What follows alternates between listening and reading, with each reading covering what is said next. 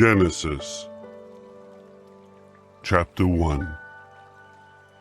In the beginning, God created the heavens and the earth.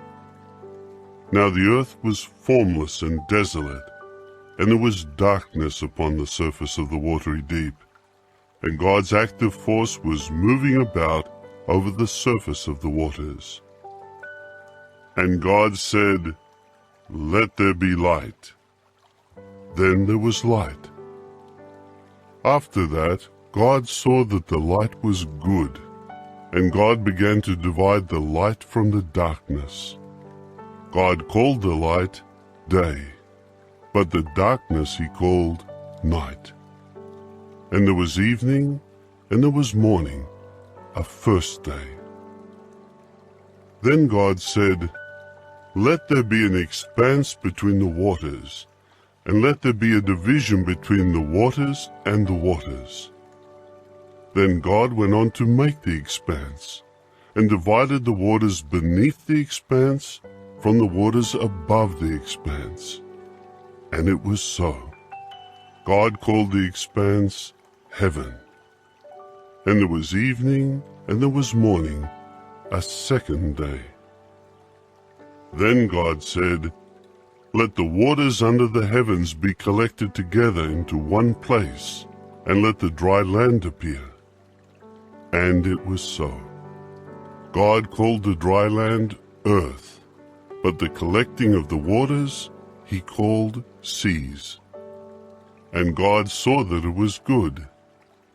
Then God said, "Let the earth cause grass to sprout, seed-bearing plants, and fruit trees according to their kinds, yielding fruit along with seed on the earth." And it was so. And the earth began to produce grass, seed-bearing plants, and trees yielding fruit along with seed, according to their kinds. Then God saw that it was good. And there was evening, and there was morning, a third day. Then God said, "Let there be luminaries in the expanse of the heavens, to make a division between the day and the night, and they will serve as signs for seasons and for days and years. They will serve as luminaries in the expanse of the heavens to shine upon the earth." And it was so. And God went on to make the two great luminaries, the greater luminary for dominating the day, and the lesser luminary for dominating the night, and also the stars.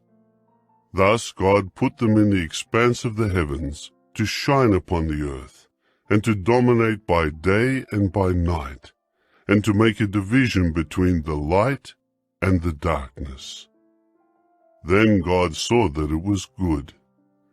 And there was evening, and there was morning, a fourth day. Then God said, "Let the waters swarm with living creatures, and let flying creatures fly above the earth across the expanse of the heavens." And God created the great sea creatures, and all living creatures that move and swarm in the waters according to their kinds, and every winged flying creature according to its kind. And God saw that it was good. With that God blessed them, saying, "Be fruitful, and become many, and fill the waters of the sea, and let the flying creatures become many in the earth." And there was evening, and there was morning, a fifth day.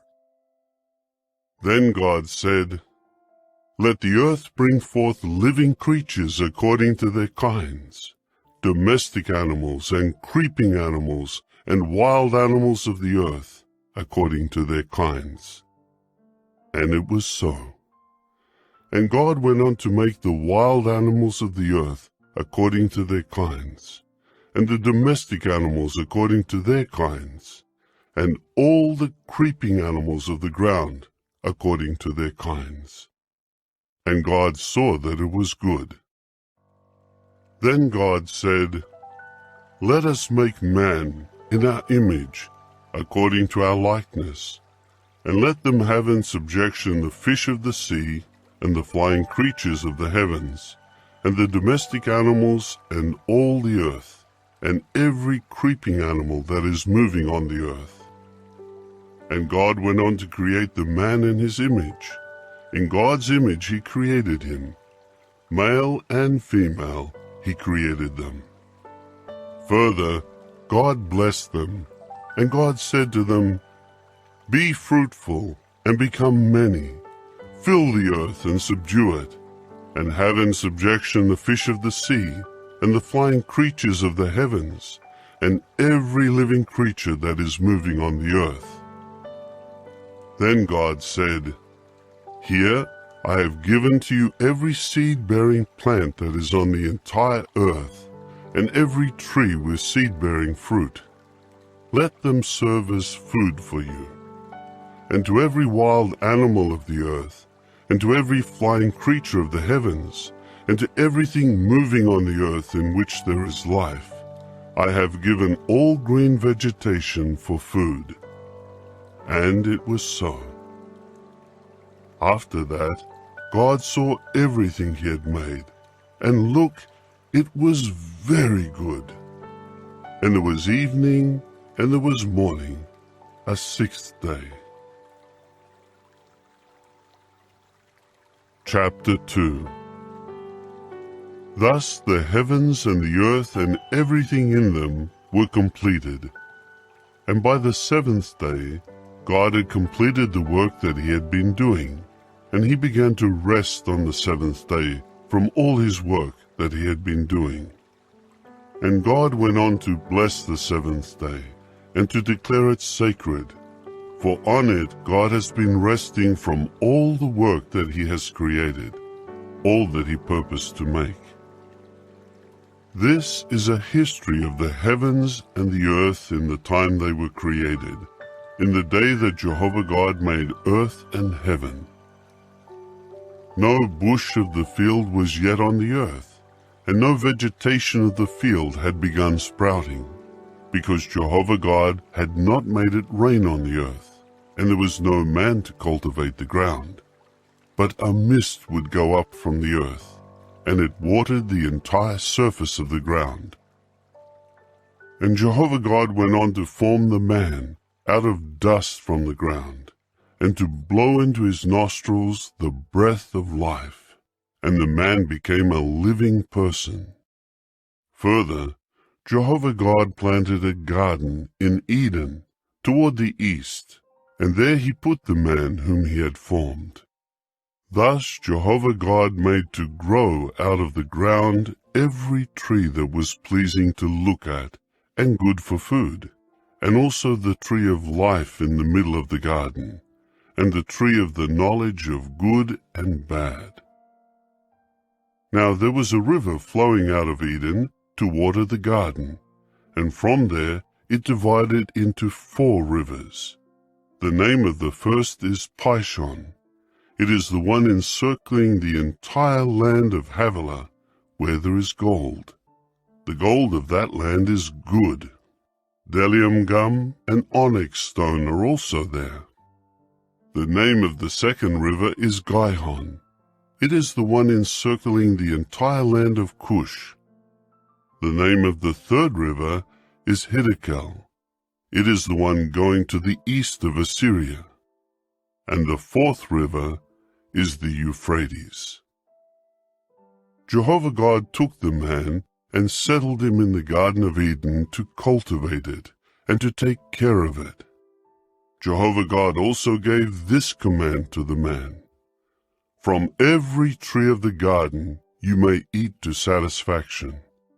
But as for the tree of the knowledge of good and bad, you must not eat from it, for in the day you eat from it, you will certainly die." Then Jehovah God said, "It is not good for the man to continue to be alone. I am going to make a helper for him, as a complement of him." Now Jehovah God had been forming from the ground every wild animal of the field, and every flying creature of the heavens, and he began bringing them to the man, to see what he would call each one. And whatever the man would call each living creature, that became its name. So the man named all the domestic animals and the flying creatures of the heavens, and every wild animal of the field. But for man there was no helper as a complement of him. So Jehovah God caused the man to fall into a deep sleep, and while he was sleeping, he took one of his ribs and then closed up the flesh over its place.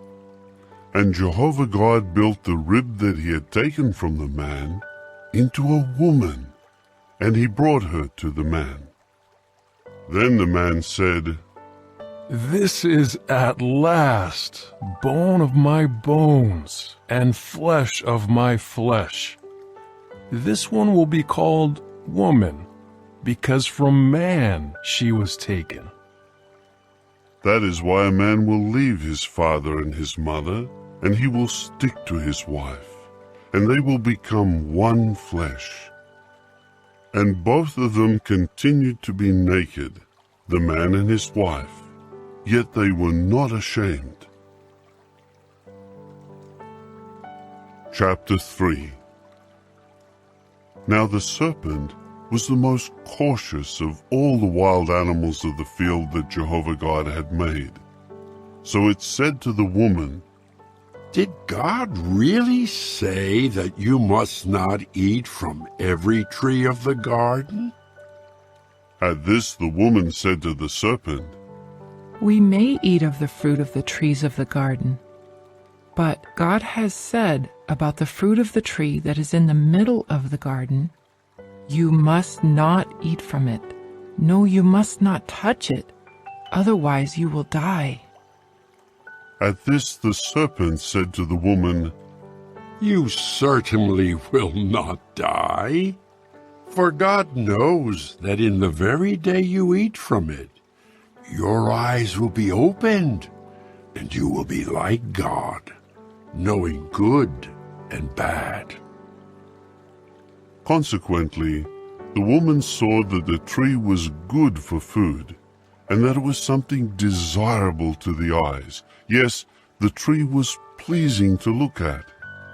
So she began taking of its fruit and eating it.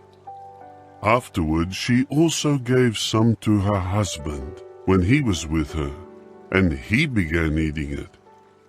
Then the eyes of both of them were opened, and they realized that they were naked.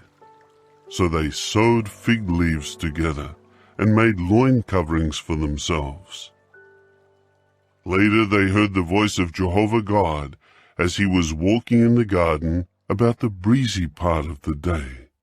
And the man and his wife hid from the face of Jehovah God among the trees of the garden. And Jehovah God kept calling to the man and saying to him, "Where are you?"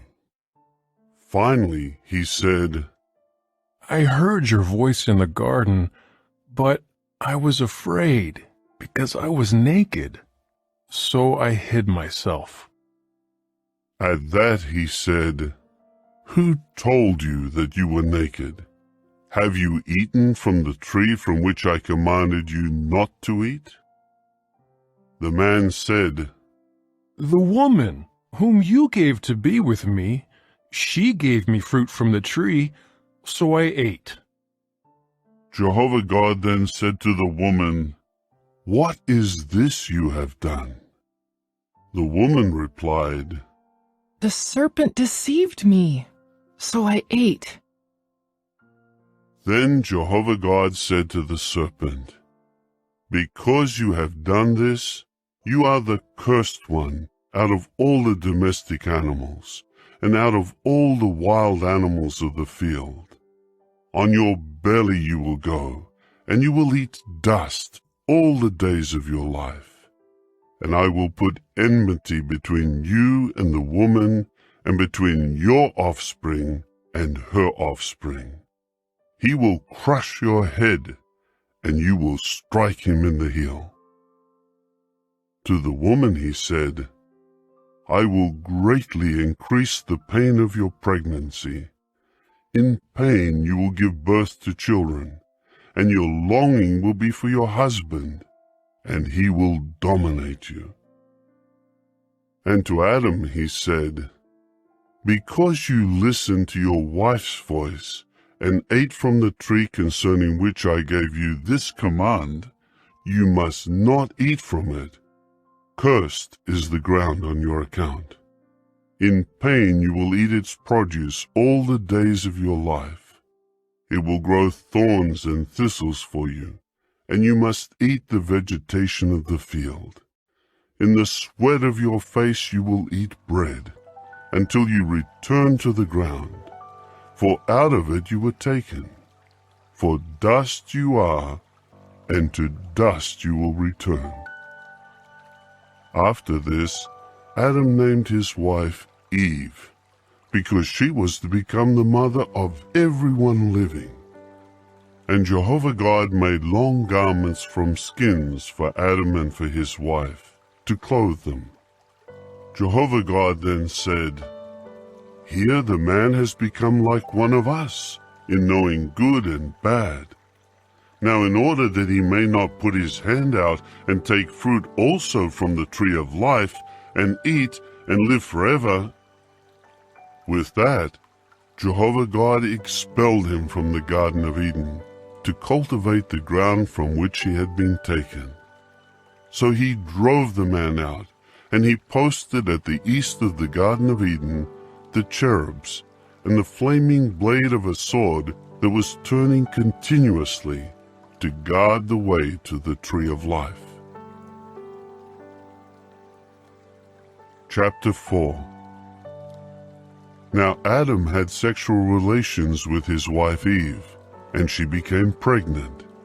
When she gave birth to Cain, she said, I have produced a male child with the help of Jehovah. Later she again gave birth to his brother Abel. Abel became a shepherd of the flock, but Cain became a cultivator of the ground. After some time, Cain brought some fruits of the land as an offering to Jehovah.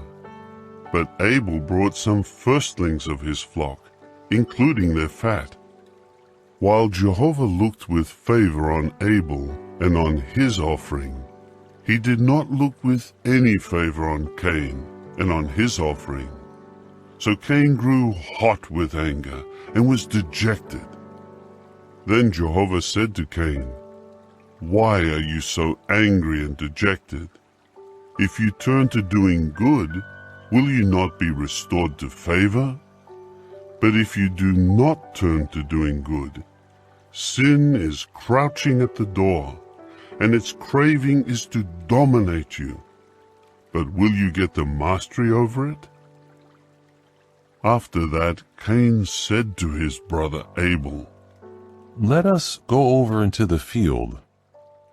So while they were in the field, Cain assaulted his brother Abel and killed him. Later on, Jehovah said to Cain, "Where is your brother Abel?" And he said, "I do not know. Am I my brother's guardian?" At this he said, "What have you done? Listen, your brother's blood is crying out to me from the ground. And now you are cursed in banishment from the ground, that has opened its mouth to receive your brother's blood from your hand. When you cultivate the ground, it will not give you back its produce. You will become a wanderer and a fugitive in the earth." At this Cain said to Jehovah, "The punishment for my error is too great to bear. Today you are driving me from the land, and I will be hidden from your face, and I will become a wanderer and a fugitive on the earth, and anyone who finds me will certainly kill me." So Jehovah said to him, "For that reason, anyone who kills Cain will suffer vengeance 7 times.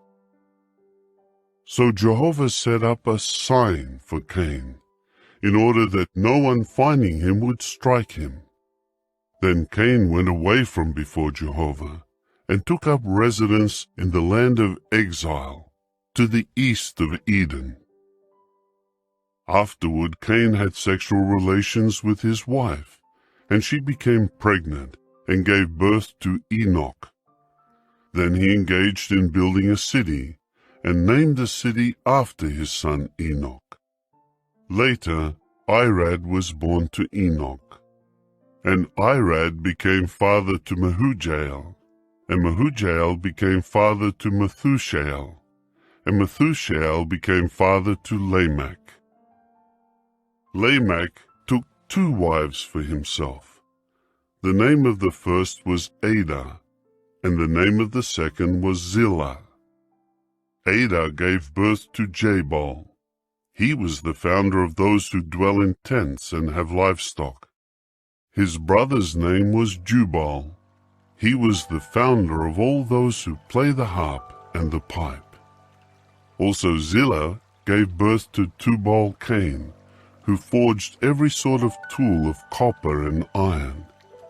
And the sister of Tubal-Cain was Naamah.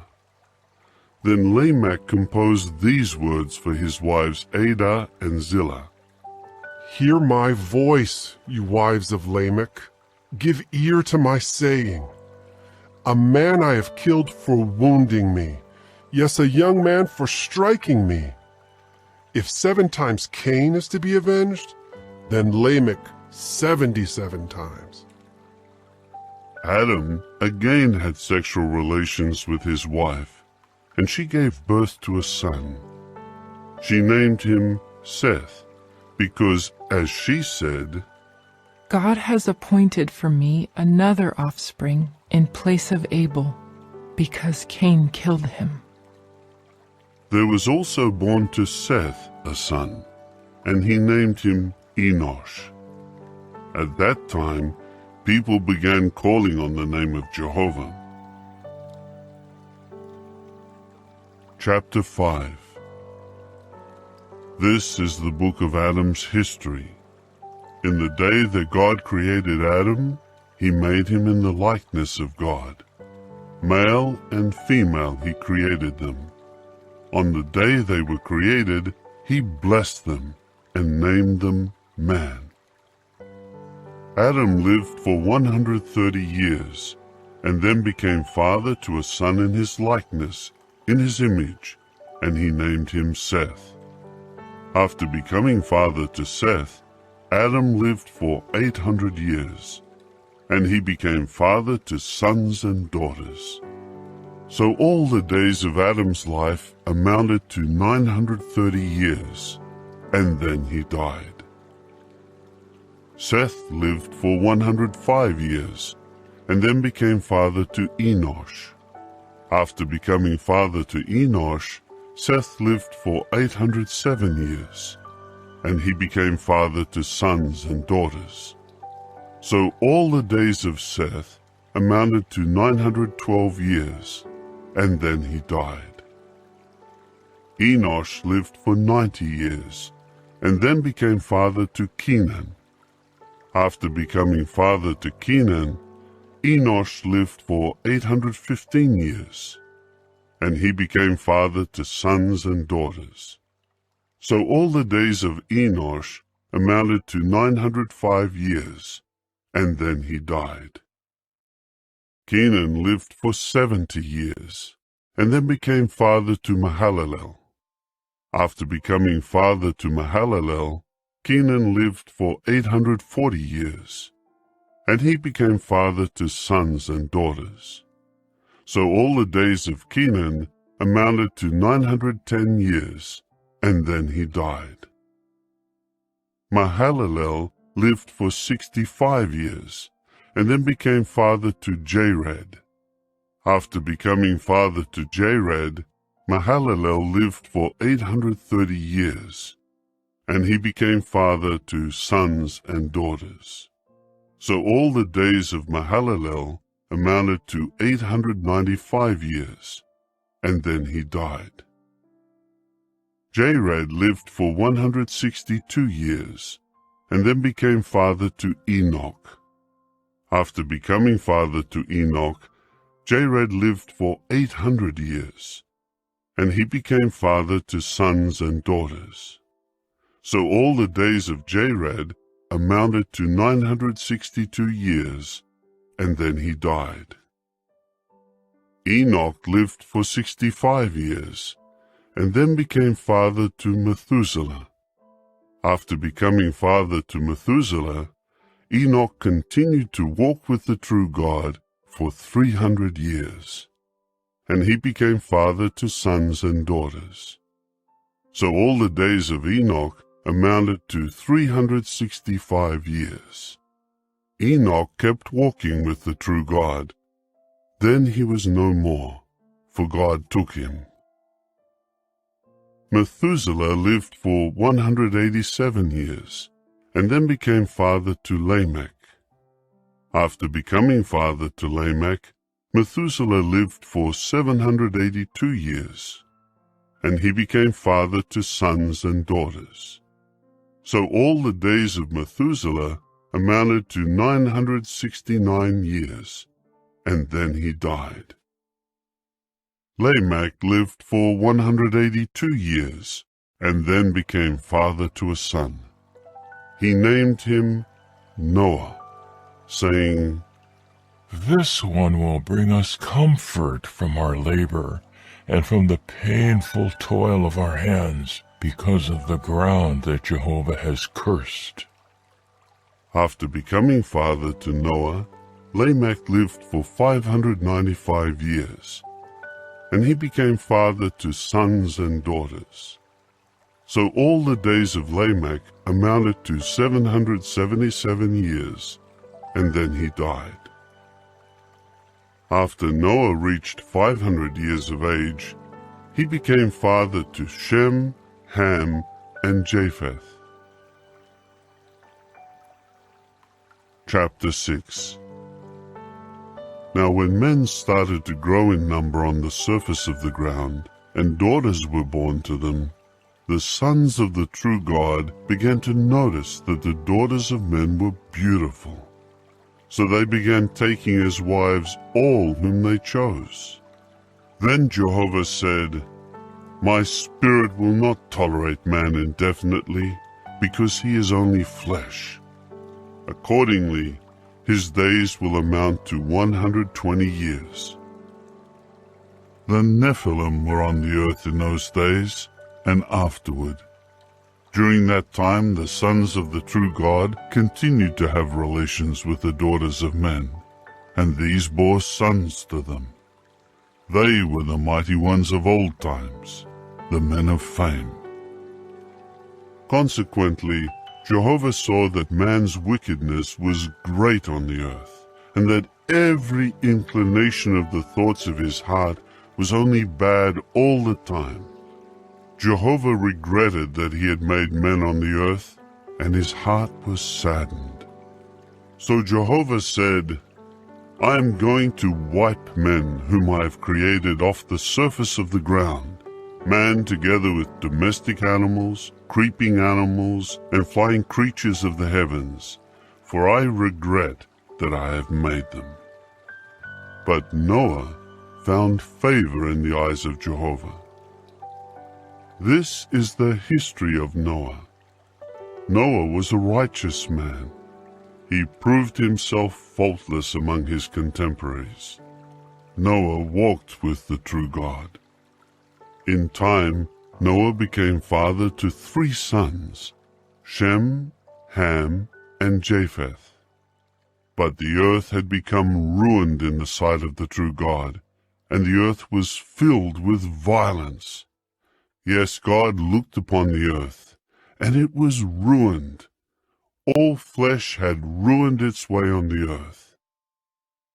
After that, God said to Noah, I have decided to put an end to all flesh, because the earth is full of violence on account of them. So I am bringing them to ruin together with the earth. Make for yourself an ark from resinous wood. You will make compartments in the ark, and cover it with tar inside and outside. This is how you will make it.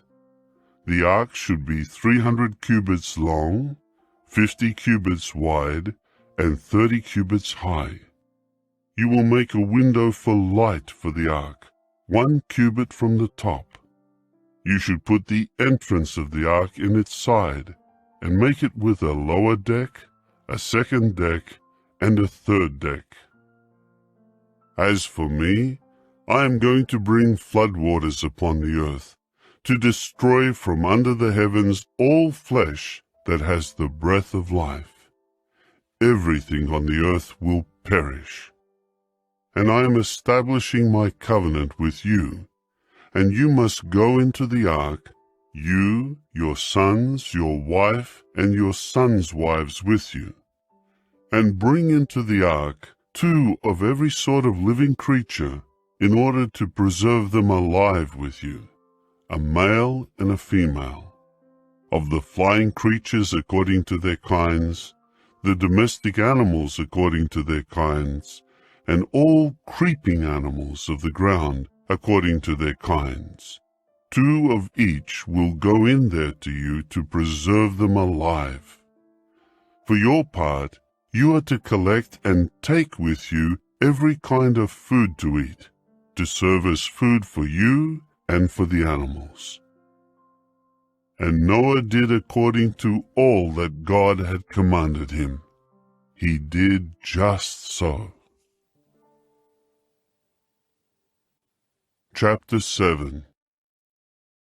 After that Jehovah said to Noah, "Go into the ark, you and all your household, because you are the one I have found to be righteous before me among this generation. You must take with you every kind of clean animal by 7s, the male and its mate, and of every animal that is not clean, just 2, the male and its mate. Also of the flying creatures of the sky by 7s, male and female, to preserve their offspring alive over all the earth. For in just 7 days I will make it rain on the earth for 40 days and 40 nights, and I will wipe from the surface of the ground every living thing that I have made." Then Noah did everything that Jehovah had commanded him. Noah was 600 years old when the flood waters came upon the earth. So Noah, along with his sons, his wife, and his sons' wives, went into the ark ahead of the flood waters. Of every clean animal, and of every animal that is not clean, and of the flying creatures, and of everything that moves on the ground, they went inside the ark to Noah by 2s, male and female, just as God had commanded Noah. And 7 days later, the flood waters came upon the earth. In the 600th year of Noah's life, in the 2nd month, on the 17th day of the month, on that day, all the springs of the vast watery deep burst open, and the floodgates of the heavens were opened. And the rain poured down on the earth for 40 days and 40 nights.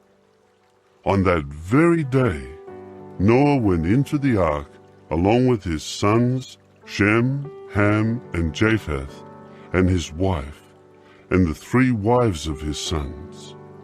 They went in with every wild animal according to its kind, and every domestic animal according to its kind, and every creeping animal of the earth according to its kind, and every flying creature according to its kind, every bird, every winged creature. They kept going to Noah inside the ark, 2 by 2, of every sort of flesh that has the breath of life. So they went in, male and female, of every sort of flesh, just as God had commanded him. After that, Jehovah shut the door behind him. The flooding continued for 40 days on the earth, and the waters kept increasing and began carrying the ark, and it was floating high above the earth. The waters became overwhelming and kept increasing greatly upon the earth, but the ark floated on the surface of the waters. The waters overwhelmed the earth so greatly that all the tall mountains under the whole heavens were covered. The waters rose up to 15 cubits above the mountains. So all living creatures that were moving on the earth perished. The flying creatures, the domestic animals, the wild animals, the swarming creatures, and all mankind. Everything on dry land that had the breath of life in its nostrils died. So he wiped every living thing from the surface of the earth, including man, animals, creeping animals, and the flying creatures of the sky. They were all wiped off the earth. Only Noah and those with him in the ark survived. And the waters continued overwhelming the earth for 150 days. Chapter 8. But God gave attention to Noah and to all the wild animals and domestic animals that were with him in the ark. And God caused a wind to blow over the earth, and the waters began to subside. The springs of the watery deep and the floodgates of the heavens were stopped up, so the rain from the heavens stopped falling. Then the waters began to recede progressively from the earth. By the end of 150 days, the waters had subsided. In the 7th month, on the 17th day of the month, the ark came to rest on the mountains of Ararat, and the waters were steadily decreasing until the 10th month. In the 10th month, on the 1st of the month, the tops of the mountains appeared. So at the end of 40 days, Noah opened the window that he had made in the ark and sent out a raven. It continued flying outside and returning until the waters dried off the earth. Later he sent out a dove to see whether the waters had receded from the surface of the ground. The dove did not find any resting place to perch, so it returned to him into the ark, because the waters were still covering the surface of the whole earth. So he reached his hand out and brought it inside the ark. He waited 7 more days, and once again he sent out the dove from the ark. When the dove came to him toward evening, he saw that there was a freshly plucked olive leaf in its bill. So Noah knew that the waters had receded from the earth. He waited still another 7 days. Then he sent out the dove, but it did not return to him any more. Now in the 601st year, in the 1st month, on the 1st day of the month, the waters had drained from the earth. And Noah removed the covering of the ark and saw that the surface of the ground was drying. In the 2nd month, on the 27th day of the month, the earth had dried off. God now said to Noah, "Go out of the ark, you, your wife, your sons, and your sons' wives. Bring out with you all the living creatures of every sort of flesh, of the flying creatures, and of the animals, and of all the creeping animals of the earth, that they may multiply on the earth, and be fruitful, and become many on the earth." So Noah went out, together with his sons, his wife, and his sons' wives. Every living creature, every creeping animal, and every flying creature, everything that moves on the earth, went out of the ark by families. Then Noah built an altar to Jehovah, and took some of all the clean animals and of all the clean flying creatures, and offered burnt offerings on the altar. And Jehovah began to smell a pleasing aroma. So Jehovah said in his heart, Never again will I curse the ground on man's account, for the inclination of the heart of man is bad from his youth up. And never again will I strike down every living thing as I have done. From now on, the earth will never cease to have seed sowing and harvest, cold and heat, summer and winter, and day and night. Chapter 9. God went on to bless Noah and his sons, and to say to them, "Be fruitful, and become many, and fill the earth. A fear of you and a terror of you will continue upon every living creature of the earth, and upon every flying creature of the heavens, upon everything that moves on the ground, and upon all the fish of the sea. They are now given into your hand. Every moving animal that is alive may serve as food for you. Just as I gave you the green vegetation, I give them all to you. Only flesh with its life, its blood, you must not eat. Besides that, I will demand an accounting for your lifeblood. I will demand an accounting from every living creature, and from each man I will demand an accounting for the life of his brother. Anyone shedding man's blood, by man will his own blood be shed, for in God's image he made man. As for you, be fruitful and become many, and increase abundantly on the earth, and multiply." Then God said to Noah and to his sons with him, "I am now establishing my covenant with you, and with your offspring after you, and with every living creature that is with you, the birds, the animals, and all the living creatures of the earth with you, all those that came out of the ark, every living creature of the earth. Yes, I establish my covenant with you. Never again will all flesh be destroyed by the waters of a flood, and never again will a flood bring the earth to ruin." And God added, "This is the sign of the covenant that I am making between me and you, and every living creature that is with you, for all future generations. I put my rainbow in the cloud, and it will serve as a sign of the covenant between me and the earth. Whenever I bring a cloud over the earth, then the rainbow will certainly appear in the cloud.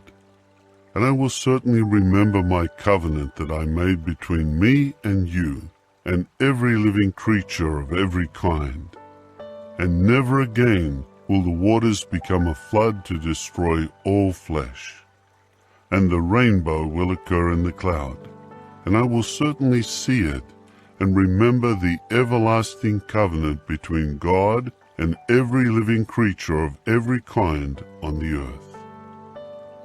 God repeated to Noah, "This is the sign of the covenant that I establish between me and all flesh that is on the earth." Noah's sons who came out of the ark were Shem, Ham, and Japheth. Ham later became the father of Canaan. These three were Noah's sons, and all the earth's population came from them and spread abroad. Now Noah started off as a farmer, and he planted a vineyard. When he drank of the wine, he became intoxicated, and he uncovered himself inside his tent.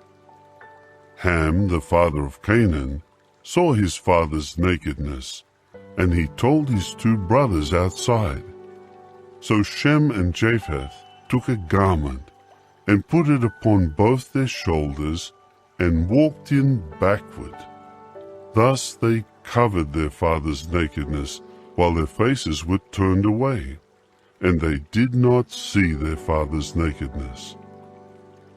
When Noah woke up from his wine and learned what his youngest son had done to him, he said, "Cursed be Canaan. Let him become the lowest slave to his brothers." And he added, Praised be Jehovah, the God of Shem, and let Canaan become a slave to him. Let God grant ample space to Japheth, and let him reside in the tents of Shem. Let Canaan become a slave to him also.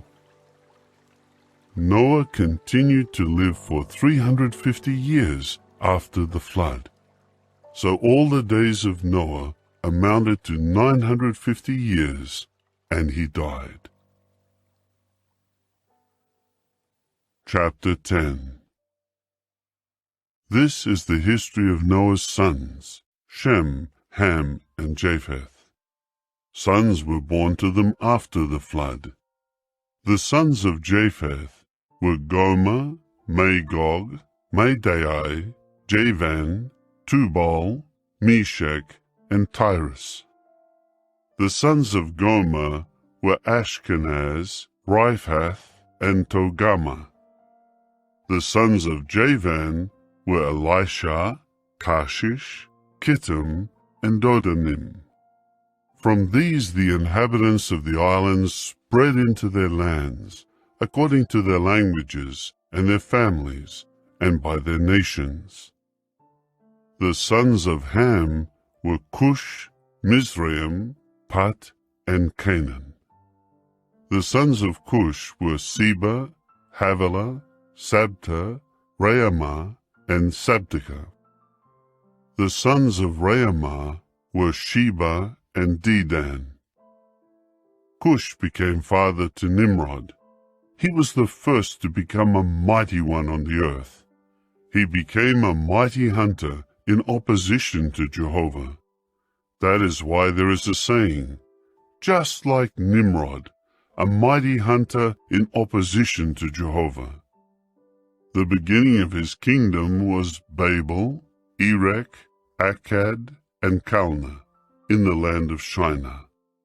From that land he went into Assyria and built Nineveh, Rehobothia, Calah, and Rezin, between Nineveh and Calah. This is the great city. Mizraim became father to Ludim, Anamim, Lahabim, Naphtuhim, Pathrusim, Casluhim, from whom the Philistines came, and Caphtorim. Canaan became father to Sidon, his firstborn, and Heth, as well as the Jebusite, the Amorite, the Girgashite, the Hivite, the Arkite, the Sinite, the Arvadite, the Zemarite, and the Hamathite. Afterward, the families of the Canaanites were scattered. So the boundary of the Canaanites was from Sidon as far as Gerar near Gaza, as far as Sodom, Gomorrah, Admah, and Zeboim near Lasha. These were the sons of Ham, according to their families and their languages, by their lands and their nations. Children were also born to Shem, the forefather of all the sons of Eber, and the brother of Japheth, the oldest. The sons of Shem were Elam, Ashur, Arpachshad, Lud, and Aram. The sons of Aram were Az, Hul, Gether, and Mash. Arpachshad became father to Shelah, and Shelah became father to Eber. 2 sons were born to Eber. The name of the one was Peleg, because in his lifetime the earth was divided. The name of his brother was Joktan. Joktan became father to Almodad, Sheleph, Hazarmaveth, Jerah, Hadoram, Uzal, Diklah, Obal, Abimael, Sheba, Ophir, Havilah, and Jobab. All of these were the sons of Joktan. Their place of dwelling extended from Misha as far as Sephar, the mountainous region of the east. These were the sons of Shem, according to their families and their languages, by their lands and their nations. These were the families of the sons of Noah, according to their family lines and by their nations. From these, the nations were spread abroad in the earth after the flood. Chapter 11. Now all the earth continued to be of one language and of one set of words.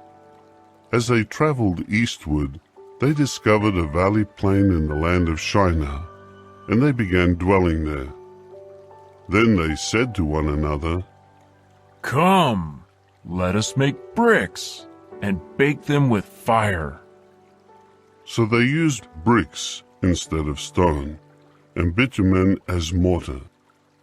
They now said, Come, let us build a city for ourselves, and a tower with its top in the heavens, and let us make a celebrated name for ourselves, so that we will not be scattered over the entire face of the earth. Then Jehovah went down to see the city and the tower that the sons of men had built.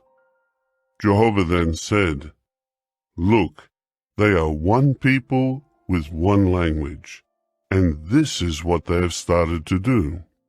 Now there is nothing that they may have in mind to do that will be impossible for them. Come, let us go down there and confuse their language, in order that they may not understand one another's language. So Jehovah scattered them from there over the entire face of the earth, and they gradually left off building the city. That is why it was named Babel, because there Jehovah confused the language of all the earth, and Jehovah scattered them from there over the entire face of the earth. This is the history of Shem. Shem was 100 years old when he became father to Arpachshad, 2 years after the flood. After becoming father to Arpachshad, Shem continued to live 500 years, and he became father to sons and daughters. Arpachshad lived for 35 years, and then became father to Shelah. After becoming father to Shelah, Arpachshad continued to live 403 years, and he became father to sons and daughters. Shelah lived for 30 years, and then became father to Eber. After becoming father to Eber, Shelah continued to live 403 years, and he became father to sons and daughters. Eber lived for 34 years, and then became father to Peleg. After becoming father to Peleg, Eber continued to live 430 years, and he became father to sons and daughters. Peleg lived for 30 years, and then became father to Reu. After becoming father to Reu, Peleg continued to live 209 years, and he became father to sons and daughters. Reu lived for 32 years, and then became father to Serug. After becoming father to Serug, Reu continued to live 207 years, and he became father to sons and daughters. Serug lived for 30 years, and then became father to Nahor. After becoming father to Nahor, Serug continued to live 200 years, and he became father to sons and daughters. Nahor lived for 29 years, and then became father to Terah. After becoming father to Terah, Nahor continued to live 119 years, and he became father to sons and daughters. Terah lived for 70 years, after which he became father to Abram, Nahor, and Haran. This is the history of Terah. Terah became father to Abram, Nahor, and Haran became father to Lot. While his father Terah was still alive, Haran died in the land of his birth, in Ur of the Chaldeans. Abram and Nahor took wives for themselves. The name of Abram's wife was Sarai, and the name of Nahor's wife was Milcah. the daughter of Haran, the father of Milcah and Iscah. Now Sarai was barren, she had no child. Terah then took Abram his son, and Lot his grandson, the son of Haran, and Sarai his daughter-in-law, the wife of Abram his son, and they went with him out of Ur of the Chaldeans to go to the land of Canaan. In time they came to Haran and began dwelling there. The days of Terah were 205 years. Then Terah died in Haran. Chapter 12. And Jehovah said to Abram, Go out from your land, and away from your relatives, and from the house of your father, to the land that I will show you.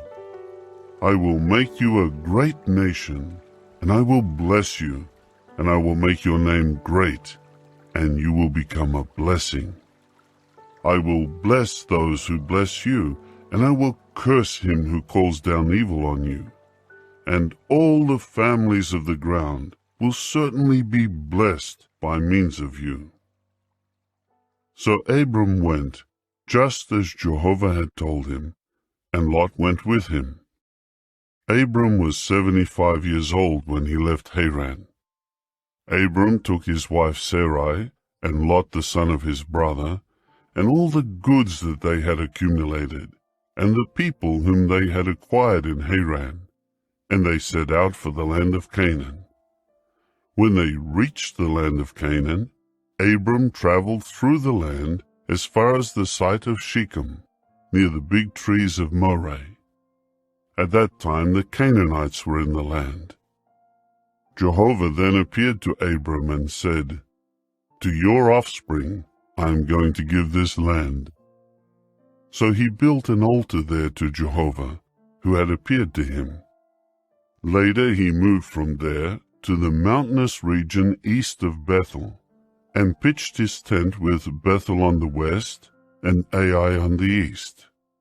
There he built an altar to Jehovah, and began to call on the name of Jehovah. Afterward, Abram broke camp and journeyed toward the Negeb, moving his camp from one place to another. Now a famine arose in the land, and Abram went down toward Egypt to reside there for a while, because the famine in the land was severe. As he was about to enter Egypt, he said to his wife Sarai, Please listen. I know what a beautiful woman you are. So when the Egyptians see you, they will surely say, This is his wife. Then they will kill me, but keep you alive. Please say you are my sister, so that it may go well with me because of you, and my life will be spared. As soon as Abram entered Egypt, the Egyptians noticed that the woman was very beautiful, and the princes of Pharaoh also saw her, and they began praising her to Pharaoh, so that the woman was taken to the house of Pharaoh. He treated Abram well because of her, and he acquired sheep, cattle, male and female donkeys, male and female servants, and camels. Then Jehovah struck Pharaoh and his household with severe plagues because of Sarai, Abram's wife.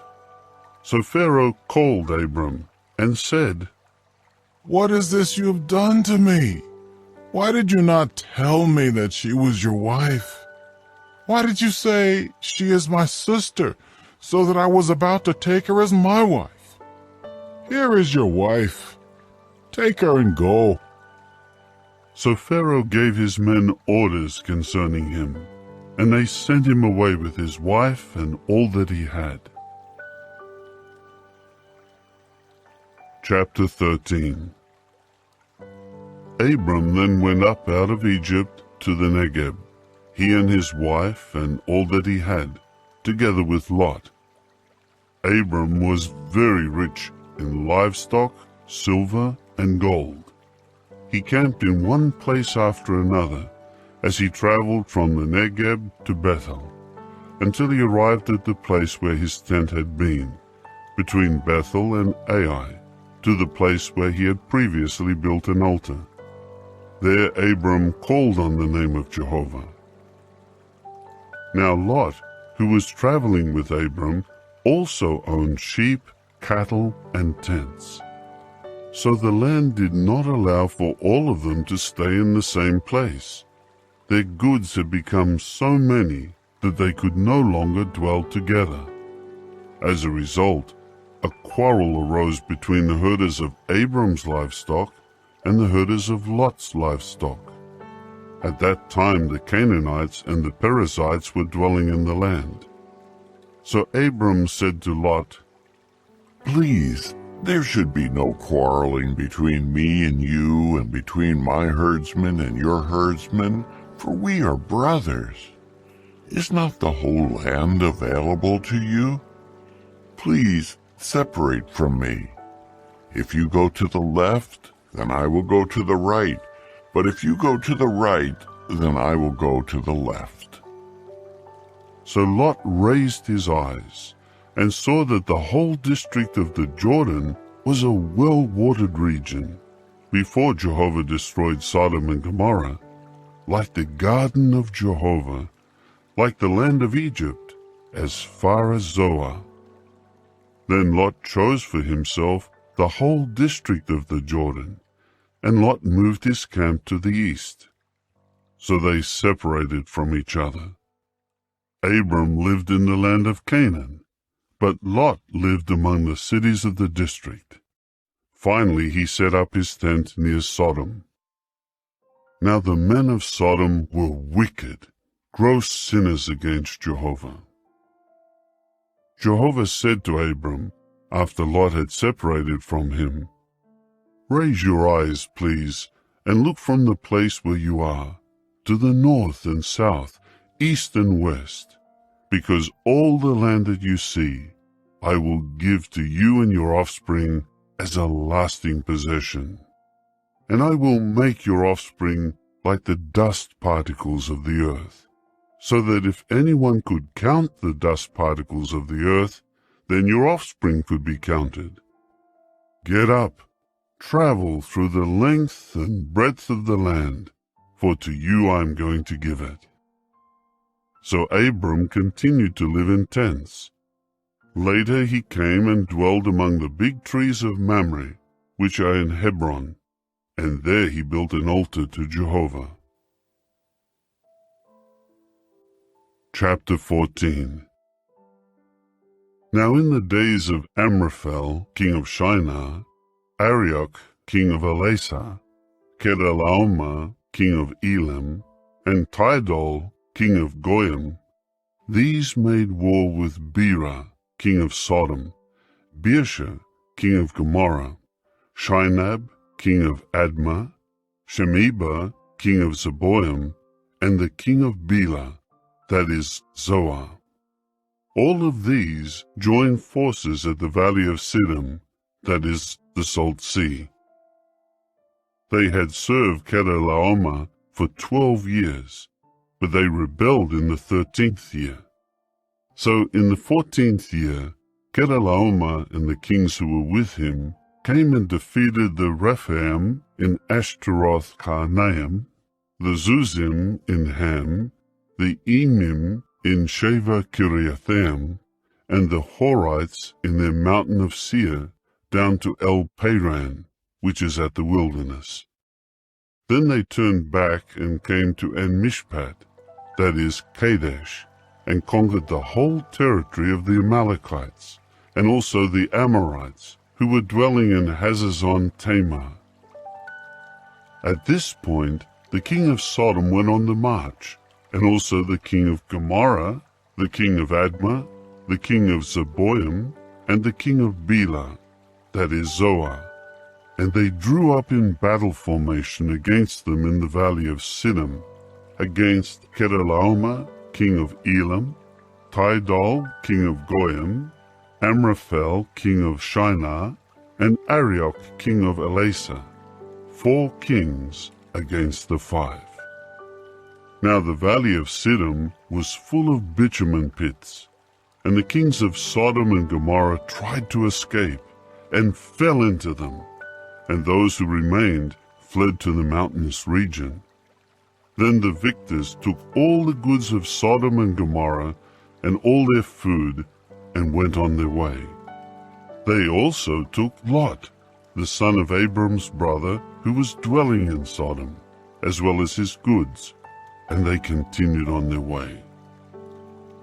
After that, a man who had escaped came and told Abram the Hebrew. He was then dwelling among the big trees of Mamre, the Amorite, the brother of Eshcol and Aner. These men were allies of Abram. Thus Abram heard that his relative had been taken captive. With that he mobilized his trained men, 318 servants born in his household, and went in pursuit up to Dan. During the night he divided his forces, and he and his servants attacked and defeated them. And he pursued them up to Hobah, which is north of Damascus. He recovered all the goods, and he also recovered Lot his relative, his goods, the women, and the other people. After Abram returned from defeating Kedorlaomer and the kings who were with him, the king of Sodom went out to meet Abram at the valley of Shaveh, that is, the valley of the king. And Melchizedek, king of Salem, brought out bread and wine. He was priest of the Most High God. Then he blessed him and said, Blessed be Abram by the Most High God, maker of heaven and earth, and praised be the Most High God, who has handed your oppressors over to you. And Abram gave him 1/10 of everything. After that the king of Sodom said to Abram, Give me the people, but take the goods for yourself. But Abram said to the king of Sodom, I raise my hand in an oath to Jehovah, the Most High God, maker of heaven and earth, that I will not take anything that is yours, from a thread to a sandal lace, so that you may not say, I made Abram rich. I will take nothing except what the young men have already eaten. As for the share of the men who went with me, Aner, Eshcol, and Mamre, let them take their share. Chapter 15. After this the word of Jehovah came to Abram in a vision, saying, Do not fear, Abram. I am a shield for you. Your reward will be very great. Abram replied, Sovereign Lord Jehovah, what will you give me, seeing that I continue childless, and the one who will inherit my house is a man of Damascus, Eliezer? Abram added, You have given me no offspring, and a member of my household is succeeding me as heir. But look, Jehovah's word in reply to him was, This man will not succeed you as heir, but your own son will succeed you as heir. He now brought him outside and said, Look up, please, to the heavens, and count the stars, if you are able to do so. Then he said to him, So your offspring will become. And he put faith in Jehovah, and he counted it to him as righteousness. Then he added, I am Jehovah, who brought you out of Ur of the Chaldeans, to give you this land as your possession. To this he said, Sovereign Lord Jehovah, how will I know that I will take possession of it? He replied to him, Take for me a 3-year-old heifer, a 3-year-old female goat, a 3-year-old ram, a turtle dove, and a young pigeon. So he took all of these and cut them in two, and put each part opposite the other. but he did not cut up the birds. Then the birds of prey began to descend on the carcasses, but Abram kept driving them away. When the sun was about to set, a deep sleep fell upon Abram, and a great and frightening darkness descended on him. Then he said to Abram, "Know for certain that your offspring will be foreigners in a land not theirs, and that the people there will enslave them and afflict them for 400 years. But I will judge the nation they will serve, and after that they will go out with many goods. As for you, you will go to your forefathers in peace. You will be buried at a good old age. But they will return here in the 4th generation, because the era of the Amorites has not yet reached its full measure." When the sun had set and it had become very dark, a smoking furnace appeared, and a fiery torch passed between the pieces. On that day Jehovah made with Abram a covenant, saying, "To your offspring I will give this land, from the river of Egypt to the great river, the river Euphrates, the land of the Kenites, the Kenizzites, the Cadmonites, the Hittites, the Perizzites, the Rephaim, the Amorites, the Canaanites, the Girgashites, and the Jebusites." Chapter 16. Now Abram's wife Sarai had borne him no children, but she had an Egyptian servant whose name was Hagar. So Sarai said to Abram, "Please now, Jehovah has prevented me from bearing children. Please have relations with my servant. Perhaps I can have children by means of her." So Abram listened to what Sarai said. After Abram had lived for 10 years in the land of Canaan, Abram's wife Sarai took her Egyptian servant Hagar and gave her to her husband Abram as his wife.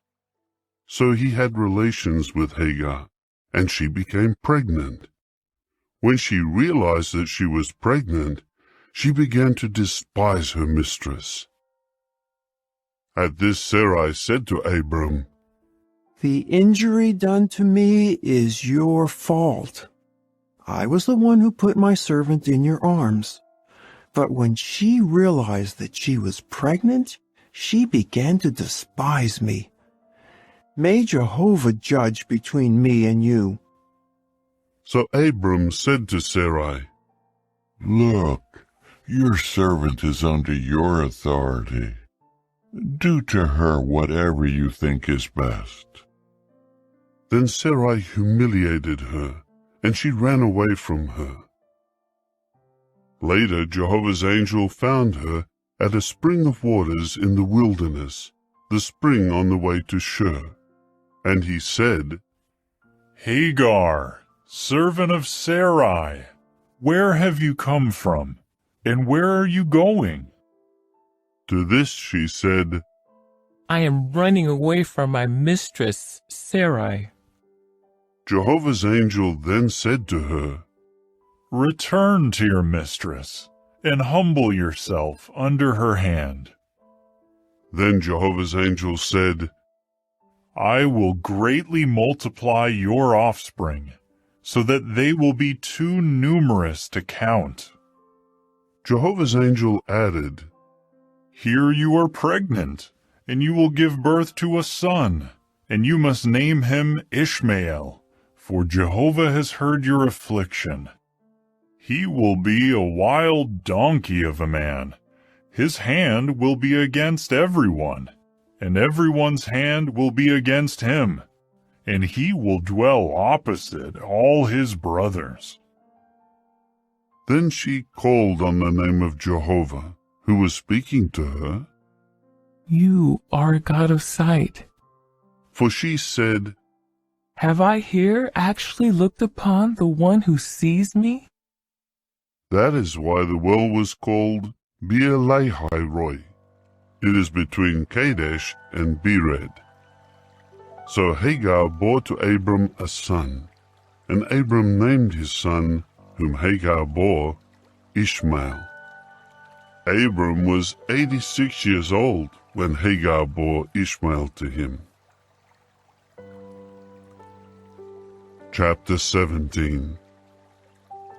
When Abram was 99 years old, Jehovah appeared to Abram and said to him, I am God Almighty. Walk before me and prove yourself faultless. I will establish my covenant between me and you, and I will multiply you very, very much. At this Abram fell face down, and God continued to speak with him, saying, As for me, look, my covenant is with you, and you will certainly become a father of many nations. Your name will no longer be Abram. Your name will become Abraham, for I will make you a father of many nations. I will make you very, very fruitful, and will make you become nations, and kings will come from you. And I will keep my covenant between me and you and your offspring after you throughout their generations, for an everlasting covenant, to be God to you and to your offspring after you. And I will give to you and to your offspring after you the land in which you lived as a foreigner, the entire land of Canaan, for a lasting possession, and I will be their God. God said further to Abraham, As for you, you are to keep my covenant, you and your offspring after you, throughout their generations. This is my covenant between me and you, that you and your offspring after you will keep. Every male among you must get circumcised.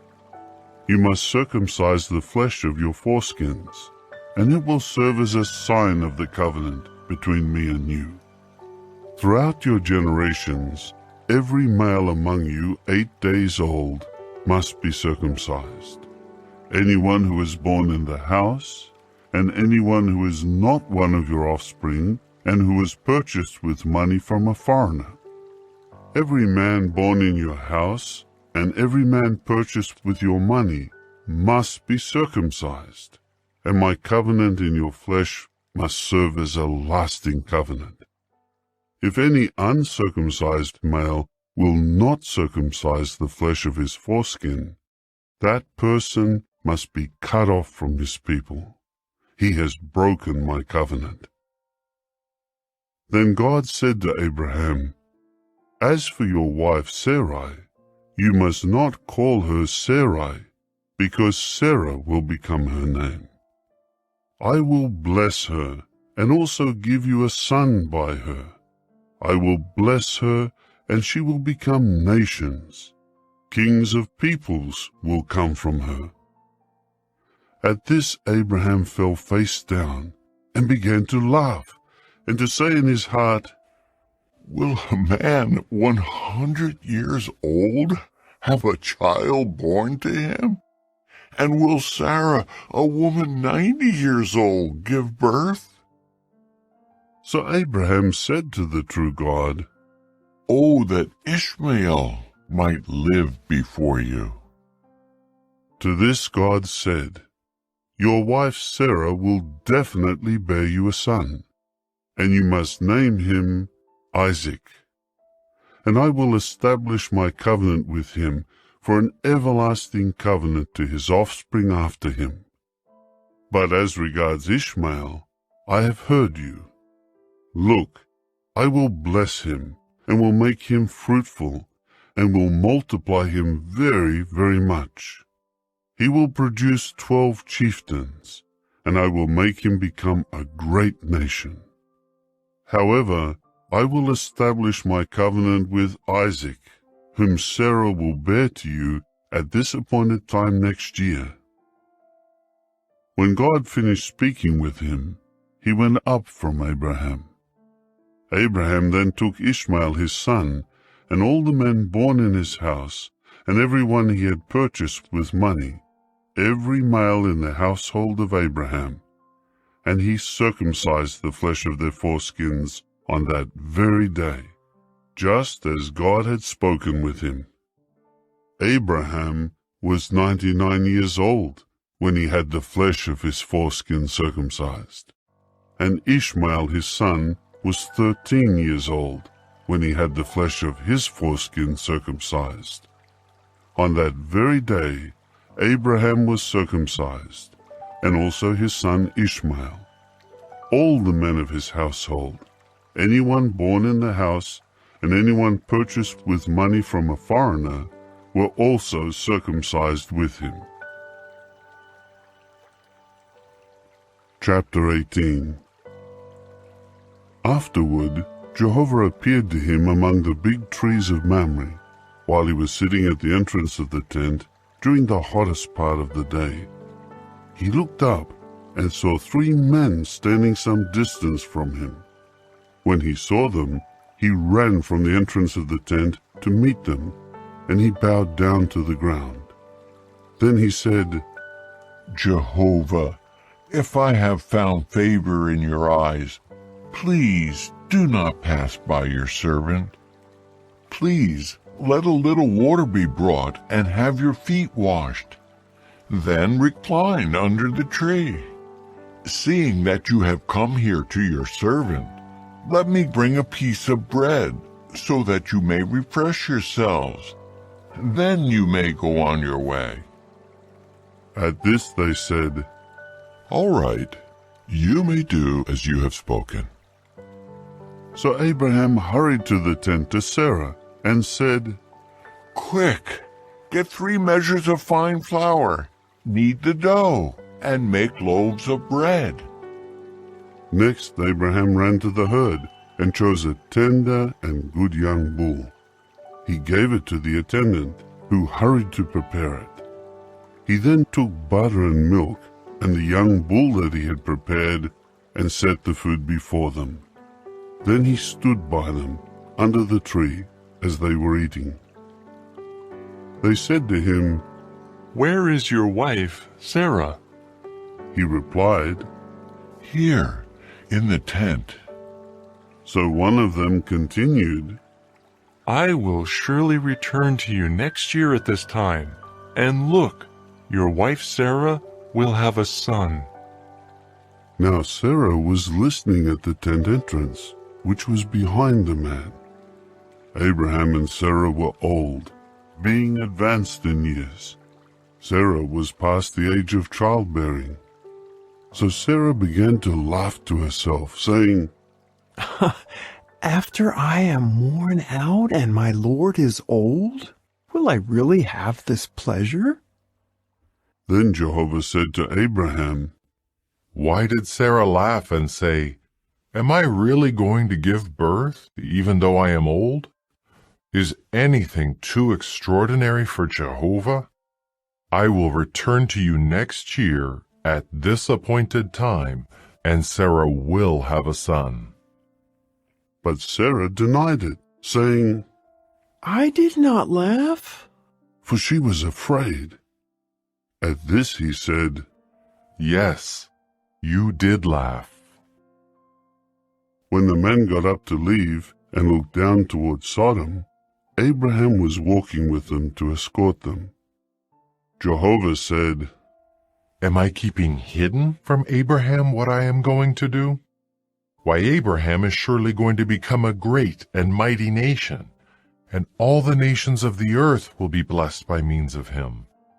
For I have come to know him, in order that he may command his sons and his household after him to keep Jehovah's way, by doing what is right and just, so that Jehovah may bring about what he has promised concerning Abraham. Then Jehovah said, The outcry against Sodom and Gomorrah is indeed great, and their sin is very heavy. I will go down to see whether they are acting according to the outcry that has reached me, and if not, I can get to know it. Then the men left from there and went toward Sodom, but Jehovah remained with Abraham. Then Abraham approached and said, Will you really sweep away the righteous with the wicked?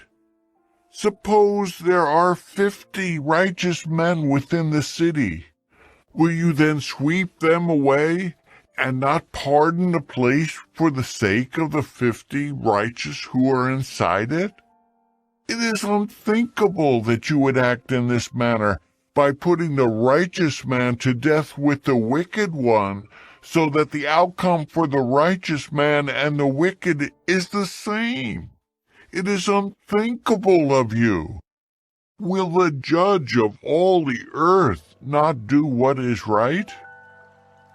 Then Jehovah said, If I find in Sodom 50 righteous men in the city, I will pardon the whole place for their sake. But Abraham again responded, Please, here I have presumed to speak to Jehovah, whereas I am dust and ashes. Suppose the 50 righteous should lack 5. Because of the 5, will you destroy the whole city? To this he said, I will not destroy it if I find there 45. But yet again he spoke to him and said, Suppose 40 are found there. He answered, I will not do it for the sake of the 40. But he continued, Jehovah, please do not become hot with anger, but let me go on speaking. Suppose only 30 are found there. He answered, I will not do it if I find 30 there. But he continued, Please, here I have presumed to speak to Jehovah. Suppose only 20 are found there. He answered, I will not destroy it for the sake of the 20. Finally he said, Jehovah, please, do not become hot with anger, but let me speak just once more. Suppose only 10 are found there. He answered, I will not destroy it for the sake of the 10. When Jehovah finished speaking to Abraham, he went his way, and Abraham returned to his place. Chapter 19.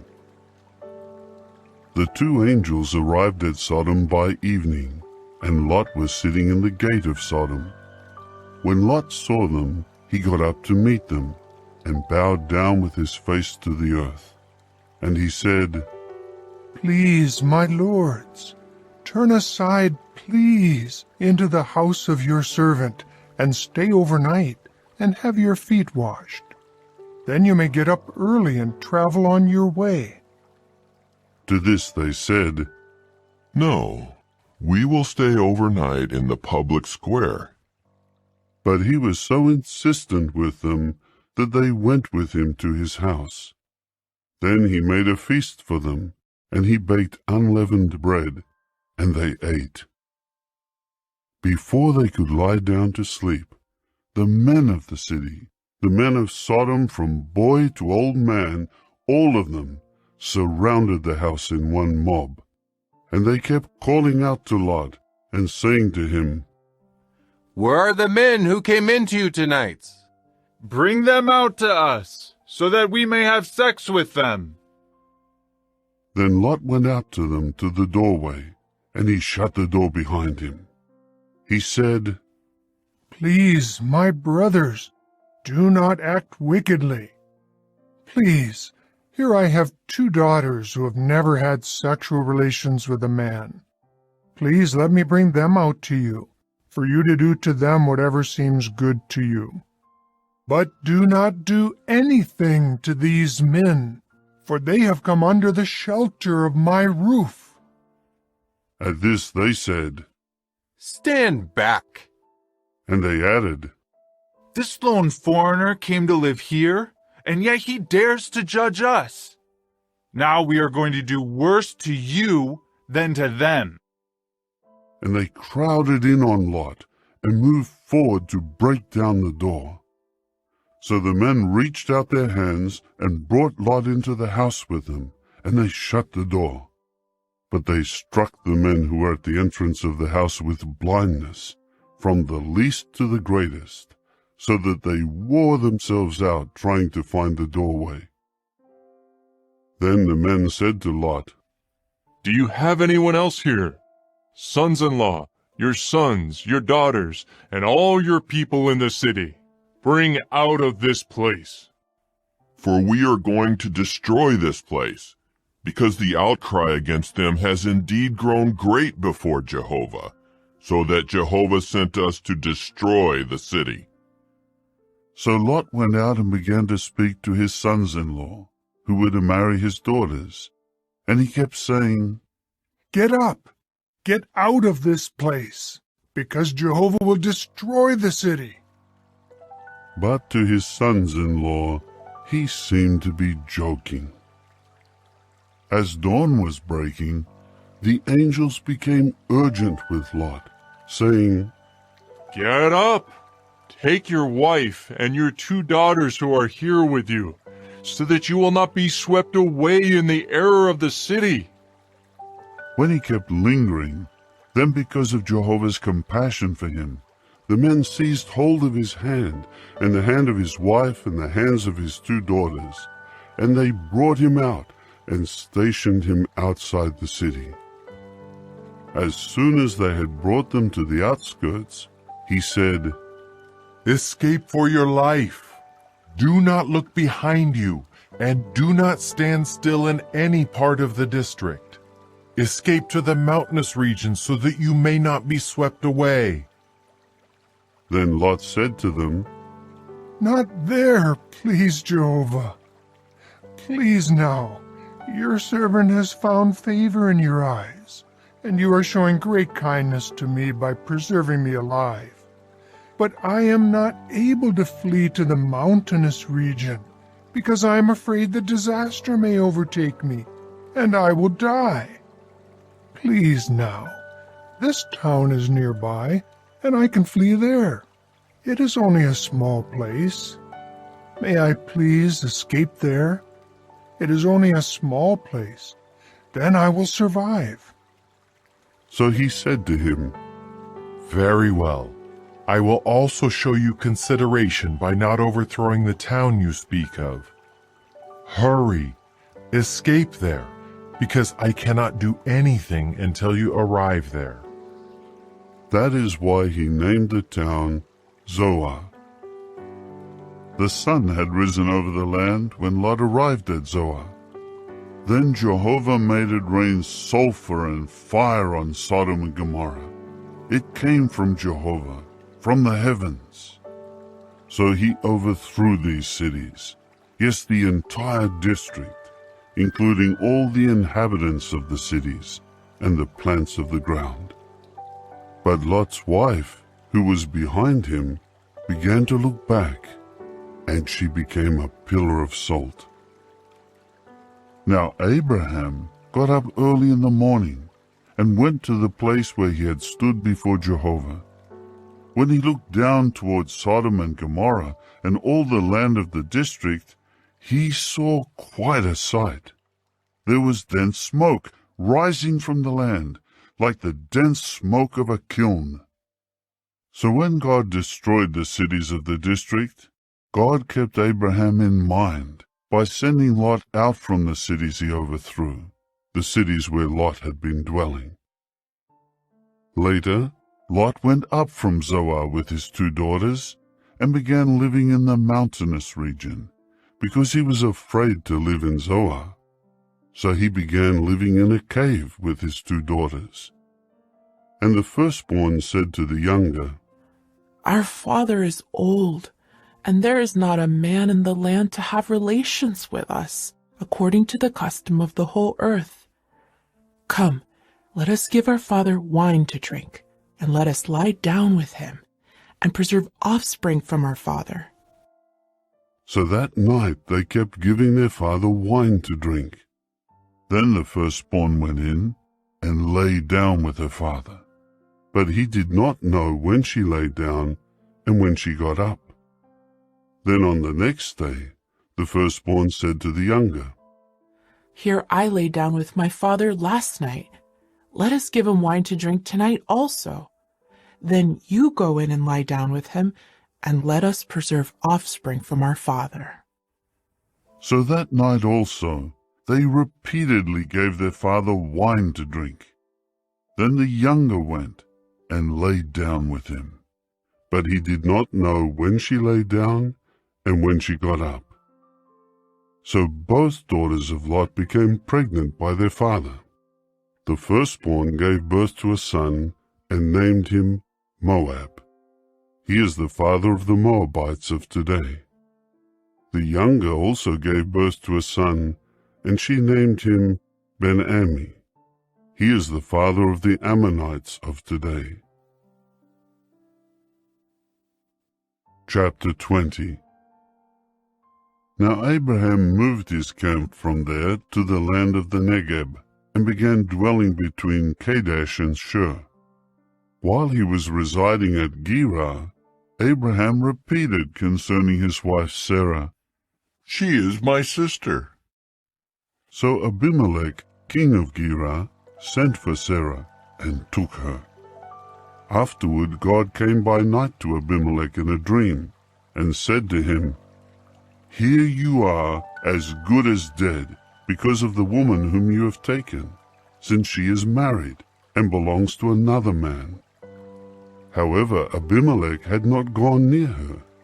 So he said, Jehovah, will you kill a nation that is really innocent? Did he not say to me, She is my sister, and did she too not say, He is my brother? I did this with an honest heart and innocent hands. Then the true God said to him in the dream, I know that you did this with an honest heart, so I held you back from sinning against me. That is why I did not allow you to touch her. Now return the man's wife, for he is a prophet, and he will make supplication for you, and you will keep living. But if you are not returning her, know that you will surely die, you and all who are yours. Abimelech got up early in the morning and called all his servants and told them all these things, and they became very frightened. Then Abimelech called Abraham and said to him, What have you done to us? What sin have I committed against you that you would bring upon me and my kingdom such a great sin? What you have done to me was not right. And Abimelech went on to say to Abraham, What were your intentions when you did this thing? Abraham said, It was because I said to myself, Surely there is no fear of God in this place, and they will kill me because of my wife. And besides, she really is my sister, the daughter of my father, but not the daughter of my mother, and she became my wife. So when God caused me to wander from the house of my father, I said to her, Let this be how you show loyal love to me. Everywhere we go, say of me, He is my brother. Abimelech then took sheep and cattle and male and female servants and gave them to Abraham, and he returned his wife Sarah to him. Abimelech also said, Here my land is available to you. Dwell wherever you please. And to Sarah he said, Here I give 1,000 pieces of silver to your brother. It is a sign of your innocence to all who are with you and before everybody, and you are cleared of reproach. And Abraham began to make supplication to the true God, and God healed Abimelech and his wife and his slave girls. and they began having children, for Jehovah had made all the women of the house of Abimelech barren, because of Sarah, Abraham's wife. Chapter 21. Jehovah turned his attention to Sarah, just as he had said, and Jehovah did for Sarah what he had promised. So Sarah became pregnant, and then bore a son to Abraham in his old age, at the appointed time God had promised him. Abraham named his newborn son, whom Sarah bore to him, Isaac. And Abraham circumcised his son Isaac when he was 8 days old, just as God had commanded him. Abraham was 100 years old when his son Isaac was born to him. Then Sarah said, God has brought me laughter. Everybody hearing of it will laugh with me. And she added, Who would have said to Abraham, Sarah will certainly nurse children, yet I have given birth to a son for him in his old age. Now the child grew and was weaned, and Abraham prepared a big feast on the day that Isaac was weaned. But Sarah kept noticing that the son of Hagar the Egyptian, whom she had borne to Abraham, was mocking Isaac. So she said to Abraham, Drive out this slave girl and her son, for the son of this slave girl is not going to be an heir along with my son, with Isaac. But what she said about his son was very displeasing to Abraham. Then God said to Abraham, Do not be displeased by what Sarah is saying to you about the boy and about your slave girl. Listen to her, for what will be called your offspring will be through Isaac. As for the son of the slave girl, I will also make a nation out of him, because he is your offspring. So Abraham got up early in the morning and took bread and a skin bottle of water and gave it to Hagar. He set these on her shoulder and then sent her away along with the boy. So she departed and wandered about in the wilderness of Beersheba. Finally, the water in the skin bottle was used up, and she pushed the boy under one of the bushes. Then she went on and sat down by herself, about the distance of a bowshot away, because she said, I do not want to watch the boy die. So she sat down at a distance and began to cry aloud and to weep. At that, God heard the voice of the boy, and God's angel called to Hagar from the heavens and said to her, What is the matter with you, Hagar? Do not be afraid, for God has heard the voice of the boy there where he is. Get up, lift the boy, and take hold of him with your hand, for I will make him a great nation. Then God opened her eyes, and she saw a well of water, and she went and filled the skin bottle with water, and gave the boy a drink. And God was with the boy as he grew up. He lived in the wilderness and became an archer. He took up dwelling in the wilderness of Paran, and his mother took a wife for him from the land of Egypt. At that time, Abimelech, together with Phicol, the chief of his army, said to Abraham, God is with you in everything you are doing. So now swear to me here by God that you will not deal falsely with me, and with my offspring, and with my descendants, and that you will deal with me and with the land where you have been residing with the same loyal love that I have shown you. So Abraham said, I swear to this. However, Abraham complained to Abimelech about the well of water that the servants of Abimelech had violently seized. Abimelech replied, I do not know who did this. You did not tell me about it, and I heard nothing about it until today." At that Abraham took sheep and cattle and gave them to Abimelech, and the two of them made a covenant.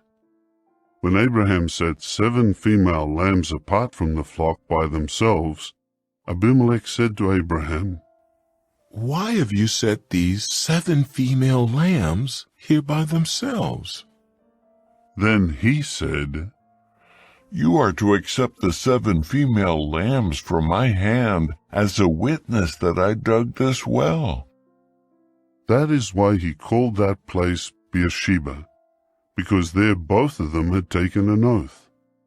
So they made a covenant at Beersheba, after which Abimelech got up, together with Phicol the chief of his army, and they returned to the land of the Philistines. After that he planted a tamarisk tree at Beersheba, and there he called on the name of Jehovah, the everlasting God. And Abraham stayed in the land of the Philistines for a long time. Chapter 22. Now after this, the true God put Abraham to the test, and he said to him, "Abraham," to which he replied, "Here I am." Then he said, "Take, please, your son, your only son whom you so love, Isaac, and travel to the land of Moriah, and offer him up there as a burnt offering on one of the mountains that I will designate to you." So Abraham got up early in the morning and saddled his donkey and took 2 of his servants along with him, and his son Isaac. He split the wood for the burnt offering, and then he rose and traveled to the place that the true God indicated to him. On the 3rd day, Abraham looked up and saw the place from a distance. Abraham now said to his servants, "You stay here with the donkey, but the boy and I will go over there and worship and return to you." So Abraham took the wood for the burnt offering and put it on his son Isaac. Then he took in his hands the fire and the knife, and the two of them walked on together. Then Isaac said to his father Abraham, "My father." He replied, "Yes, my son." So he continued, "Here are the fire and the wood, but where is the sheep for the burnt offering?" To this Abraham said, "God himself will provide the sheep for the burnt offering, my son." And both of them walked on together. Finally they reached the place that the true God had indicated to him, and Abraham built an altar there and arranged the wood on it. He bound his son Isaac hand and foot and put him on the altar on top of the wood. Then Abraham reached out his hand and took the knife to kill his son. But Jehovah's angel called to him from the heavens and said, "Abraham, Abraham." To which he answered, "Here I am." Then he said, "Do not harm the boy, and do not do anything at all to him. For now I do know that you are God-fearing, because you have not withheld your son, your only one, from me." At that Abraham looked up, and there just beyond him was a ram caught by its horns in a thicket. So Abraham went and took the ram and offered it up as a burnt offering in place of his son. And Abraham named that place Jehovah-Jireh. This is why it is still said today, "In the mountain of Jehovah it will be provided." And Jehovah's angel called to Abraham a second time from the heavens, saying, "By myself I swear, declares Jehovah, that because you have done this, and you have not withheld your son, your only one, I will surely bless you, and I will surely multiply your offspring like the stars of the heavens and like the grains of sand on the seashore, and your offspring will take possession of the gate of his enemies. And by means of your offspring, all nations of the earth will obtain a blessing for themselves, because you have listened to my voice. After that Abraham returned to his servants, and they got up and went back together to Beersheba. And Abraham continued to dwell at Beersheba. After this, it was reported to Abraham, Here Milcah has also borne sons to Nahor your brother, Uz his firstborn, Buz his brother, Kemuel the father of Aram, Kesed, Hazo, Pildash, Jidlaph, and Bethuel. Bethuel became the father of Rebekah. Milcah bore these 8 to Nahor the brother of Abraham. His concubine, whose name was Rumah, also bore sons, Tebah, Gaham, Tahash, and Maacah. Chapter 23.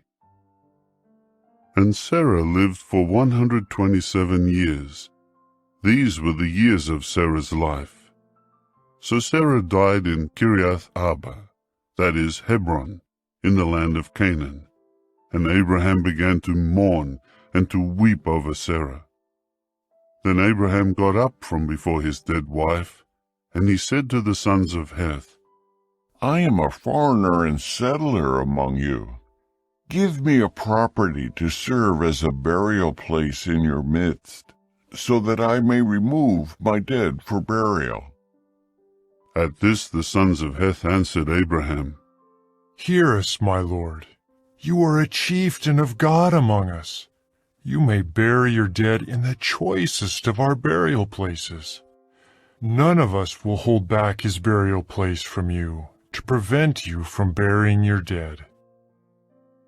So Abraham got up and bowed down to the people of the land, to the sons of Heth, and said to them, If you agree to let me remove my dead for burial, then listen to me, and urge Ephron the son of Zohar to sell me the cave of Machpelah, which belongs to him. It is at the edge of his field. Let him sell it to me in your presence for the full amount of silver, so that I may have a property for a burial place. Now Ephron was sitting among the sons of Heth. So Ephron the Hittite answered Abraham in the hearing of the sons of Heth, and before all who entered the gate of his city, saying, No, my lord, listen to me. I give you both the field and the cave that is in it. In the presence of the sons of my people, I give it to you. Bury your dead. At that Abraham bowed down before the people of the land, and spoke to Ephron in the hearing of the people, saying, Listen to me, if you will. I will give you the full amount of silver for the field. Take it from me, in order that I may bury my dead there. Then Ephron answered Abraham, My lord, listen to me.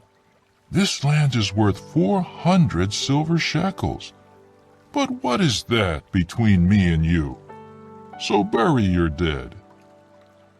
Abraham listened to Ephron, and Abraham weighed out to Ephron the amount of silver that he had mentioned in the hearing of the sons of Heth, 400 silver shekels, according to the weight accepted by the merchants.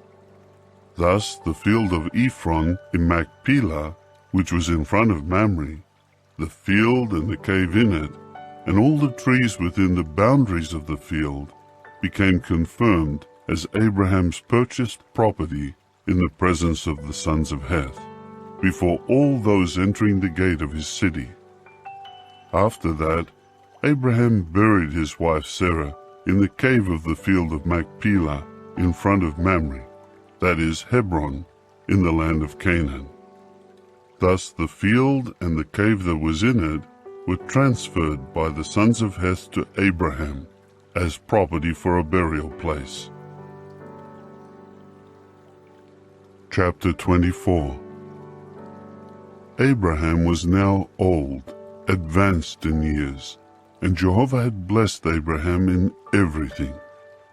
Abraham said to his servant, the oldest one of his household, who was managing all he had, "Please, put your hand under my thigh, and I will make you swear by Jehovah, the God of the heavens and the God of the earth, that you will not take a wife for my son from the daughters of the Canaanites among whom I am dwelling.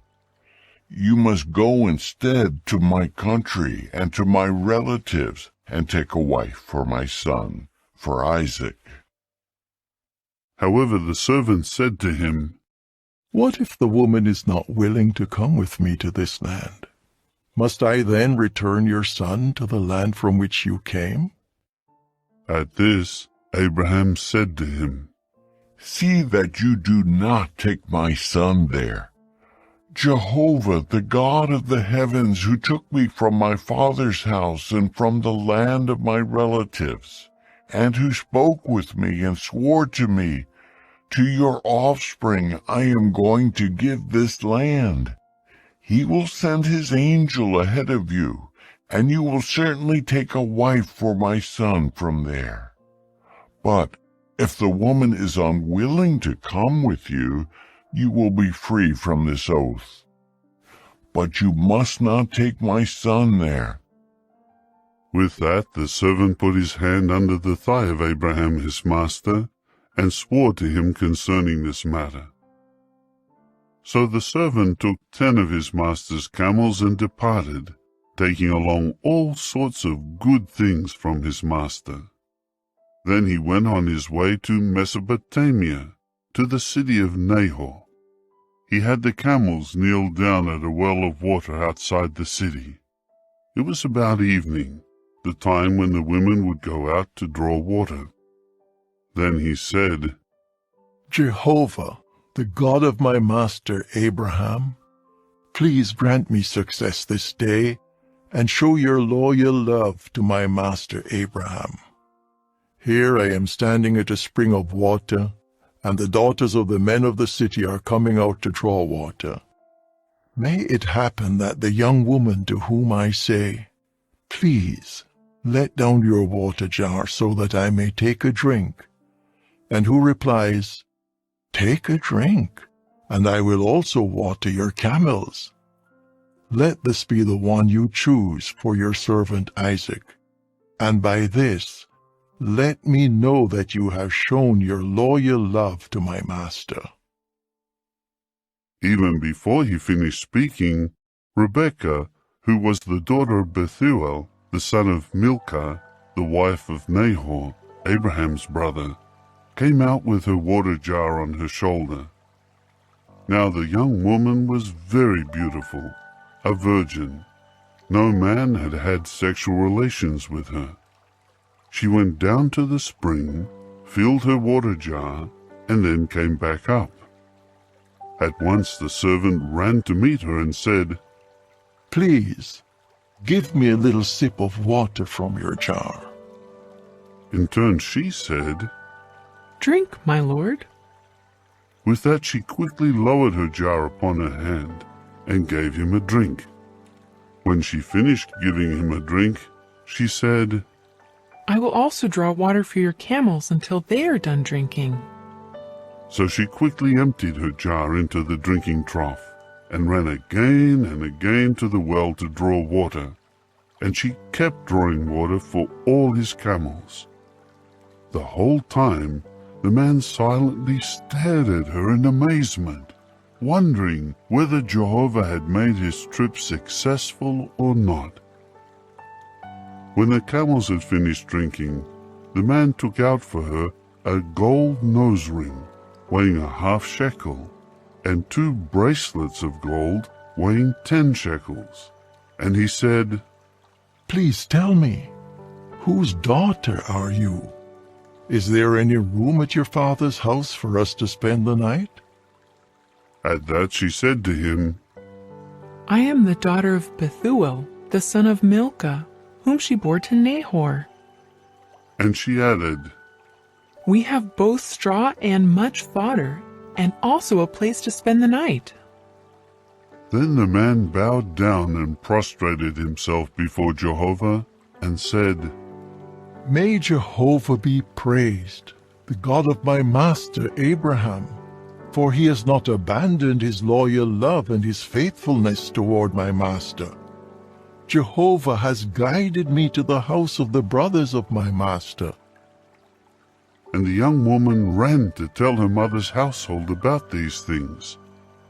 Now Rebekah had a brother whose name was Laban. So Laban ran to the man who was outside at the spring.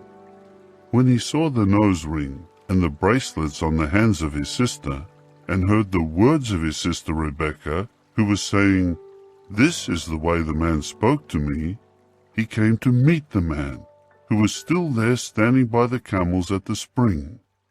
At once he said, Come, you who are blessed by Jehovah.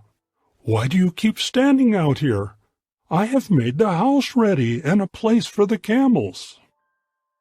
With that, the man came into the house, and he unharnessed the camels, and gave straw and fodder to the camels, and water to wash his feet, and the feet of the men who were with him. However, when something to eat was set before him, he said, I will not eat until I have told you what I have to say. So Laban said, Speak. Then he said, I am Abraham's servant, and Jehovah has blessed my master very much, and he has made him very wealthy by giving him sheep and cattle, silver and gold, male and female servants, and camels and donkeys. Further, Sarah, the wife of my master, bore a son to my master after she grew old, and he will give him everything he has. So my master made me swear, saying, You must not take a wife for my son from the daughters of the Canaanites, in whose land I am dwelling. No, but you will go to the house of my father and to my family, and you must take a wife for my son. But I said to my master, What if the woman is unwilling to come with me? He said to me, Jehovah before whom I have walked will send his angel with you, and will certainly give success to your journey. And you must take a wife for my son from my family and from the house of my father. You will be released from your oath to me if you go to my family, and they will not give her to you. This will release you from your oath. When I got to the spring today, I said, Jehovah, the God of my master Abraham, if you will make my journey successful, here I am standing at a spring. What must take place is that when a young woman comes out to draw water, I will say, Please let me drink a little water from your jar. And she will say to me, You take a drink, and I will also draw water for your camels. Let that woman be the one whom Jehovah has chosen for the son of my master. Before I was finished speaking in my heart, there was Rebekah coming out with her jar on her shoulder, and she made her way down to the spring and began to draw water. Then I said to her, Give me a drink, please. So she quickly lowered her jar from her shoulder and said, Take a drink, and I will also water your camels. Then I took a drink, and she also watered the camels. After that I asked her, Whose daughter are you? To which she replied, The daughter of Bethuel, the son of Nahor, whom Milcah bore to him. So I put the ring on her nose and the bracelets on her hands. And I bowed down and prostrated myself before Jehovah, and praised Jehovah, the God of my master Abraham, who had led me on the right path to take the daughter of the brother of my master for his son. And now, tell me if you wish to show loyal love and faithfulness toward my master. But if not, tell me, so that I may proceed one way or the other. Then Laban and Bethuel answered, This is from Jehovah. We are not able to say yes or no to you. Here is Rebekah before you. Take her and go, and let her become a wife to the son of your master, just as Jehovah has spoken. When Abraham's servant heard their words, he at once bowed down on the ground before Jehovah. And the servant began to bring out articles of silver and of gold and garments, and to give them to Rebekah. And he gave valuable things to her brother and to her mother. After that, he and the men with him ate and drank, and they spent the night there. When he got up in the morning, he said, Send me off to my master. To this her brother and her mother said, Let the young woman stay with us at least 10 days. Then she can go. But he said to them, Do not detain me, seeing that Jehovah has made my journey successful. Send me off, in order that I may go to my master. So they said, Let us call the young woman and inquire of her. They called Rebekah and said to her, Will you go with this man? She replied, I am willing to go. So they sent off their sister Rebekah and her nurse and Abraham's servant and his men. And they blessed Rebekah and said to her, Our sister, may you become thousands times 10,000, and let your offspring take possession of the gate of those who hate them. Then Rebekah and her female attendants rose, got on the camels, and followed the man. So the servant took Rebekah and went on his way. Now Isaac had come from the direction of Beer-lahai-roi, for he was dwelling in the land of the Negeb. And Isaac was out walking in the field about nightfall to meditate. When he looked up, why, he saw that camels were coming. When Rebekah looked up, she caught sight of Isaac, and she quickly got down from the camel. Then she asked the servant, Who is that man there, walking in the field to meet us? And the servant said, It is my master. So she took her veil to cover herself. And the servant told Isaac all the things he had done. After that, Isaac brought her into the tent of Sarah his mother.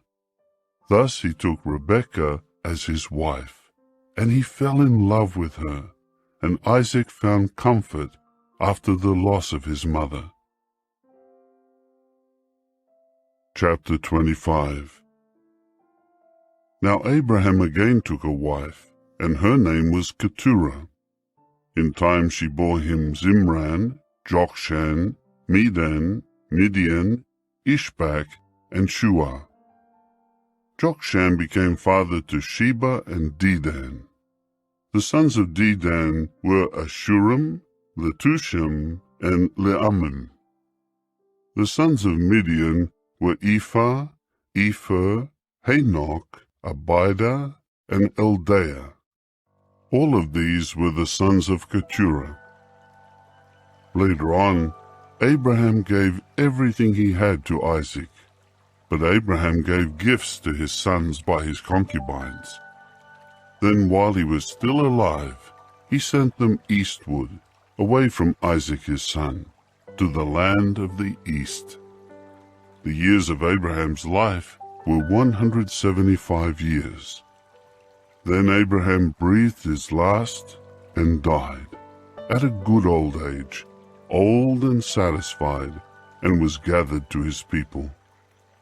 His sons, Isaac and Ishmael, buried him in the cave of Machpelah, in the field of Ephron, the son of Zohar the Hittite, that is in front of Mamre, the field that Abraham had purchased from the sons of Heth. There Abraham was buried with his wife Sarah.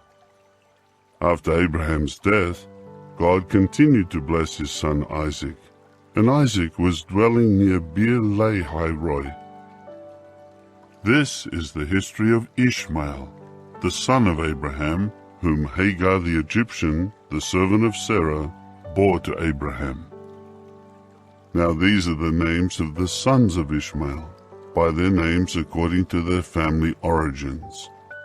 Ishmael's firstborn, Nebaioth, then Kedar, Adbeel, Mibsam, Mishma, Duma, Massa, Hadad, Timah, Jeter, Naphish, and Kedemah.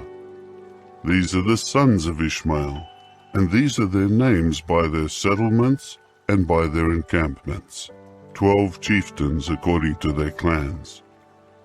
And Ishmael lived for 137 years. Then he breathed his last and died, and was gathered to his people. And they took up dwelling from Havilah near Shur, which is close to Egypt, as far as Assyria. He settled near all his brothers. And this is the history of Isaac, the son of Abraham. Abraham became father to Isaac. Isaac was 40 years old when he married Rebekah, the daughter of Bethuel the Aramean of Paddan Aram, the sister of Laban the Aramean.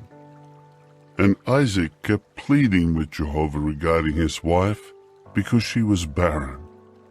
So Jehovah responded to his plea, and his wife Rebekah became pregnant. And the sons within her began to struggle with each other, so that she said, "If this is the way it is, why should I go on living?" So she inquired of Jehovah, and Jehovah said to her, 2 nations are in your womb, and 2 peoples will be separated from within you, and the one nation will be stronger than the other nation, and the older will serve the younger. When the time came for her to give birth, look, twins were in her womb.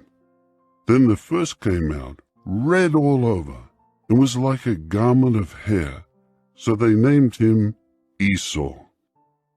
After that his brother came out, and his hand was holding on to the heel of Esau, so he named him Jacob.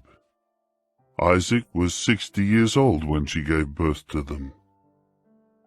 As the boys got bigger, Esau became a skilled hunter, a man of the field, but Jacob was a blameless man, dwelling in tents. And Isaac loved Esau, because it meant game in his mouth, whereas Rebekah loved Jacob. On one occasion Jacob was boiling some stew, when Esau returned from the field exhausted. So Esau said to Jacob, "Quick, please, give me some of the red stew that you have there, for I am exhausted." That is why his name was Edom. To this Jacob said, "First, sell me your right as firstborn." And Esau continued, "Here I am about to die. What use is a birthright to me?" And Jacob added, "Swear to me first." So he swore to him, and sold his right as firstborn to Jacob. Then Jacob gave Esau bread and lentil stew, and he ate and drank, and he got up and went away. Thus Esau despised the birthright. Chapter 26. Now there was a famine in the land, in addition to the first famine that occurred in the days of Abraham, so that Isaac went to Abimelech, king of the Philistines, in Gerar. Then Jehovah appeared to him and said, "Do not go down to Egypt. Dwell in the land that I designate to you. Reside as a foreigner in this land, and I will continue with you and bless you, because to you and to your offspring I will give all these lands, and I will carry out the oath that I swore to your father Abraham. I will multiply your offspring like the stars of the heavens, and I will give to your offspring all these lands. And by means of your offspring, all nations of the earth will obtain a blessing for themselves, on account of the fact that Abraham listened to my voice and continued to keep my requirements, my commands, my statutes, and my laws. So Isaac continued to dwell in Gerar. When the men of the place kept asking about his wife, he would say, "She is my sister." He was afraid to say, "She is my wife," for he said, "The men of the place might kill me because of Rebekah, for she was beautiful in appearance." After some time had passed, Abimelech, king of the Philistines, was looking out of the window, and he saw Isaac displaying affection for Rebekah his wife. At once Abimelech called Isaac and said, "She is actually your wife. Why did you say, 'She is my sister'?" At this Isaac said to him, "I said it for fear I should die because of her." But Abimelech continued, "What have you done to us? One of the people could easily have lain down with your wife, and you would have brought guilt upon us." Then Abimelech commanded all the people, saying, "Anybody touching this man and his wife will surely be put to death." And Isaac began to sow seed in that land, and in that year he reaped 100 times what he sowed, for Jehovah was blessing him. The man became wealthy, and he continued to prosper until he became very wealthy. He acquired flocks of sheep and herds of cattle and a large body of servants, and the Philistines began to envy him. So the Philistines took soil and stopped up all the wells that his father's servants had dug in the days of Abraham. Abimelech then said to Isaac, "Move from our neighborhood, for you have grown far stronger than we are." So Isaac moved from there and encamped in the valley of Gerar and began dwelling there. And Isaac again dug the wells that had been dug in the days of his father Abraham, but that the Philistines had stopped up after Abraham's death, and he called them by the names that his father had given them. When the servants of Isaac were digging in the valley, they found a well of fresh water. And the shepherds of Gerar began quarreling with the shepherds of Isaac, saying, "The water is ours." So he named the well Esek, because they had quarreled with him. And they started digging another well, and they began quarreling over it also. So he named it Sitnah. Later he moved away from there and dug another well, but they did not quarrel over it. So he named it Rehoboth, and said, "It is because now Jehovah has given us ample room, and has made us fruitful in the land." Then he went up from there to Beersheba. That night Jehovah appeared to him and said, "I am the God of your father Abraham. Do not be afraid, for I am with you, and I will bless you and multiply your offspring on account of Abraham my servant." So he built an altar there and called on the name of Jehovah. And Isaac pitched his tent there, and his servants dug a well there. Later Abimelech came to him from Gerar with Ahazath, his personal adviser, and Phicol, the chief of his army. At this Isaac said to them, "Why have you come to me, seeing that you hated me and sent me away from your neighborhood?" To this they said, "We have clearly seen that Jehovah has been with you. So we said, 'Let there please be an oath of obligation between us and you, and let us make a covenant with you, that you will do nothing bad to us, just as we have not harmed you, seeing that we have done only good to you, in that we sent you away in peace. You now are the blessed of Jehovah." Then he made a feast for them, and they ate and drank. In the morning they got up early and swore an oath to each other. After that Isaac sent them away, and they went from him in peace. On that day the servants of Isaac came and reported to him about the well that they had dug, and they told him, "We have found water." So he named it Shibah. That is why the name of the city is Beersheba to this day. When Esau was 40 years old, he took as wife Judith the daughter of Beeri the Hittite, and also Basemath the daughter of Elon the Hittite.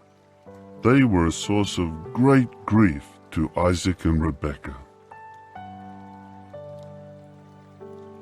Chapter 27. Now when Isaac was old, and his eyes were too weak to see, he called Esau his older son to him, and said, "My son." He replied, "Here I am." And he went on to say, "I have now grown old. I do not know the day of my death. So at this time take, please, your weapons, your quiver and your bow, and go out to the field and hunt some wild game for me. Then make the kind of tasty dish that I am fond of, and bring it to me. Then I will eat it, so that I may bless you before I die." However, Rebekah was listening while Isaac spoke to Esau his son. And Esau went out into the field to hunt game and to bring it in. And Rebekah said to Jacob her son, "I just heard your father speaking to your brother Esau, saying, 'Bring me some game and make me a tasty dish. Then let me eat so that I may bless you before Jehovah before my death.' And now, my son, listen carefully and do what I am instructing you. Go please to the herd and get me 2 of the best young goats from there, so that I may prepare from them a tasty dish for your father, just the way he likes it. Then take it to your father to eat, in order that he may bless you before his death." Jacob said to his mother Rebekah, "But Esau, my brother, is a hairy man, and my skin is smooth. What if my father feels me? Then I will certainly appear to be mocking him, and I will bring upon myself a curse rather than a blessing." At this, his mother said to him, "Upon me be the curse meant for you, my son. Just do as I say and go.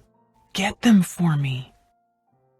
So he went and got them and brought them to his mother, and his mother made a tasty dish, just the way his father liked it. After that, Rebekah took her older son Esau's finest garments, which she had in the house, and put them on her younger son Jacob. She also put the skins of the young goats on his hands and on the hairless part of his neck. Then she handed the tasty dish and the bread that she had made to her son Jacob. So he went in to his father and said, "My father." To which he said, "Here I am. Who are you, my son?" Jacob said to his father, "I am Esau, your firstborn. I have done just as you told me. Sit up, please, and eat some of my game, so that you may bless me." At that, Isaac said to his son, "How were you so quick in finding it, my son?" He replied, "Because Jehovah your God brought it to me." Then Isaac said to Jacob, "Come near, please, that I may feel you, my son, to know whether you are really my son Esau or not." So Jacob came near to his father Isaac, and he felt him, after which he said, The voice is the voice of Jacob, but the hands are the hands of Esau. He did not recognize him, because his hands were hairy, like the hands of his brother Esau. So he blessed him. After that he asked, "Are you really my son Esau?" To which he replied, "I am." Then he said, "Bring me some of the wild game for me to eat, my son. Then I will bless you." With that he brought it to him, and he ate, and he brought him wine, and he drank.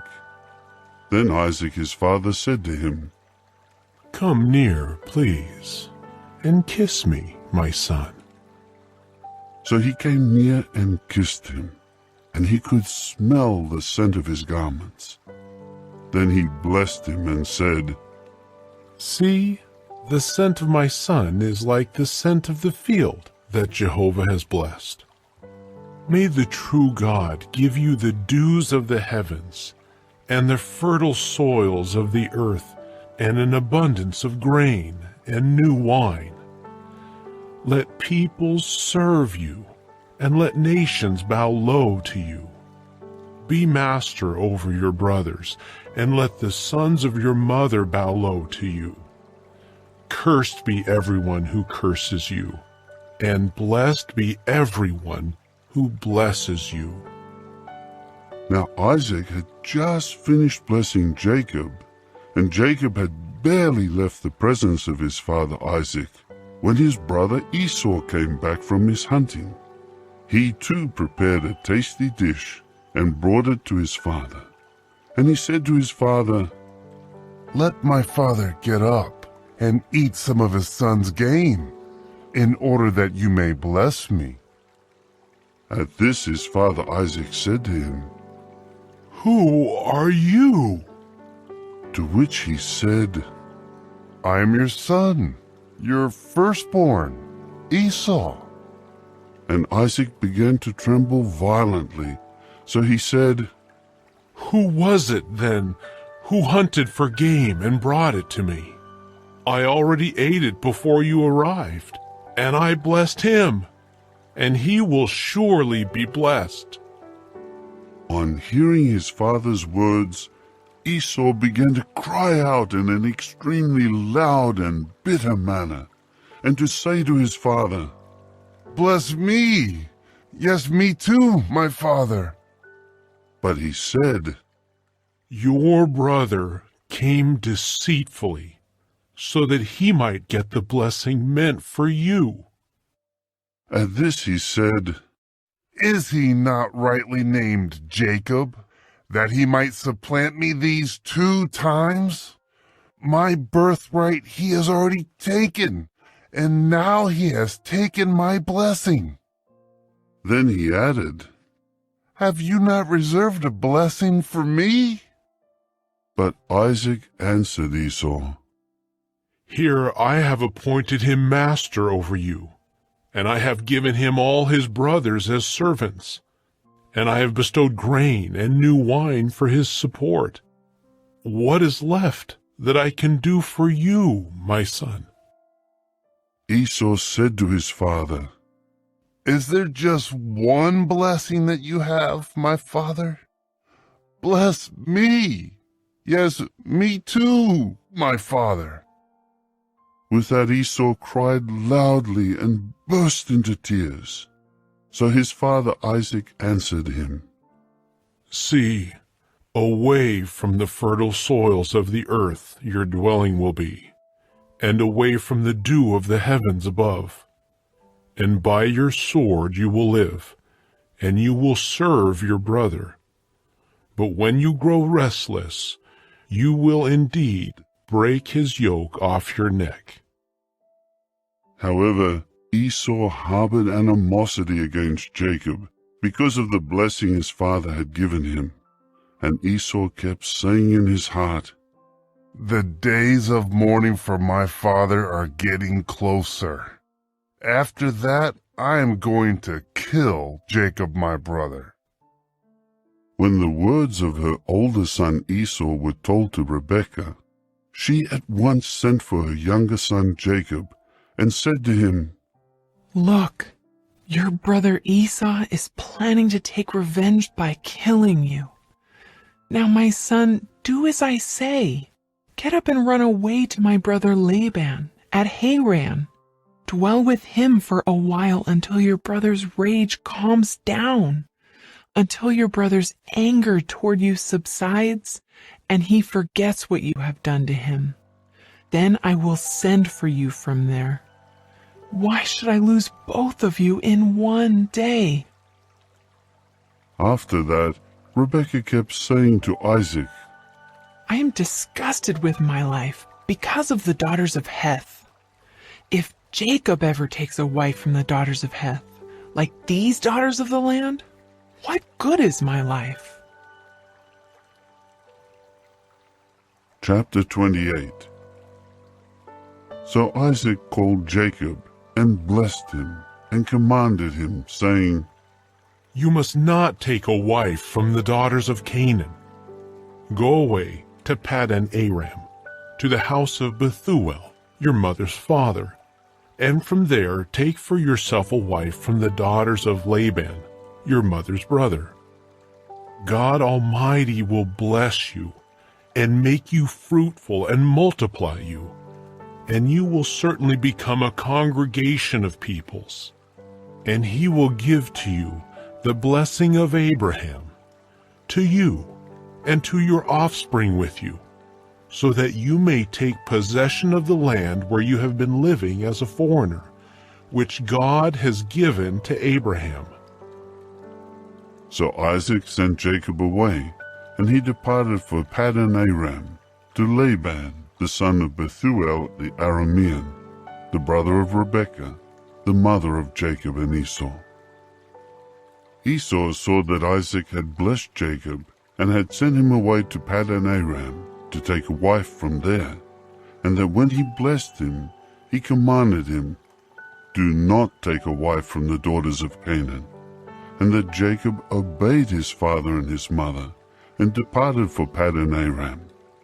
Esau then realized that the daughters of Canaan were displeasing to his father Isaac. So Esau went to Ishmael, and took his wife Mahalath, the daughter of Abraham's son Ishmael, the sister of Nebaioth, in addition to the other wives he already had. Jacob departed from Beersheba, and kept going toward Haran. In time he came to a place, and prepared to spend the night there, because the sun had set. So he took one of the stones of that place, and set it to rest his head on, and lay down there. Then he had a dream, and look, there was a stairway set on the earth, and its top reached up to the heavens, and there were God's angels ascending and descending on it. And look, there was Jehovah stationed above it. And he said, I am Jehovah, the God of Abraham your father, and the God of Isaac. The land on which you are lying, to you I am going to give it, and to your offspring. And your offspring will certainly become like the dust particles of the earth, and you will spread abroad to the west, and to the east, and to the north, and to the south. And by means of you and by means of your offspring, all the families of the ground will certainly be blessed. I am with you, and I will safeguard you wherever you go, and I will return you to this land. I will not leave you until I have done what I have promised you. Then Jacob awoke from his sleep and said, Truly, Jehovah is in this place, and I did not know it. And he grew fearful and added, How awe-inspiring this place is. This can only be the house of God, and this is the gate of the heavens. So Jacob got up early in the morning, and took the stone on which he had rested his head, and set it up as a pillar, and poured oil on top of it. So he named that place Bethel, but previously the city's name was Luz. Jacob then made a vow, saying, "If God will continue with me, and will protect me on my journey, and will give me bread to eat and garments to wear, and I return in peace to the house of my father, then Jehovah will certainly have proved to be my God. And this stone that I have set up as a pillar will become a house of God, and without fail I will give you 1/10 of everything you give to me." Chapter 29. After that, Jacob resumed his journey and traveled on to the land of the people of the east. Now he saw a well in the field and 3 droves of sheep lying down next to it, because they usually watered the droves from that well. There was a large stone over the mouth of the well. When all the droves had been gathered there, they rolled away the stone from the mouth of the well, and they watered the flocks, after which they returned the stone to its place over the mouth of the well. So Jacob said to them, "My brothers, what place are you from?" To which they said, "We are from Haran." He said to them, "Do you know Laban, the grandson of Nahor?" To which they said, "We know him." At this he said to them, "Is he well?" They replied, "He is well, and here is his daughter Rachel, coming with the sheep."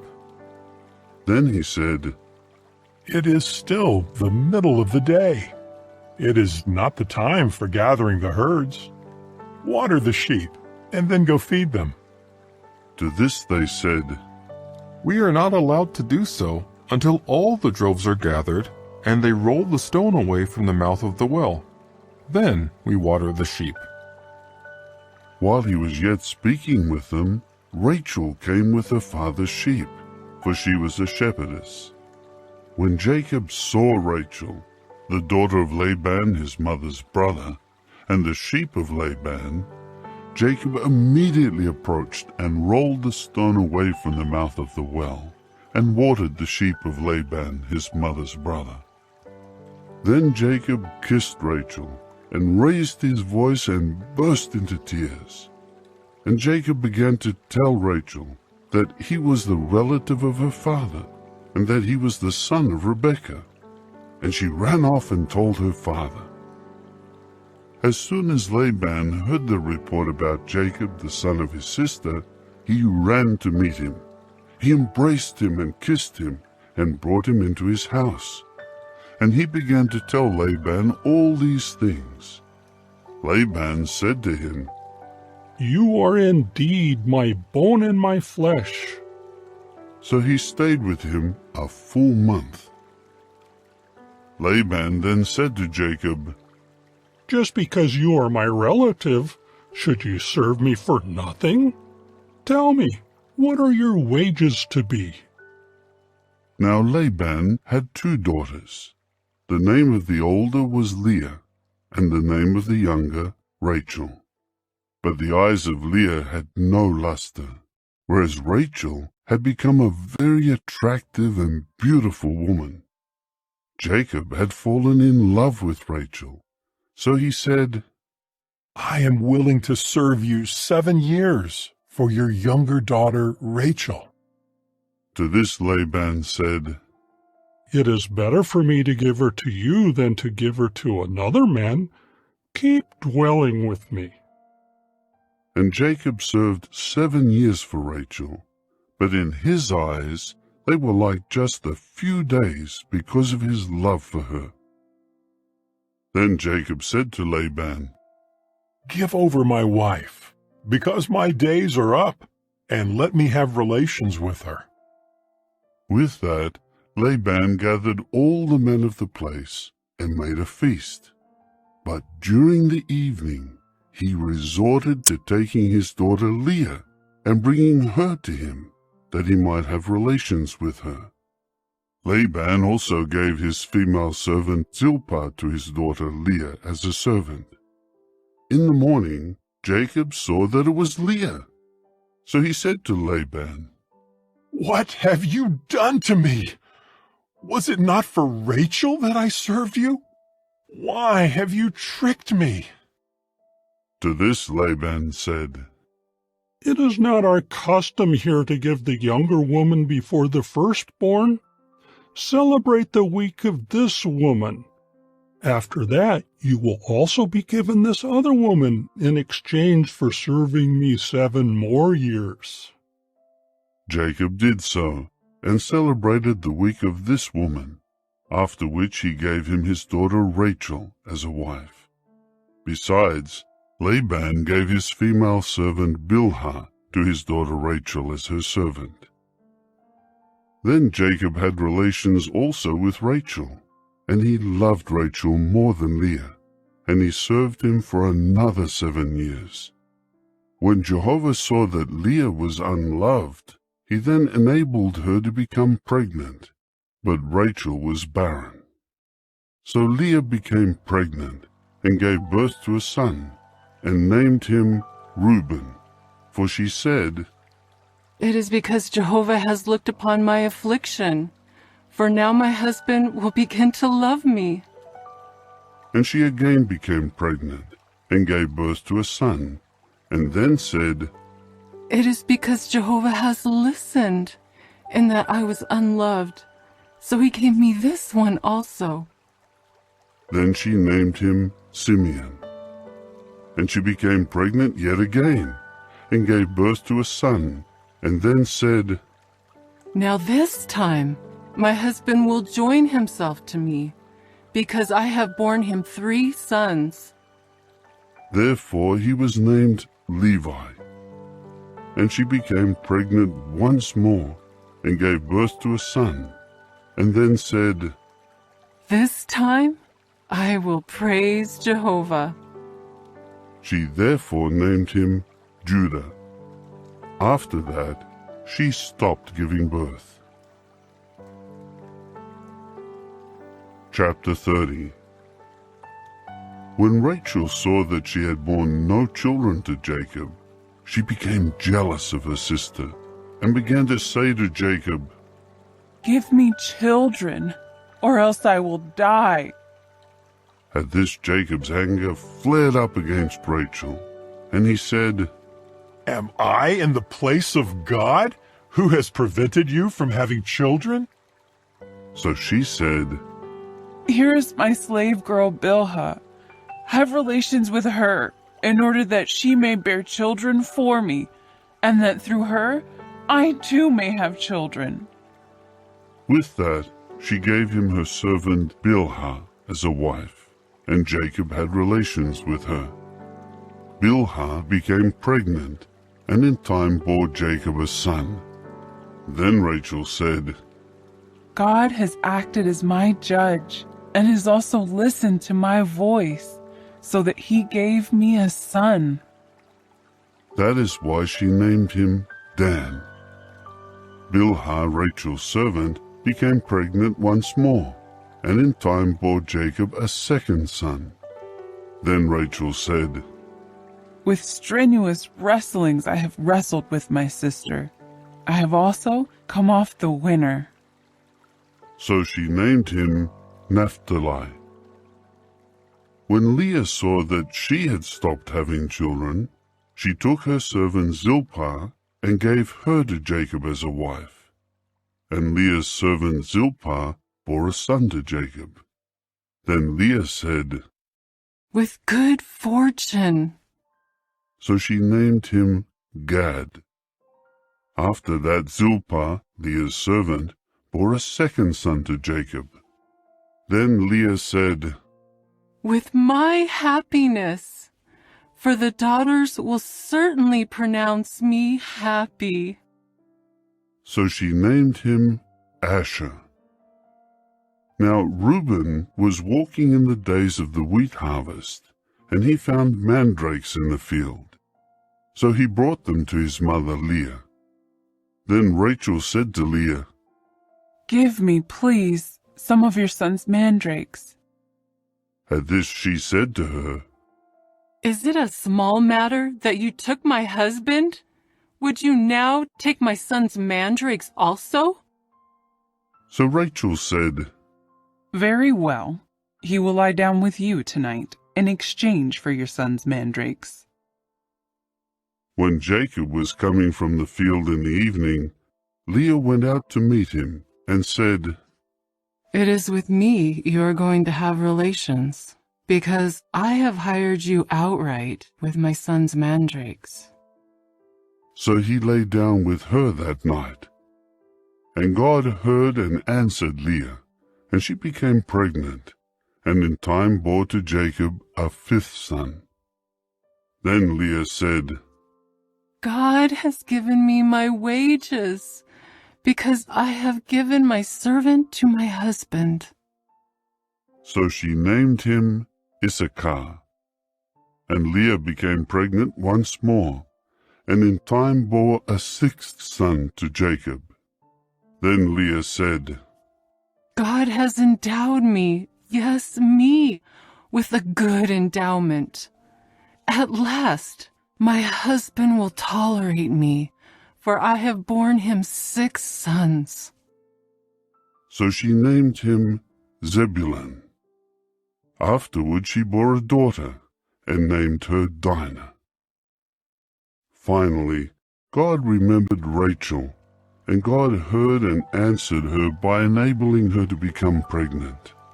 And she became pregnant, and gave birth to a son. Then she said, God has taken away my reproach. So she named him Joseph, saying, Jehovah is adding another son to me. After Rachel had given birth to Joseph, Jacob immediately said to Laban, Send me away, so that I may go to my place and to my land. Give over my wives and my children, for whom I have served with you, that I may go. For you well know how I have served you. Then Laban said to him, If I have found favor in your eyes, I have understood by the omens that Jehovah is blessing me because of you. And he added, Stipulate your wages to me, and I will give them. So Jacob said to him, You know how I have served you, and how your herd has fared with me. You had little before my coming, but your herd has increased and multiplied, and Jehovah has blessed you since I arrived. So when will I do something for my own house? Then he said, What should I give you? And Jacob said, You will give me nothing whatsoever. If you will do this one thing for me, I will resume shepherding your flock and guarding it. I will pass through your whole flock today. You set aside from there every sheep speckled and with color patches, and every dark brown sheep among the young rams, and any color-patched and speckled one among the she-goats. From now on, these must become my wages. And my righteousness must speak for me on a future day, when you come to look over my wages. Every one that is not speckled and color-patched among the she-goats, and dark brown among the young rams, will be considered stolen if it is with me. To this Laban said, That is fine. Let it be according to your word. Then on that day he set aside the he-goats striped and color-patched, and all the she-goats speckled and color-patched, every one in which there was any white, and every one dark brown among the young rams, and gave them into the care of his sons. After that he set a distance of 3 days' journey between himself and Jacob, and Jacob was shepherding the flocks of Laban that remained over. Jacob then took freshly cut staffs of the storax almond and plane trees, and he peeled white spots in them by exposing the white wood of the staffs. Then he placed the staffs that he had peeled in front of the flock, in the gutters, in the drinking troughs, where the flocks would come to drink, that they might get into heat in front of them when they came to drink. So the flocks would get into heat in front of the staffs, and the flocks would produce striped, speckled, and color-patched offspring. Then Jacob separated the young rams and turned the flocks to face the striped ones and all the dark brown ones among the flocks of Laban. Then he separated his own flocks and did not mix them with Laban's flocks. And whenever the robust animals would get into heat, Jacob would place the staffs in the gutters before the eyes of the flocks, that they might get into heat by the staffs. But when the animals were weak, he would not place the staffs there. So the weak ones always came to be Laban's, but the robust ones became Jacob's. And the man grew very prosperous, and he acquired great flocks, and male and female servants, and camels, and donkeys. Chapter 31. In time, he heard what the sons of Laban were saying. Jacob has taken everything that belonged to our father, and from what belonged to our father, he has amassed all this wealth. When Jacob would look at the face of Laban, he saw that his attitude toward him was not what it used to be. Finally, Jehovah said to Jacob, "Return to the land of your fathers and to your relatives, and I will continue with you." Then Jacob sent a message to Rachel and Leah to come out to the field to his flock, and he said to them, I have seen that your father's attitude toward me has changed, but the God of my father has been with me. You yourselves certainly know that I have served your father with all my power. And your father has tried to cheat me and has changed my wages 10 times. But God has not allowed him to do me harm. If on the one hand he would say, "The speckled ones will be your wages," then the whole flock produced speckled ones. But if on the other hand he would say, "The striped ones will be your wages," then the whole flock produced striped ones. So God kept taking your father's livestock away from him and giving it to me. Once, when the flock got into heat, I raised my eyes and saw in a dream that the he-goats mating with the flock were striped, speckled, and spotty. Then the angel of the true God said to me in the dream, "Jacob," to which I said, "Here I am." And he continued, "Raise your eyes, please, and see that all the he-goats mating with the flock are striped, speckled, and spotty, for I have seen all that Laban is doing to you. I am the true God of Bethel, where you anointed a pillar, and where you made a vow to me. Now get up, go out of this land, and return to the land of your birth." At this, Rachel and Leah answered him, Is there any share left for us to inherit in our father's house? Does he not consider us as foreigners, since he has sold us and has been using up the money given for us?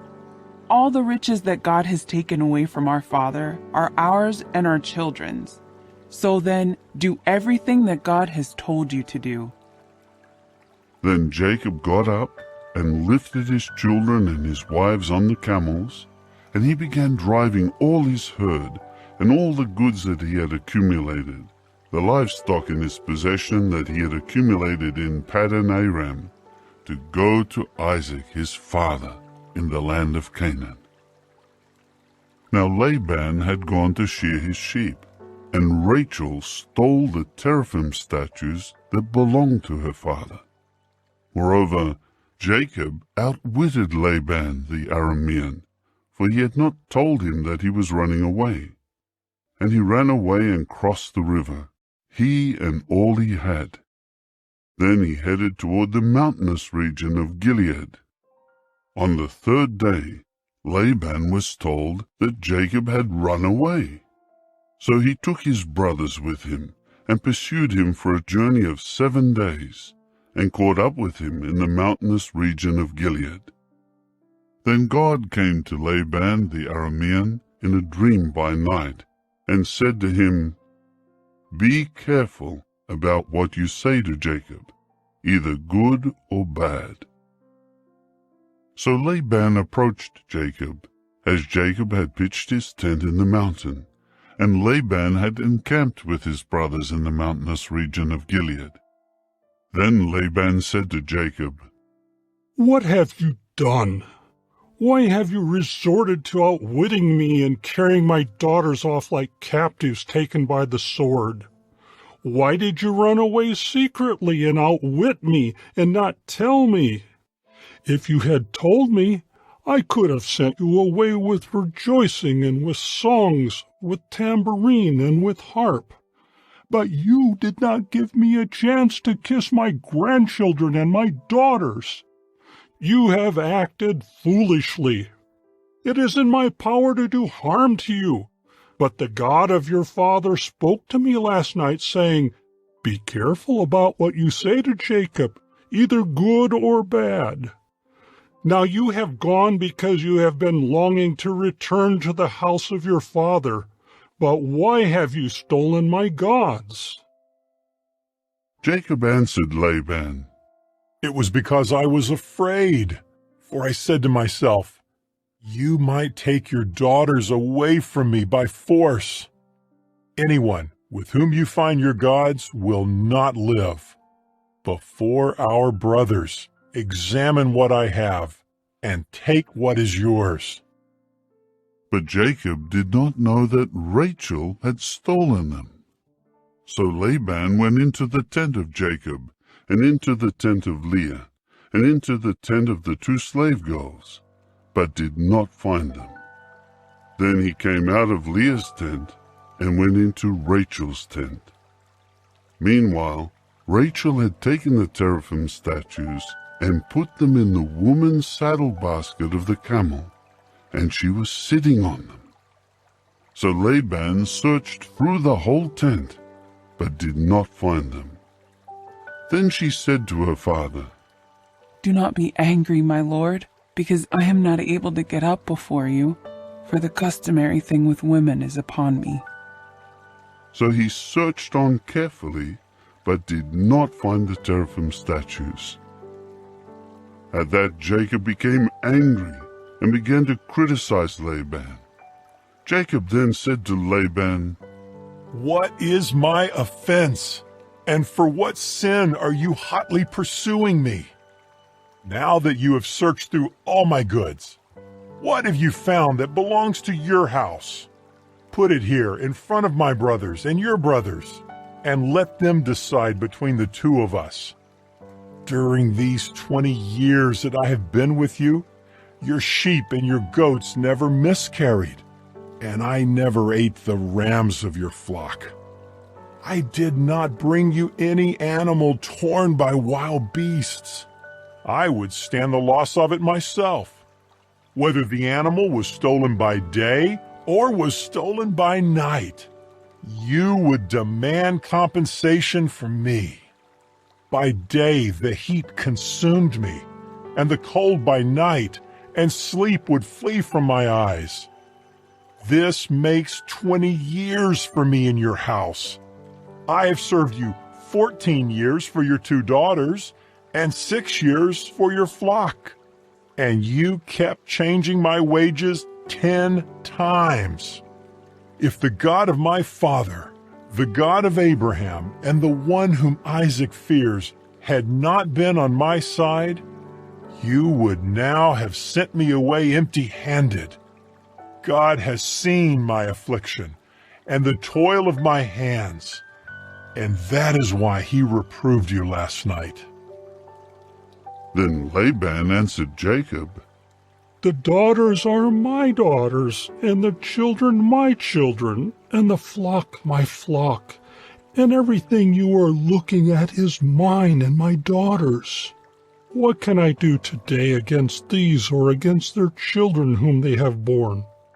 Now come, let us make a covenant, you and I, and it will serve as a witness between us." So Jacob took a stone and set it up as a pillar. Then Jacob said to his brothers, "Pick up stones." And they took stones and made a pile. After that they ate there on the pile of stones. And Laban began calling it Jegar-sahadutha, but Jacob called it Gilead.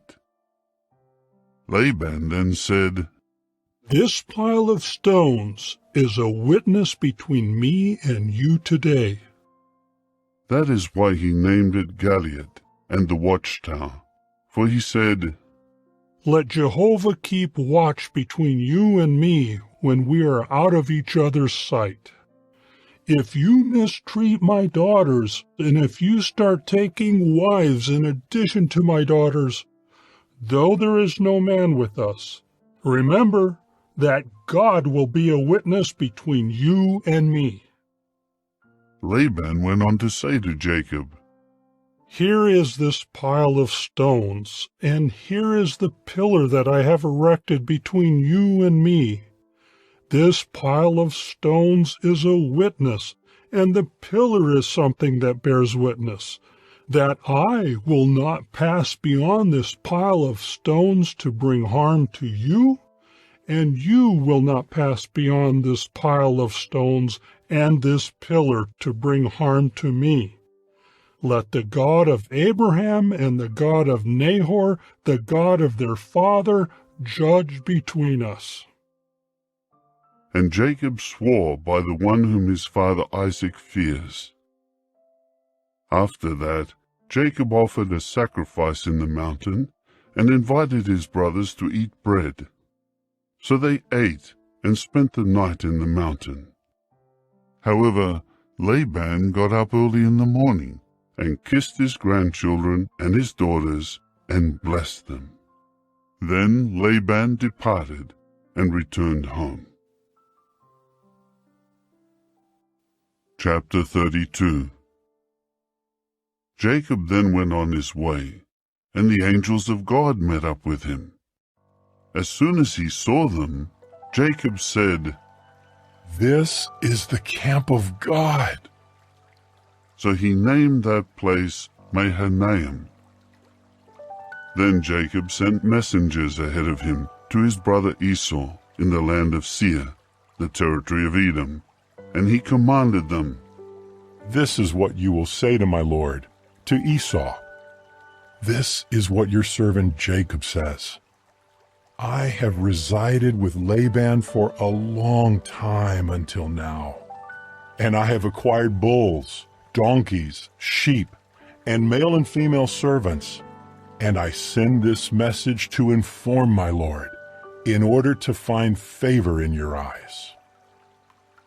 In time the messengers returned to Jacob, saying, "We met your brother Esau, and he is now on his way to meet you, and there are 400 men with him." And Jacob became very frightened and anxious. So he divided the people who were with him, as well as the flocks, the cattle, and the camels, into 2 camps. He said, "If Esau attacks the one camp, then the other camp will be able to escape." After that, Jacob said, "O God of my father Abraham, and God of my father Isaac, O Jehovah, you who are saying to me, 'Return to your land and to your relatives, and I will deal well with you,' I am unworthy of all the loyal love and of all the faithfulness that you have shown toward your servant. For with only my staff I crossed this Jordan, and now I have become 2 camps. Save me, I pray you, from the hand of my brother Esau. For I am afraid of him, that he may come and attack me, as well as the mothers and their children. And you have said, I will certainly deal well with you, and I will make your offspring like the grains of sand of the sea, which are too numerous to count. And he spent the night there. Then he took some of his possessions as a gift for Esau his brother, 200 female goats, 20 male goats, 200 female sheep, 20 rams, 30 camels nursing their young, 40 cows, 10 bulls, 20 female donkeys, and 10 full-grown male donkeys. He handed them over to his servants, one drove after another, and he said to his servants, Cross over ahead of me, and you are to set a space between one drove and the next. He also commanded the first one, In case Esau my brother should meet you and ask, To whom do you belong, and where are you going? And to whom do these ahead of you belong? Then you should say, To your servant Jacob. It is a gift sent to my lord, to Esau. And look, he himself is also behind us. And he commanded also the second, the third, and all those following the droves. According to this word, you are to speak to Esau when you meet him. And you should also say, Here is your servant Jacob behind us. For he said to himself, If I appease him by sending a gift ahead of me, then afterward when I see him, he may give me a kindly reception. So the gift crossed over ahead of him, but he himself spent the night in the camp. Later during that night he rose and took his 2 wives and his 2 female servants and his 11 young sons, and crossed over the ford of Jabbok. So he took them and brought them across the stream, and he brought over everything else he had. Finally Jacob was left by himself. Then a man began to wrestle with him until the dawn broke. When he saw that he had not prevailed over him, he touched the socket of his hip, and the socket of Jacob's hip was dislocated during his wrestling with him. After that he said, Let me go, for the dawn is breaking. To this he said, I am not going to let you go until you bless me. So he said to him, What is your name? To which he said, Jacob. Then he said, Your name will no longer be Jacob, but Israel, for you have contended with God and with men, and you have at last prevailed. In turn Jacob inquired, Tell me, please, your name. However he said, Why is it that you ask my name? With that he blessed him there. So Jacob named the place Peniel, for he said, I have seen God face to face, yet my life was preserved. And the sun rose upon him as soon as he passed by Penuel, but he was limping because of his hip. That is why to this day the sons of Israel are not accustomed to eat the thigh sinew, which is on the socket of the hip joint, because he touched the socket of Jacob's hip joint by the thigh sinew. Chapter 33. Now Jacob raised his eyes and saw Esau coming, and 400 men were with him. So he divided the children among Leah, Rachel, and the 2 female servants. He put the female servants and their children in front, Leah and her children after them, and Rachel and Joseph behind them. Then he himself went ahead of them, and bowed down to the earth 7 times as he came near to his brother. But Esau ran to meet him, and he embraced him and kissed him, and they burst into tears. When he raised his eyes and saw the women and the children, he said, "Who are these with you?" To which he said, "The children with whom God has favored your servant." At that the female servants came forward with their children and bowed down. And Leah too came forward with her children, and they bowed down. Then Joseph came forward with Rachel, and they bowed down. Esau said, "What is the purpose of all this camp of travelers that I have met?" He replied, "In order to find favor in the eyes of my Lord." Then Esau said, "I have a great many possessions, my brother. Keep what is yours." However, Jacob said, "No, please. If I have found favor in your eyes, you must take my gift from my hand, because I brought it so that I could see your face. And I have seen your face, as though seeing God's face, in that you received me with pleasure. Take, please, the gift conveying my blessing that was brought to you, for God has favored me, and I have everything I need." And he continued to urge him, so that he took it. Later Esau said, "Let us move out and go, and let me go in advance of you." But he said to him, "My Lord is aware that the children are delicate, and that in my care are sheep and cattle nursing their young. If they are driven too quickly for one day, then the whole flock will die. Let my Lord, please, go on ahead of his servant, but I will continue the journey more slowly, at the pace of my livestock and of the children, until I come to my Lord at Seir." Then Esau said, "Please, let me leave some of my people with you." To this he said, "Why do this? Just let me find favor in the eyes of my Lord." So that day Esau went on his way back to Seir. And Jacob journeyed to Succoth, and he built a house for himself, and he made shelters for his herd. That was why he named the place Succoth. After journeying from Paddan Aram, Jacob arrived safely at the city of Shechem in the land of Canaan, and he set up his camp near the city.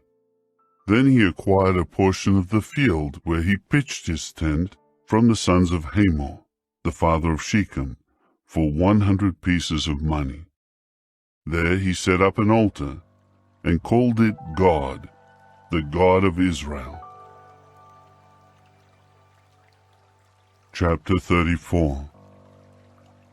Now Dinah, Jacob's daughter by Leah, used to go out to spend time with the young women of the land.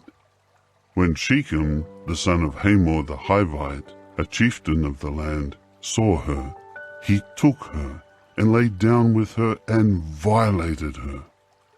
And he became very attached to Dinah, the daughter of Jacob, and he fell in love with the young woman and spoke persuasively to her.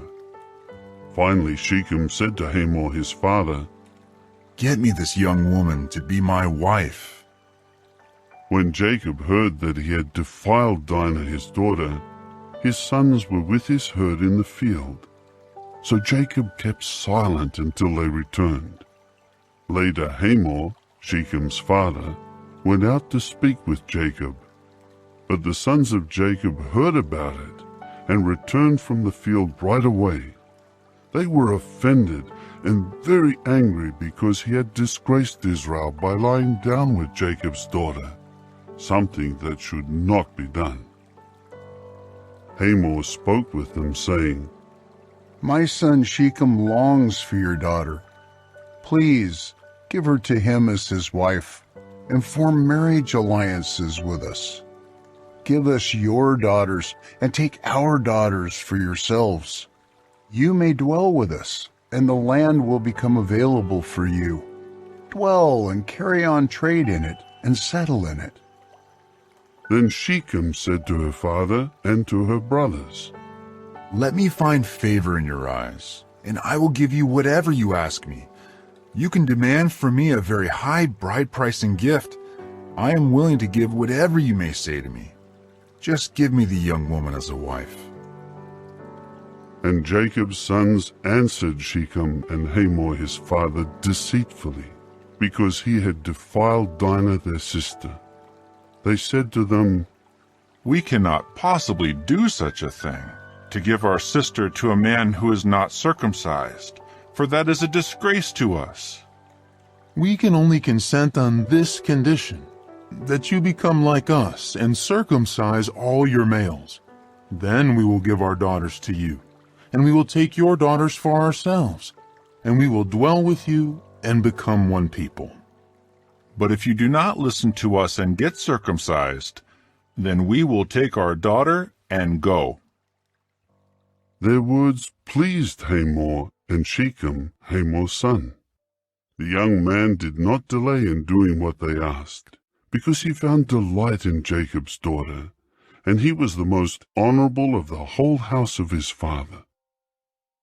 So Hamor and his son Shechem went to the city gate and spoke to the men of their city, saying, These men wish to be at peace with us. Let them dwell in the land and carry on trade in it, for the land is large enough to accommodate them. We can take their daughters as wives, and our daughters we can give to them.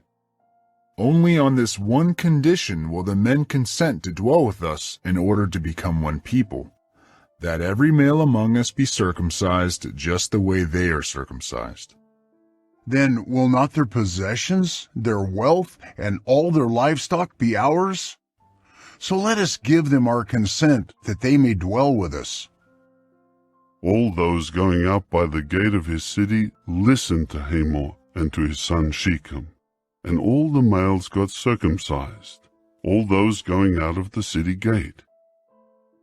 However, on the third day, when they were still in pain, 2 sons of Jacob, Simeon and Levi, Dinah's brothers, each took his sword and went into the unsuspecting city and killed every male. They killed Hamor and his son Shechem with the sword, and then took Dinah from Shechem's house and left. Jacob's other sons came upon the slain men and plundered the city, because they had defiled their sister. They took their flocks, their herds, their donkeys, and whatever was in the city and in the field. They also took all their possessions, captured all their little children and their wives, and plundered everything in the houses. At this Jacob said to Simeon and to Levi, You have brought great trouble on me in making me a stench to the inhabitants of the land, to the Canaanites and the Perizzites. I am few in number, and they will certainly gather together to attack me, and I will be annihilated, I and my house. But they said, Should anyone treat our sister like a prostitute? Chapter 35. After that God said to Jacob, Rise, go up to Bethel and dwell there, and make an altar there to the true God, who appeared to you when you were running away from Esau your brother. Then Jacob said to his household and to all who were with him, Get rid of the foreign gods that are in your midst, and cleanse yourselves and change your garments, and let us rise and go up to Bethel. There I will make an altar to the true God, who answered me in the day of my distress, and who has been with me wherever I have gone. So they gave Jacob all the foreign gods they had, and the earrings that were in their ears, and Jacob buried them under the big tree that was close to Shechem. When they traveled on, the terror of God struck the cities around them, so they did not chase after the sons of Jacob. Jacob eventually came to Luz, that is, Bethel, in the land of Canaan, he and all the people with him. There he built an altar and called the place El Bethel, because there the true God had revealed himself to him when he had run away from his brother. Later, Deborah, Rebekah's nurse, died and was buried at the foot of Bethel under an oak. So he named it Allon-Bachuth. God appeared to Jacob once again while he was coming from Paddan Aram and blessed him. God said to him, "Your name is Jacob. Your name will no longer be Jacob, but Israel will be your name." And he began to call him Israel. God further said to him, "I am God Almighty. Be fruitful and become many. Nations and a congregation of nations will come from you, and kings will descend from you.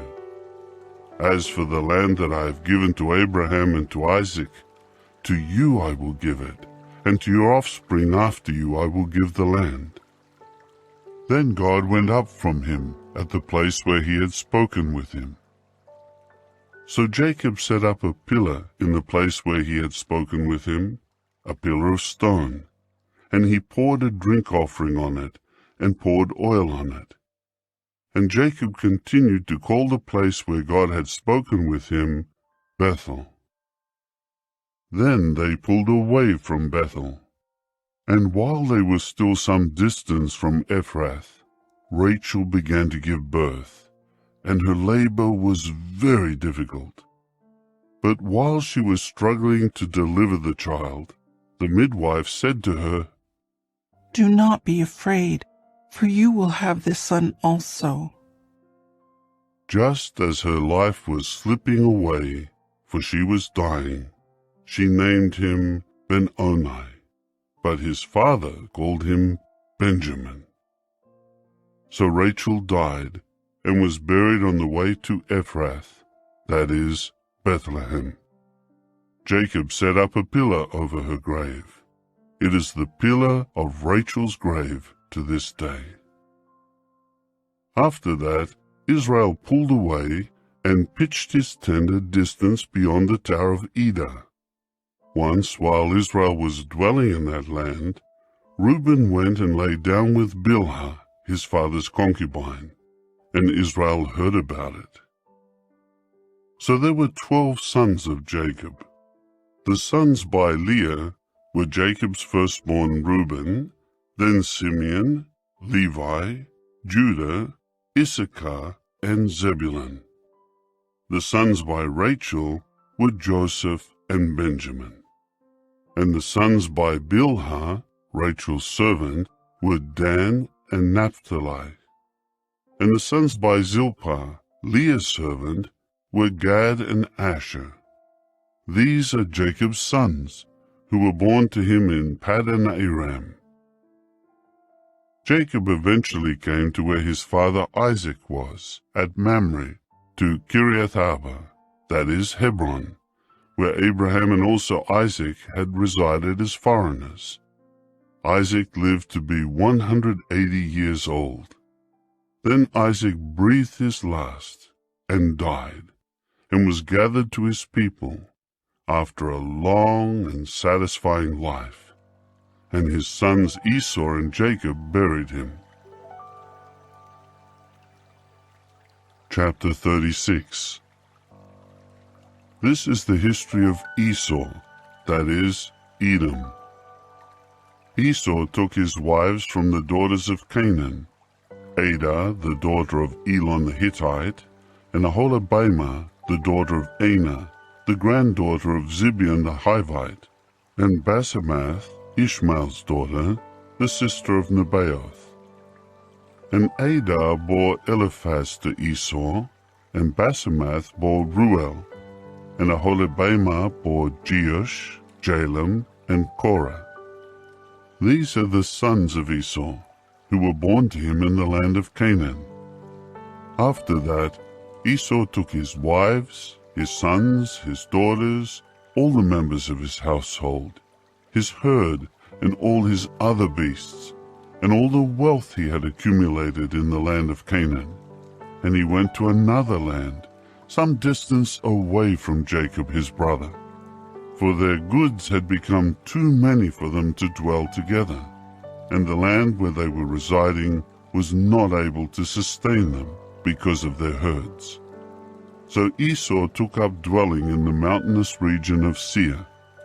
Esau is Edom.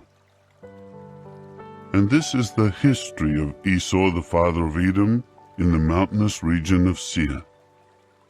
These are the names of the sons of Esau: Eliphaz the son of Adah, Esau's wife; Ruel the son of Basemath, Esau's wife. The sons of Eliphaz were Teman, Omar, Zepho, Gatam, and Kenaz. Timnah became the concubine of Eliphaz, Esau's son. In time she bore to Eliphaz Amalek. These are the sons of Adah, Esau's wife. These are the sons of Ruel: Nahath, Zerah, Shammah, and Mizah. These were the sons of Basemath, Esau's wife. These were the sons of Aholibamah, the daughter of Anah, the granddaughter of Zibeon, Esau's wife, whom she bore to Esau: Jeush, Jalam, and Korah. These are the sheiks of the sons of Esau, the sons of Eliphaz, Esau's firstborn: Sheik Teman, Sheik Omar, Sheik Zepho, Sheik Kenaz, Sheik Korah, Sheik Gatam, and Sheik Amalek. These are the sheiks of Eliphaz in the land of Edom. These are the sons by Adah. These are the sons of Ruel, Esau's son: Sheik Nahath, Sheik Zerah, Sheik Shammah, and Sheik Mizah. These are the sheiks of Ruel in the land of Edom. These are the sons by Basemath, Esau's wife.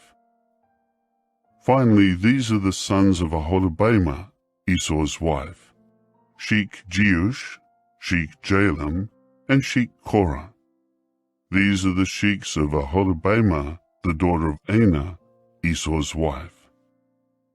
These are the sons of Esau, and these are their sheiks. He is Edom. These are the sons of Seir the Horite, the inhabitants of the land: Lotan, Shobal, Zibeon, Anah, Dishon, Ezer, and Dishan. These are the sheiks of the Horites, the sons of Seir, in the land of Edom. The sons of Lotan were Horai and Hemam, and Lotan's sister was Timnah. These are the sons of Shobal: Alvan, Manahath, Ebal, Shepho, and Onam. These are the sons of Zibeon: Aya and Anah. This is the Anah who found the hot springs in the wilderness, while he was tending the donkeys for Zibeon his father. These are the children of Anah: Dishon and Aholibamah, the daughter of Anah. These are the sons of Dishon: Hemdan, Eshban, Ithran, and Kiran. These are the sons of Ezer: Bilhan, Zaavan, and Akan. These are the sons of Dishan: Az and Aran. These are the sheiks of the Horites: Sheik Lotan, Sheik Shobal, Sheik Zibeon, Sheik Anah, Sheik Dishon, Sheik Ezer, and Sheik Dishan. These are the sheiks of the Horites, according to their sheiks in the land of Seir. Now these are the kings who reigned in the land of Edom, before any king reigned over the Israelites. Bela, son of Beor, reigned in Edom, and the name of his city was Dinhabah. When Bela died, Jobab, son of Zerah from Bozrah, began to reign in his place. When Jobab died, Husham from the land of the Temanites began to reign in his place. When Husham died, Hadad, son of Bedad, who defeated the Midianites in the territory of Moab, began to reign in his place, and the name of his city was Avith. When Hadad died, Samlah from Masrekah began to reign in his place. When Samlah died, Shael from Rehoboth by the river began to reign in his place. When Shael died, Baal-Hanan, the son of Akbor, began to reign in his place. When Baal-Hanan, the son of Akbor, died, Hadar began to reign in his place. The name of his city was Peu, and the name of his wife was Mehetabel, the daughter of Matred, the daughter of Mizahab. So these are the names of the sheiks of Esau, according to their families, according to their places, by their names: Sheik Timnah, Sheik Alva, Sheik Jetheth, Sheik Aholibamah, Sheik Elah, Sheik Pinon, Sheik Kenaz, Sheik Teman, Sheik Mibzah, Sheik Magdiel, and Sheik Iram. These are the sheiks of Edom, according to their settlements in the land of their possession. This is Esau, the father of Edom. Chapter 37. Jacob continued to dwell in the land of Canaan, where his father had lived as a foreigner. This is the history of Jacob. When Joseph was 17 years old, the young man was tending the flock with the sons of Bilhah and the sons of Zilpah, the wives of his father. And Joseph brought a bad report about them to their father. Now Israel loved Joseph more than all his other sons, because he was the son of his old age, and he had a special robe made for him. When his brothers saw that their father loved him more than all his brothers, they began to hate him, and they could not speak peaceably to him. Later Joseph had a dream, and told it to his brothers, and they found further reason to hate him. He said to them, "Please listen to this dream that I had. There we were binding sheaves in the middle of the field, when my sheaf got up and stood erect, and your sheaves encircled and bowed down to my sheaf."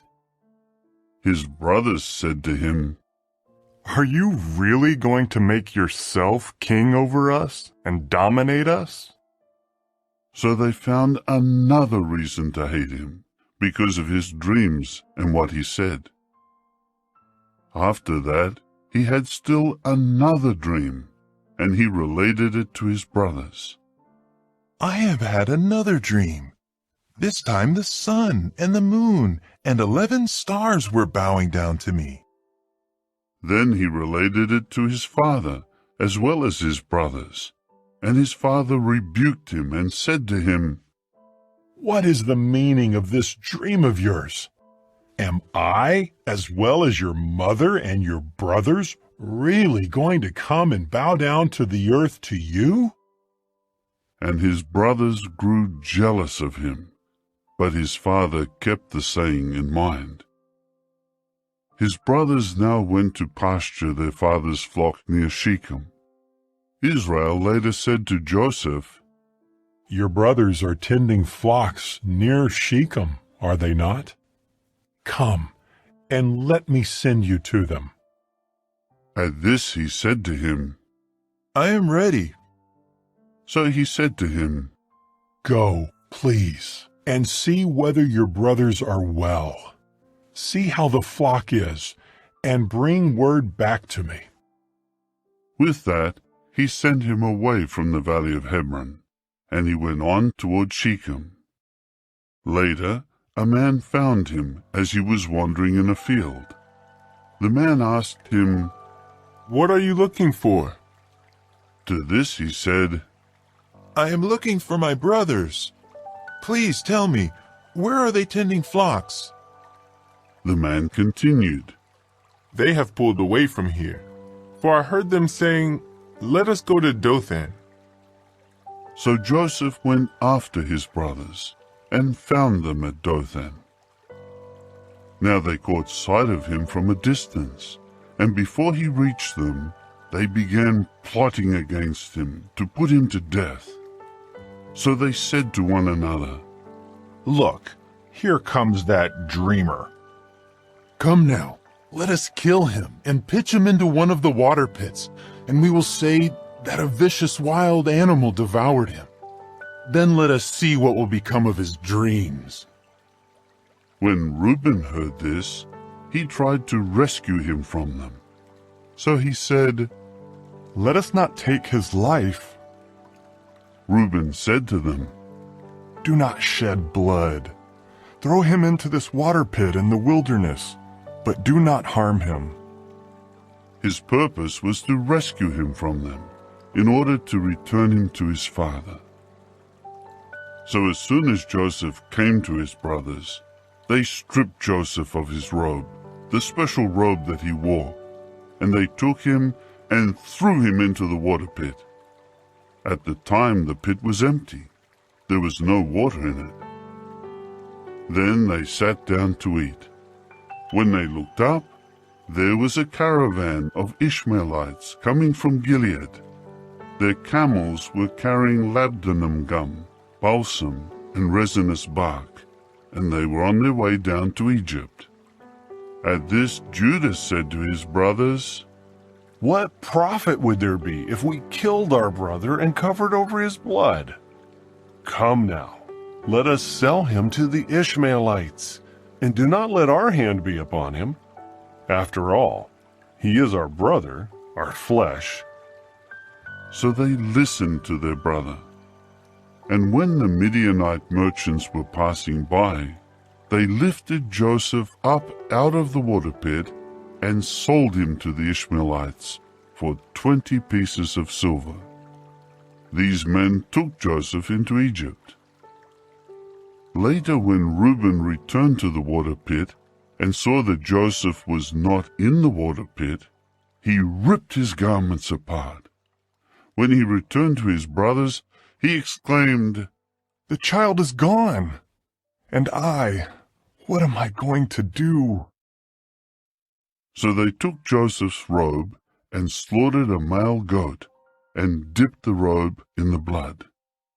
After that, they sent the special robe to their father and said, "This is what we found.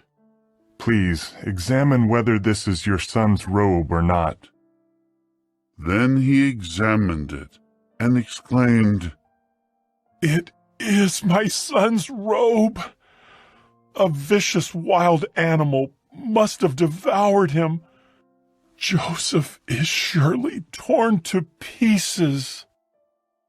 With that, Jacob ripped his garments apart and put sackcloth around his waist and mourned his son for many days.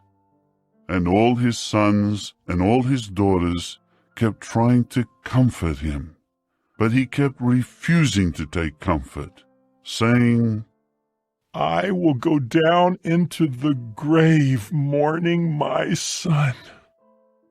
And his father continued weeping for him.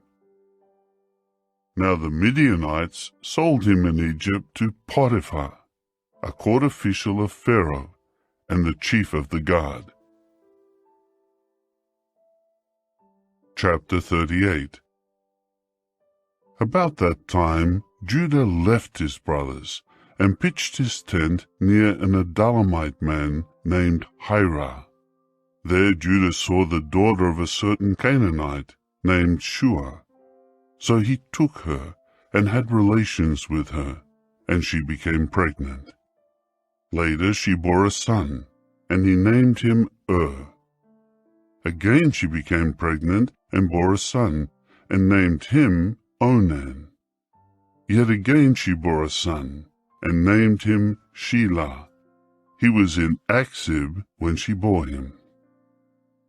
In time, Judah took a wife for his firstborn, and her name was Tamar. But Judah's firstborn, was displeasing to Jehovah, so Jehovah put him to death. In view of that, Judah said to Onan, "Have relations with your brother's wife, and perform brother-in-law marriage with her, and raise up offspring for your brother." But Onan knew that the offspring would not be considered his. So when he did have relations with his brother's wife, he wasted his semen on the ground, so as not to give offspring to his brother. What he did was bad in the eyes of Jehovah, so he also put him to death. Judah said to Tamar his daughter-in-law, "Dwell as a widow in the house of your father, until my son Shelah grows up." For he said to himself, "He too may die like his brothers." So Tamar went and stayed in her own father's house. Some time passed, and Judah's wife, the daughter of Shua, died. Judah kept the mourning period, and then he went to his sheep shearers in Timnah, with his companion Hira the Adullamite. Tamar was told, "Here your father-in-law is going up to Timnah to shear his sheep." With that, she removed her widow's clothing and veiled herself, and covered herself with a shawl, and sat down at the entrance of Enaim, which is on the road to Timnah, for she saw that Shelah had grown up, and yet she had not been given to him as a wife. When Judah caught sight of her, he at once took her for a prostitute, because she had covered her face. So he turned aside to her by the road and said, "Allow me, please, to have relations with you." For he did not know that she was his daughter-in-law. However, she said, "What will you give me that you may have relations with me?" To this he said, "I will send a young goat from my herd." But she said, "Will you give us security until you send it?" He continued, "What security should I give you?" To which she said, "Your seal ring, and your cord, and your rod that is in your hand." Then he gave them to her, and had relations with her, and she became pregnant by him. After that she got up and went away, and removed her shawl, and clothed herself with her widow's clothing. And Judah sent the young goat by the hand of his companion the Adullamite, to get back the security from the hand of the woman, but he never found her. He inquired of the men of her place, saying, "Where is that temple prostitute in Enaim along the road?" But they said, "No temple prostitute has ever been in this place." Finally he returned to Judah and said, "I never found her, and besides, the men of the place said, 'No temple prostitute has ever been in this place.'" So Judah said, "Let her take them for herself, in order that we may not fall into contempt. At any rate, I have sent this young goat, but you never found her." However, about 3 months later, Judah was told, "Tamar, your daughter-in-law, has acted as a prostitute, and she is also pregnant by her prostitution." At that, Judah said, "Bring her out and let her be burned."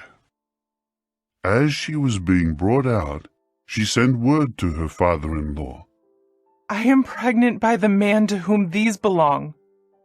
Then she added, "Please examine to whom these belong. the seal ring, and the cord, and the rod. Then Judah examined them and said, She is more righteous than I am, because I did not give her to Shelah my son. And he had no further sexual relations with her after that. When the time came for her to give birth, there were twins in her womb. As she was giving birth, one put out his hand, and the midwife immediately took a scarlet thread and tied it around his hand, saying, This one came out first.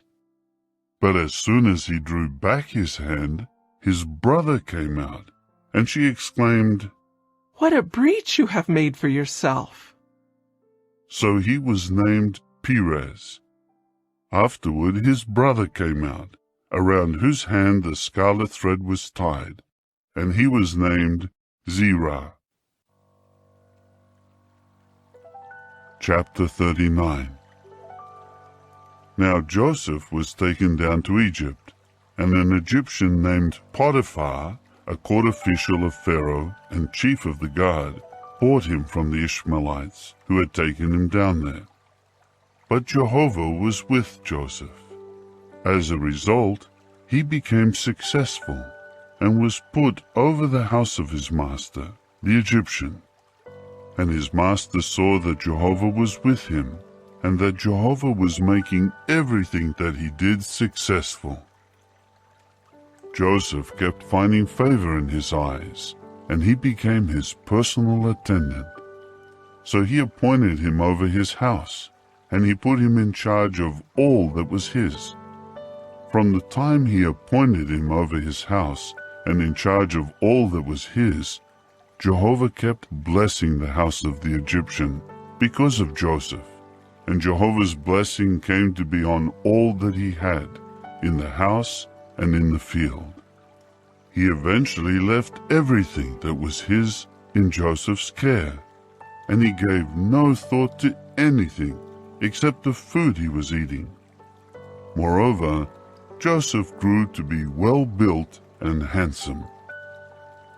Now after these things, the wife of his master began to cast her eyes on Joseph and say, Lie down with me.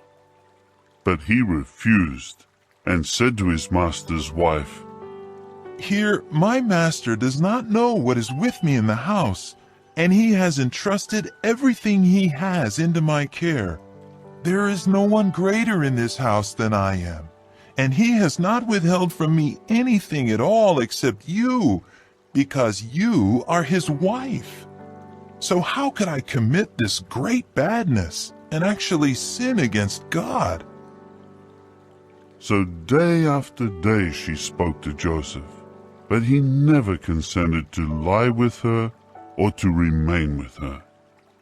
But on one of the days when he went into the house to do his work, none of the household servants were in the house. Then she grabbed hold of him by his garment and said, Lie down with me. But he left his garment in her hand and fled outside. As soon as she saw that he had left his garment in her hand and had fled outside, she began to cry out to the men of her house and to say to them, Look, he brought to us this Hebrew man to make us a laughingstock.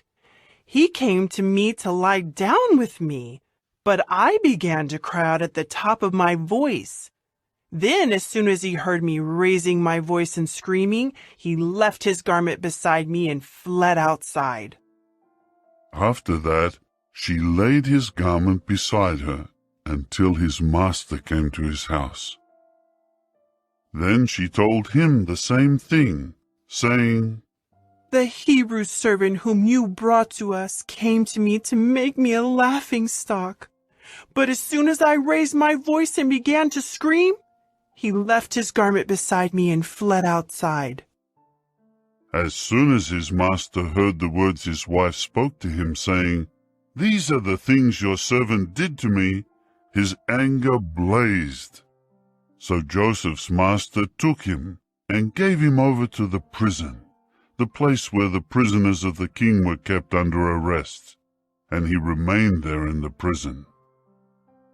But Jehovah continued with Joseph, and kept showing loyal love to him, and granting him favor in the eyes of the chief officer of the prison.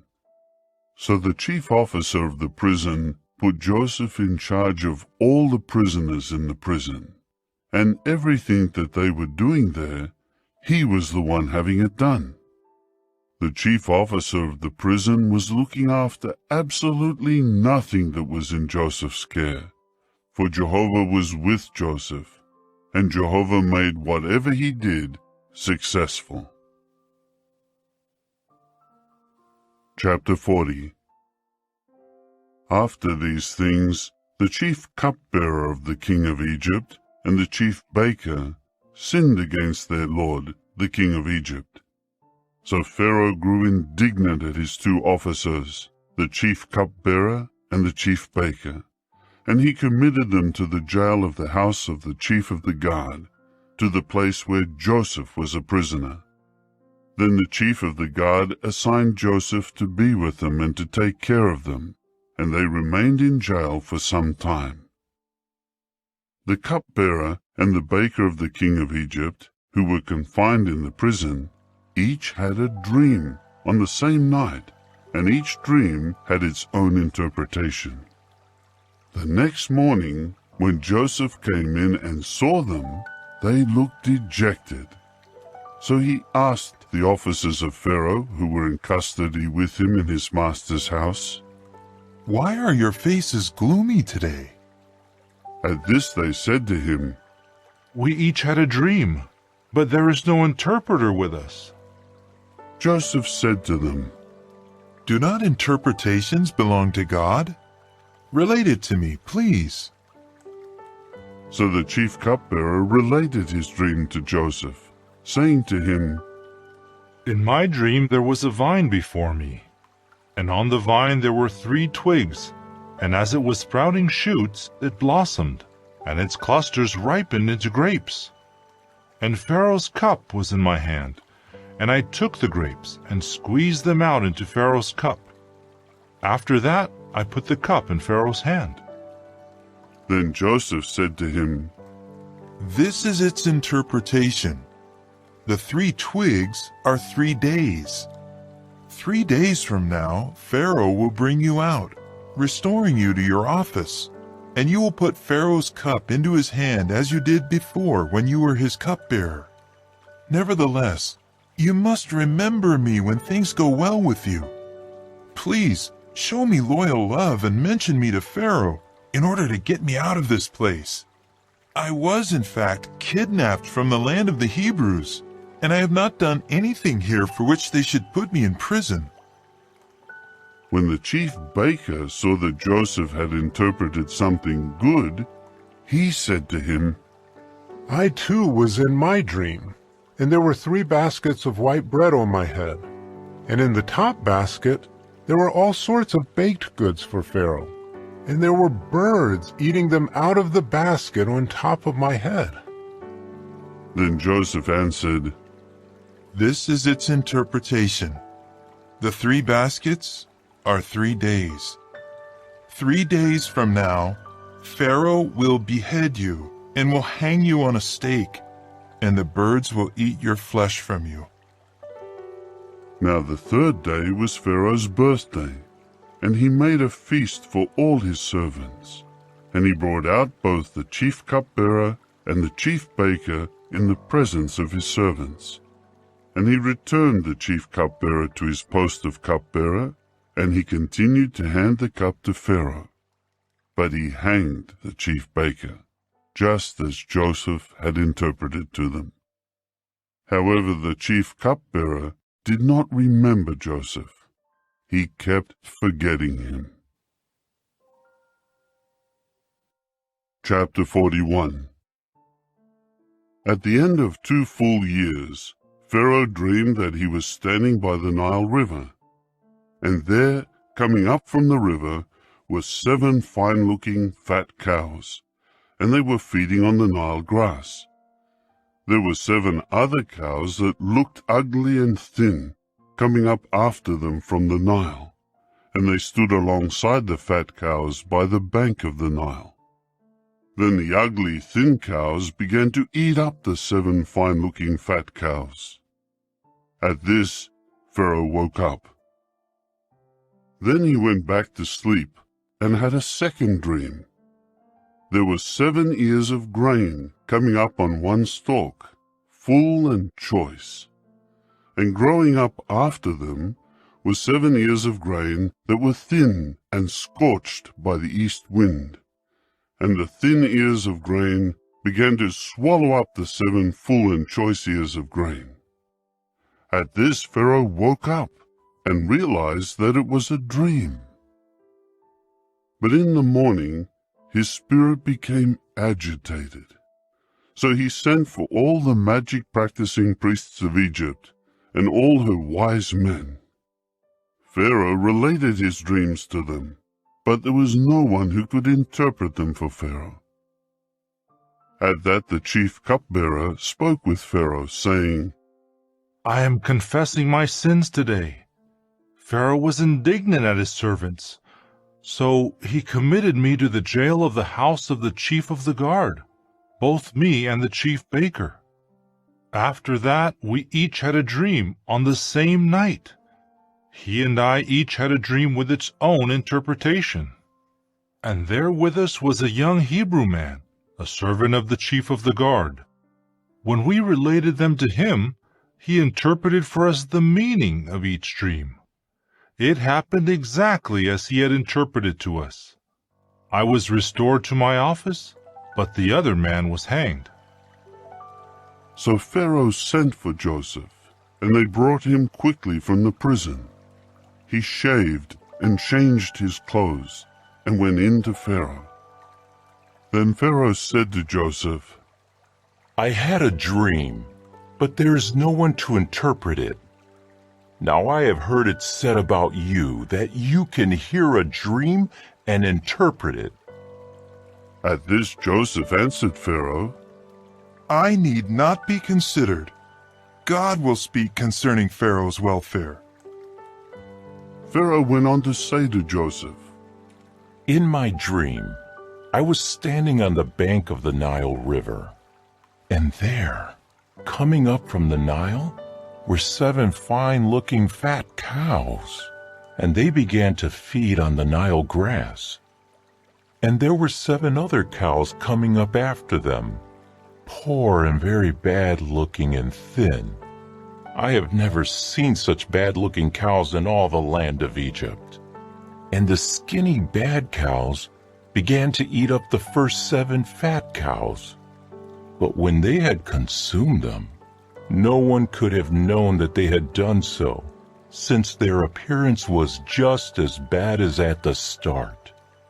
At that I woke up. After that, I saw in my dream 7 ears of grain coming up on one stalk, full and choice. Growing up after them were 7 ears of shriveled grain, thin and scorched by the east wind. Then the thin ears of grain began to swallow up the 7 choice ears of grain. So I told it to the magic-practicing priests, but there was no one who could explain it to me. Then Joseph said to Pharaoh, The dreams of Pharaoh are one and the same. The true God has told to Pharaoh what he will do. The 7 good cows are 7 years. Likewise, the 7 good ears of grain are 7 years. The dreams are one and the same. The 7 skinny and bad cows that came up after them are 7 years. And the 7 empty ears of grain, scorched by the east wind, will prove to be 7 years of famine. This is just as I told to Pharaoh. The true God has caused Pharaoh to see what he will do. There are to be 7 years of great abundance in all the land of Egypt. But 7 years of famine will certainly arise after them, and all the abundance in the land of Egypt will certainly be forgotten, and the famine will exhaust the land. and the previous abundance in the land will not be remembered because of the famine afterward, for it will be very severe. The dream was given twice to Pharaoh because the matter has been firmly established by the true God, and the true God will soon carry it out. So now, let Pharaoh look for a man who is discreet and wise, and place him over the land of Egypt. Let Pharaoh take action and appoint overseers in the land, and he should collect 1/5 of the produce of Egypt during the 7 years of abundance. And let them collect all the food during these coming good years, and let them stockpile grain under Pharaoh's authority, as food to be stored in the cities and safeguarded there.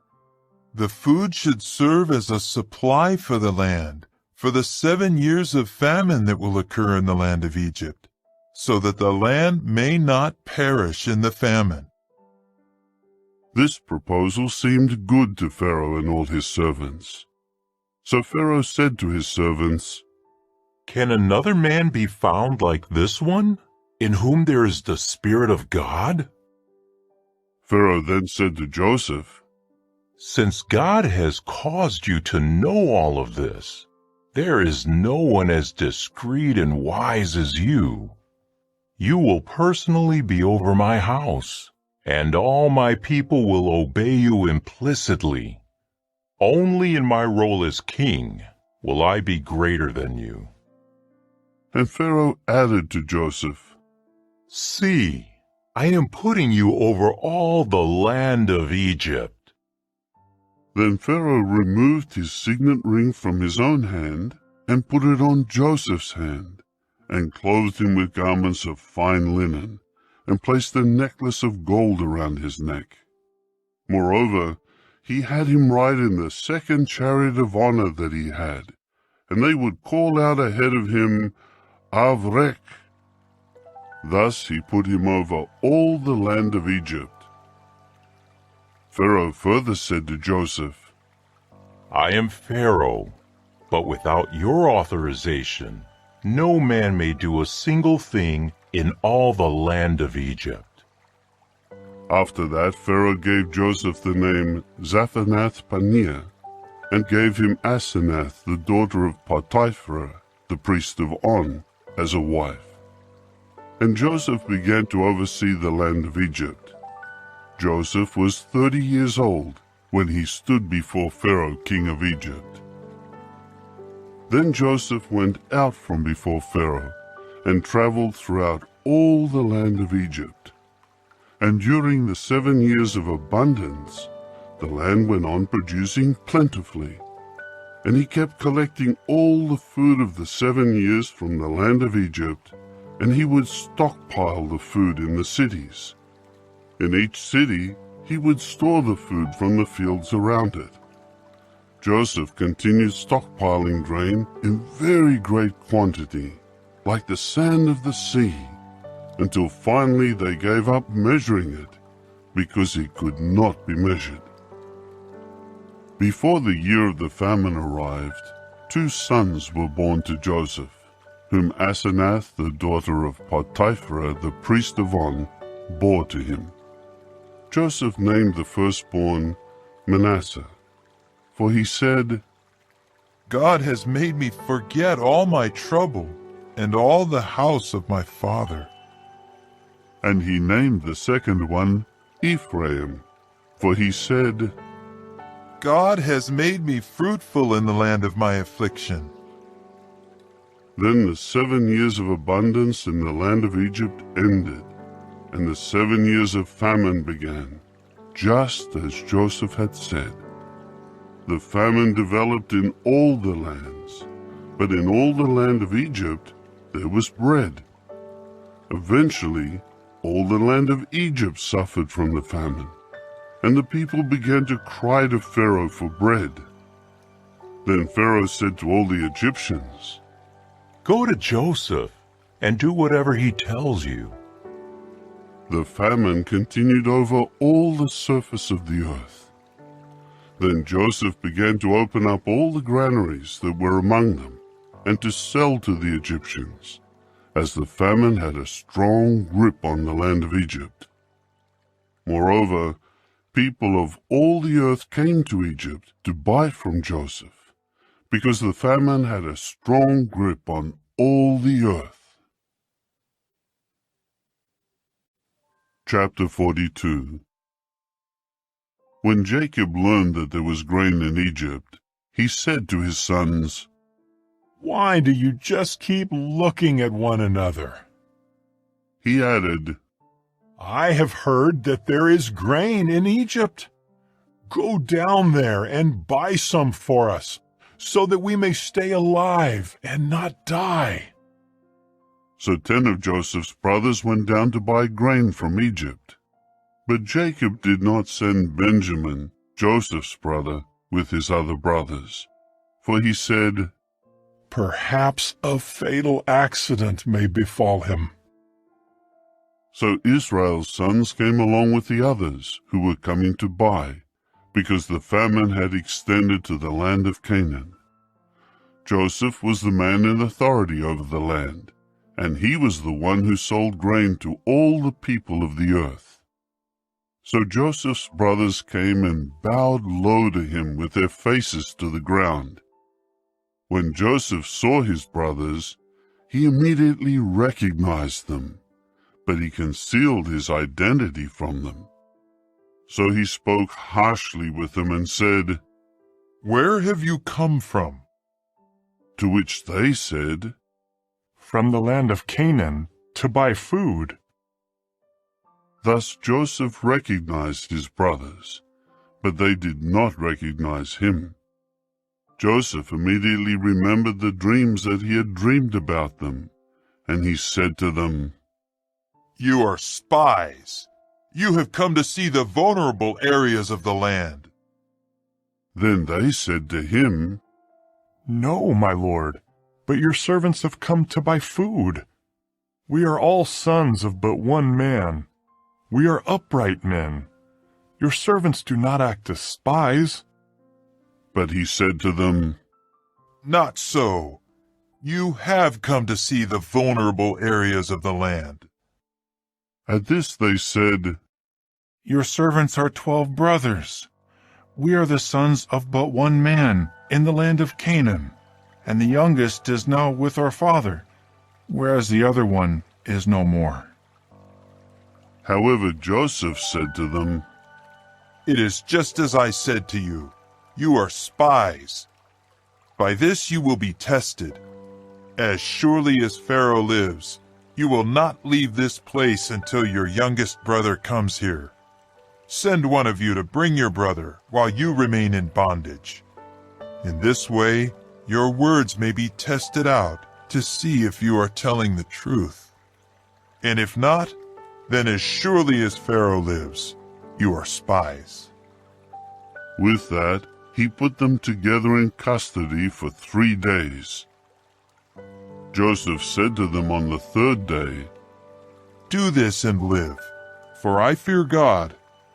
If you are upright, let one of your brothers remain in bondage in your house of custody, but the rest of you may go and take grain to alleviate the famine in your households. Then bring your youngest brother to me, so that your words will be found trustworthy, and you will not die." And they did so. And they said to one another, "We are surely being punished on account of our brother, because we saw his distress when he begged us to show compassion, but we did not listen. That is why this distress has come upon us." Then Reuben answered them, "Did I not say to you, do not sin against the child? But you would not listen. Now his blood is certainly being asked back." But they did not know that Joseph understood, for there was an interpreter between them. So he turned away from them and began to weep. When he returned and spoke to them again, he took Simeon from them and bound him before their eyes. Joseph then gave the command to fill up their bags with grain, and to return each man's money to his own sack, and to give them provisions for the journey. This was done for them.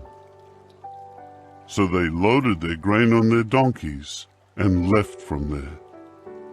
When one of them opened his sack to give fodder to his donkey at the lodging place, he saw his money there in the mouth of his bag. At that he said to his brothers, "My money has been returned, and now here it is in my bag." Then their hearts sank, and trembling, they turned to one another and said, "What is this that God has done to us?" When they came to Jacob their father in the land of Canaan, they told him all the things that had befallen them, saying, "The man who is the lord of the country spoke harshly with us and accused us of spying on the country. But we said to him, 'We are upright men. We are not spies. We are 12 brothers, the sons of our father. One is no more, and the youngest is now with our father in the land of Canaan.' But the man who is the lord of the country said to us, 'By this I will know that you are upright. Leave one of your brothers with me. Then take something to alleviate the famine in your households and go. And bring your youngest brother to me, so that I may know that you are not spies but upright men. I will then give your brother back to you, and you may carry on trade in the land.'" As they were emptying their sacks, here was each one's bag of money in his sack. When they and their fathers saw their bags of money, they became afraid. Jacob their father exclaimed to them, "It is I you have bereaved. Joseph is no more, and Simeon is no more, and you are going to take Benjamin. It is upon me that all these things have come." But Reuben said to his father, "You may put to death my own 2 sons if I do not bring him back to you. Give him over to my care, and I will return him to you." However, he said, "My son will not go down with you, because his brother is dead, and he alone is left. If a fatal accident should befall him on the journey you would make, then you would certainly bring down my gray hairs to the grave in grief." Chapter 43. Now the famine was severe in the land. So when they had finished eating the grain they had brought from Egypt, their father said to them, "Return and buy a little food for us." Then Judah said to him, "The man clearly warned us. You must not see my face again unless your brother is with you. If you send our brother with us, we will go down and buy food for you. But if you do not send him, we will not go down. For the man said to us, 'You must not see my face again unless your brother is with you.'" And Israel asked, "Why did you have to bring this trouble on me by telling the man that you had another brother?" They replied, "The man directly inquired concerning us and our relatives, saying, 'Is your father still alive? Do you have another brother?' And we told him these facts. How could we possibly know that he would say, 'Bring your brother down'?" Judah then urged Israel his father, "Send the boy with me, and let us go on our way, so that we may live and not die, we and you and our children. I will be a guarantee for his safety. You may hold me responsible. If I fail to return him to you and present him to you, I will have sinned against you for all time. But if we had not delayed, we could have been there and back twice by now." So Israel their father said to them, "If it must be so, then do this. Take the finest products of the land in your bags and carry them down to the man as a gift. A little balsam, a little honey, labdanum, resinous bark, pistachio nuts, and almonds. Take double the money with you. And also take back the money that was returned in the mouth of your bags. Maybe it was a mistake. Take your brother and go. Return to the man. May God Almighty grant you pity from the man, so that he may release to you your other brother and Benjamin. But as for me, if I must be bereaved, I will be bereaved. So the men took this gift, and they took double the money in their hand, and Benjamin. Then they rose and went on their way down to Egypt, and again stood before Joseph. When Joseph saw Benjamin with them, he at once said to the man who was over his house, "Take the men to the house, and slaughter animals and prepare the meal, for the men are to eat with me at noon." Immediately the man did just as Joseph had said, and he took them to Joseph's house. But the men became afraid when they were taken to Joseph's house, and they began to say, "It is because of the money that was returned in our bags the last time that we are being brought here. Now they will attack us and make us slaves and take our donkeys." So they approached the man who was over Joseph's house and spoke to him at the entrance of the house. They said, "Pardon us, my lord. We did come down the first time to buy food. But when we arrived at our lodging place and began opening our bags, why, here was the money of each one in the mouth of his bag, our money in full weight. So we would like to return it personally. And we have brought more money to buy food. We do not know who placed our money in our bags." Then he said, "It is all right. Do not be afraid. Your God and the God of your father put treasure in your bags. Your money came first to me." After that, he brought out Simeon to them. Then the man brought them into Joseph's house, and gave them water for washing their feet, and he gave fodder for their donkeys. And they prepared the gift for Joseph's coming at noon, for they had heard that they were going to eat a meal there. When Joseph went into the house, they brought their gift to him into the house, and prostrated themselves to him to the ground. After this, he inquired about their welfare, and said, "How is your aged father of whom you have spoken? Is he still alive?" To this they said, "Your servant our father is well. He is still alive." Then they bowed down and prostrated themselves. When he looked up and saw Benjamin his brother, the son of his mother, he said, "Is this your brother, the youngest one of whom you have spoken to me?" He added, "May God show you his favor, my son." Joseph then hurried out, because he was overcome with emotion for his brother, and he looked for a place to weep. So he went into a private room and gave way to tears there. After that, he washed his face and went out, now in control of himself. And he said, "Serve the meal." They served him by himself, and them by themselves, and the Egyptians with him ate by themselves. For the Egyptians could not eat a meal with the Hebrews, because that is a detestable thing to the Egyptians. The brothers were seated before him, the firstborn according to his right as firstborn, and the youngest according to his youth. And they kept looking at one another in amazement.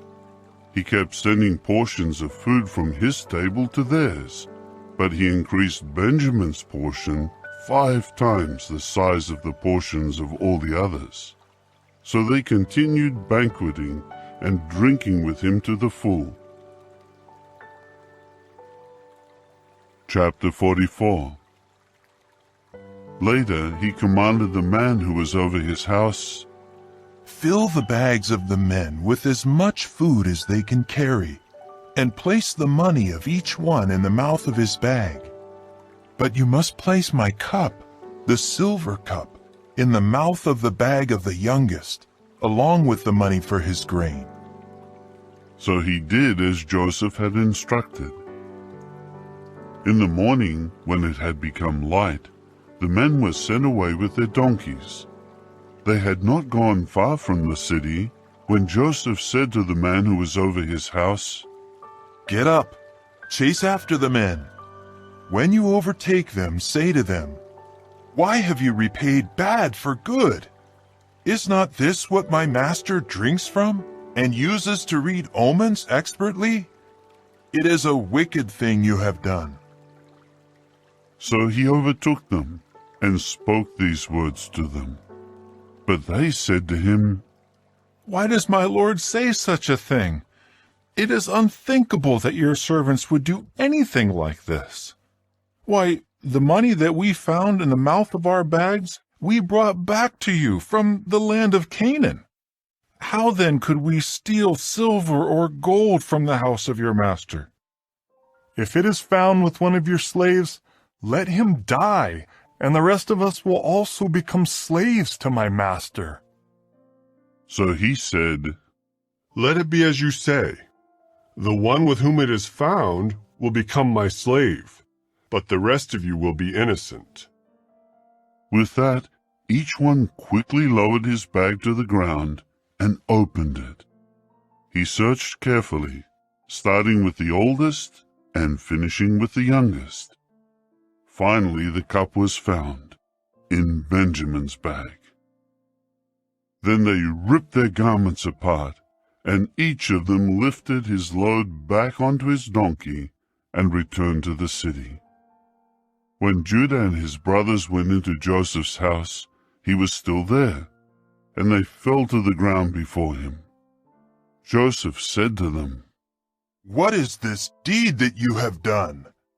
Did you not know that a man like me can expertly read omens?" At this Judah replied, "What can we say to my master? What can we speak? And how can we prove ourselves righteous? The true God has found out the error of your slaves. We are now slaves to my master, both we and the one in whose hand the cup was found." However, he said, "It is unthinkable for me to do this. The man in whose hand the cup was found is the one who will become a slave to me. As for the rest of you, go up in peace to your father." Judah now approached him and said, "I beg you, my master, please let your slave speak a word in my master's ears, and do not become angry with your slave, for you are like Pharaoh himself." My master asked his slaves, "Do you have a father or a brother?" So we said to my master, "We do have an aged father and a child of his old age, the youngest. But his brother is dead, so he is the only remaining son of his mother, and his father loves him." After that you said to your slaves, "Bring him down to me so that I may see him." But we said to my master, "The boy is not able to leave his father. If he did leave him, his father would certainly die." Then you said to your slaves, "Unless your youngest brother comes down with you, you may not see my face anymore." So we went up to your slave, my father, and told him the words of my master. Later our father said, "Return and buy a little food for us." But we said, "We are not able to go down. If our youngest brother is with us, we will go down, for we cannot see the man's face unless our youngest brother is with us." Then your slave, my father, said to us, You well know that my wife bore but 2 sons to me, but one of them left me, and I said, he must surely have been torn to pieces, and I have not seen him until now. If you were to take this one also out of my sight, and a fatal accident were to befall him, you would certainly bring down my gray hairs to the grave with calamity. And now, if I return to your slave my father without the boy along with us, since his own life is bound up with this one's life, then as soon as he sees that the boy is not there, he will die, and your slaves will indeed bring down the gray hairs of your slave our father to the grave in grief. Your slave gave a guarantee to my father for the boy, saying, if I fail to bring him back to you, then I will have sinned against my father forever. So now, please, let your slave stay instead of the boy as my master's slave, in order that the boy may return with his brothers. How can I return to my father without the boy along with me?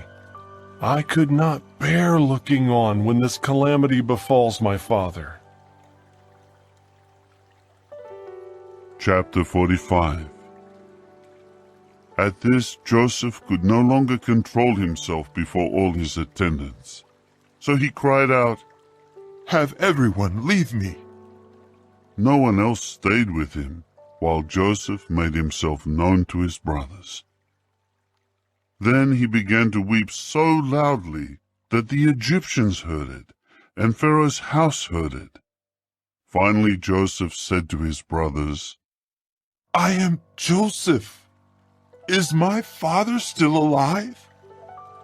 But his brothers were unable to answer him at all, because they were astonished on account of him. So Joseph said to his brothers, Come close to me, please. With that, they came close to him. Then he said, I am Joseph, your brother, whom you sold into Egypt. But now do not be upset, and do not reproach one another because you sold me here, because God has sent me ahead of you for the preservation of life. This is the 2nd year of the famine in the land, and there are yet 5 years in which there will be no plowing or harvest. But God sent me ahead of you in order to preserve for you a remnant on the earth, and to keep you alive by a great deliverance. So then, it was not you who sent me here, but it was the true God, in order to appoint me as chief advisor to Pharaoh, and lord for all his house, and ruler over all the land of Egypt. Return quickly to my father, and you must say to him, This is what your son Joseph has said. God has appointed me lord over all Egypt. Come down to me. Do not delay. You must dwell in the land of Goshen, where you will be near me. You, your sons, your grandsons, your flocks, your herds, and everything you have. I will supply you with food there, for there are yet 5 years of famine. Otherwise, you and your house and everything you have will come to poverty. You and my brother Benjamin can now see with your own eyes that I am really the one speaking to you. So you must tell my father about all my glory in Egypt and everything you have seen. Now hurry and bring my father down here. Then he embraced his brother Benjamin and gave way to weeping, and Benjamin wept with his arms around his neck. And he kissed all his brothers and wept over them. And after that, his brothers spoke with him. The news reached the house of Pharaoh. Joseph's brothers have come. It was good in the eyes of Pharaoh and his servants. So Pharaoh said to Joseph, Tell your brothers, do this. Load your beasts of burden and go to the land of Canaan, and take your father and your households and come here to me. I will give you the good things of the land of Egypt, and you will eat the richest part of the land. And you are commanded to tell them, do this. Take wagons from the land of Egypt for your children and your wives, and you must bring your father on one of them and come here. Do not worry about your belongings, for the best of all the land of Egypt is yours. And the sons of Israel did so, and Joseph gave them wagons according to Pharaoh's orders, and he gave them provisions for the journey. To each of them he gave individual changes of clothing, but to Benjamin he gave 300 silver pieces and 5 changes of clothing. And to his father he sent the following: 10 donkeys carrying good things of Egypt, and 10 female donkeys carrying grain and bread and sustenance for his father for the journey. So he sent his brothers off, and as they departed, he said to them, Do not become upset with one another on the way. Then they went up from Egypt, and came into the land of Canaan to their father Jacob. Then they reported to him, Joseph is still alive, and he is the ruler over all the land of Egypt. But his heart grew numb, because he did not believe them. When they went on telling him all the words that Joseph had spoken to them, and when he saw the wagons that Joseph had sent to carry him, the spirit of their father Jacob began to revive. Israel exclaimed, It is enough. My son Joseph is still alive. I must go and see him before I die. Chapter 46. So Israel took all that he had and departed. When he arrived at Beersheba, he offered sacrifices to the God of his father Isaac. Then God spoke to Israel in a vision by night and said, Jacob, Jacob. To which he said, Here I am. He said, I am the true God, the God of your father. Do not be afraid to go down to Egypt, for there I will make you into a great nation. I myself will go down with you to Egypt, and I myself will also bring you back from there, and Joseph will lay his hand on your eyes. After that, Jacob departed from Beersheba, and the sons of Israel transported Jacob their father, and their children and their wives, in the wagons that Pharaoh had sent to transport him. They took along their herds and their goods, which they had accumulated in the land of Canaan. And so they came into Egypt, Jacob and all his offspring with him. He brought with him into Egypt his sons and his grandsons, his daughters and his granddaughters, all his offspring. Now these are the names of Israel's sons who came into Egypt, Jacob and his sons. Jacob's firstborn was Reuben. The sons of Reuben were Hanok, Palu, Hezron, and Carmi. The sons of Simeon were Jemuel, Jamin, Ohad, Jachin, Zohar, and Sheol, the son of a Canaanite woman. The sons of Levi were Gershon, Kohath, and Merari. The sons of Judah were Onan, Shelah, Perez, and Zerah. However, and Onan died in the land of Canaan. The sons of Perez came to be Hezron and Hamul. The sons of Issachar were Tola, Puvah, Yob, and Shimron. The sons of Zebulun were Sered, Elon, and Jaliel. These are the sons of Leah, whom she bore to Jacob in Paddan Aram, together with his daughter Dinah. All his sons and his daughters numbered 33. The sons of Gad were Ziphion, Haggai, Shunai, Esbon, Eri, Arodi, and Areli. The sons of Asher were Imnah, Ishva, Ishvi, and Beriah, and their sister was Serah. The sons of Beriah were Heber and Malchiel. These are the sons of Zilpah, whom Laban gave to his daughter Leah. She bore these to Jacob, 16 persons in all. The sons of Jacob's wife Rachel were Joseph and Benjamin. There were born to Joseph in the land of Egypt Manasseh and Ephraim, whom Asenath, the daughter of Potiphera, the priest of On, bore to him. The sons of Benjamin were Bela, Becher, Ashbel, Gera, Naaman, Ehi, Rosh, Muppim, Huppim, and Ard. These are the sons of Rachel, who were born to Jacob, 14 persons in all. The son of Dan was Hushim. The sons of Naphtali were Jaziel, Guni, Jezer, and Shillem. These are the sons of Bilhah, whom Laban gave to his daughter Rachel. She bore these to Jacob, 7 persons in all. All those who descended from Jacob and went into Egypt with him, aside from the wives of Jacob's sons, were 66.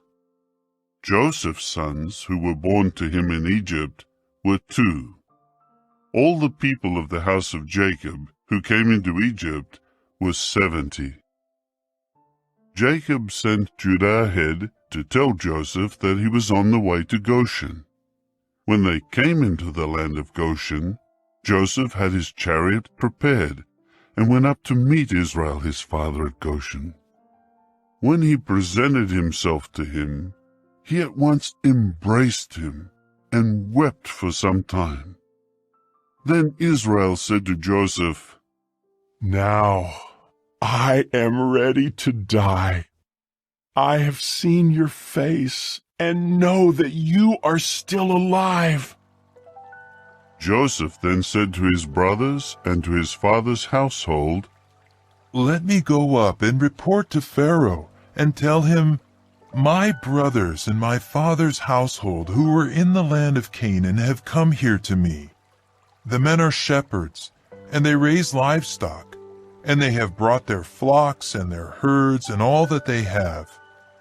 When Pharaoh calls you and asks, "What is your occupation?" you must say, "Your servants have raised livestock from our youth until now, both we and our forefathers, so that you may dwell in the land of Goshen, for every herder of sheep is detestable to the Egyptians." Chapter 47. So Joseph went and reported to Pharaoh, "My father and my brothers and their flocks and their herds and all that they possess have come from the land of Canaan, and they are in the land of Goshen." He took 5 of his brothers and presented them to Pharaoh. Pharaoh said to his brothers, "What is your occupation?" They replied to Pharaoh, "Your servants are herders of sheep, both we and our forefathers." Then they said to Pharaoh, "We have come to reside as foreigners in the land, because there are no pastures for the flock of your servants, for the famine is severe in the land of Canaan. So please let your servants dwell in the land of Goshen." At that Pharaoh said to Joseph, "Your father and your brothers have come here to you. The land of Egypt is at your disposal. Have your father and your brothers dwell in the very best part of the land. Let them dwell in the land of Goshen. And if you know of any capable men among them, put them in charge of my livestock." Then Joseph brought in Jacob his father, and presented him to Pharaoh. And Jacob blessed Pharaoh. Pharaoh asked Jacob, "How old are you?" Jacob said to Pharaoh, "The years of my wanderings are 130. Few and distressing the years of my life have been, and they are not as long as the years of the lives of my forefathers during their wanderings." After that, Jacob blessed Pharaoh and went out from before him. So Joseph settled his father and his brothers, and he gave them a possession in the land of Egypt, in the very best part of the land, in the land of Ramesses, just as Pharaoh had commanded. And Joseph kept supplying his father and his brothers and the entire household of his father with food, according to the number of their children. Now there was no food in all the land, because the famine was very severe, and the land of Egypt and the land of Canaan became exhausted as a result of the famine. Joseph was collecting all the money that was to be found in the land of Egypt and in the land of Canaan for the grain that people were buying, and Joseph kept bringing the money into Pharaoh's house. In time the money from the land of Egypt and the land of Canaan was spent, and all the Egyptians began coming to Joseph, saying, "Give us food. Why should we die before your very eyes because our money has run out?" Then Joseph said, "If your money has run out, hand over your livestock, and I will give you food in exchange for your livestock." So they began bringing their livestock to Joseph, and Joseph kept giving them food in exchange for their horses, the livestock of the flock and of the herd, and the donkeys, and he kept providing them with food in exchange for all their livestock during that year. When that year came to its close, they began coming to him the next year and saying, "We will not hide from my lord that the money and the stock of domestic animals have already been given to my lord. We have nothing left for my lord but our bodies and our land." "Why should we die before your eyes, both we and our land? Buy us and our land in exchange for food, and we together with our land will become slaves to Pharaoh. Give us seed so that we may live and not die, and that our land may not become desolate." Joseph then bought all the land of the Egyptians for Pharaoh, because every Egyptian sold his field, for the famine was very severe, and the land became Pharaoh's. Then he moved the people into cities, from one end of the territory of Egypt to its other end. Only the land of the priests he did not buy, because the rations for the priests were from Pharaoh, and they lived on their rations that Pharaoh gave them. That is why they did not sell their land. Then Joseph said to the people, "See, I have today bought you and your land for Pharaoh. Here is seed for you, and you must sow the land with it. When it produces, give a fifth to Pharaoh, but 4 parts will be yours, as seed for the field, and as food for you and for those in your houses and for your children to eat." So they said, "You have preserved our lives. Let us find favor in the eyes of my lord, and we will become slaves to Pharaoh." Then Joseph made it a decree, which is valid until today over the land of Egypt, that a fifth belongs to Pharaoh. It was only the land of the priests that did not become Pharaoh's. Israel continued to dwell in the land of Egypt, in the land of Goshen, and they settled in it, and were fruitful and increased greatly. And Jacob lived on in the land of Egypt for 17 years, so that the days of Jacob's life came to be 147 years. The time was approaching for Israel to die. So he called his son Joseph and said, "If now I have found favor in your eyes, place your hand, please, under my thigh, and show loyal love and faithfulness to me. Please do not bury me in Egypt. When I die, you must carry me out of Egypt and bury me in the grave of my forefathers." Accordingly, he said, "I will do just as you say." Then he said, "Swear to me." So he swore to him. At that, Israel bowed down at the head of his bed. Chapter 48. After these things, Joseph was told, "Look, your father is getting weak." At that, he took his 2 sons Manasseh and Ephraim with him. Then Jacob was told, "Here, your son Joseph has come to you." So Israel gathered his strength and sat up on his bed. And Jacob said to Joseph, God Almighty appeared to me at Luz in the land of Canaan and blessed me. And he said to me, I am making you fruitful, and I will make you many, and I will transform you into a congregation of peoples, and I will give this land to your offspring after you as a lasting possession. Now your 2 sons, who were born to you in the land of Egypt, before I came to you in Egypt, are mine.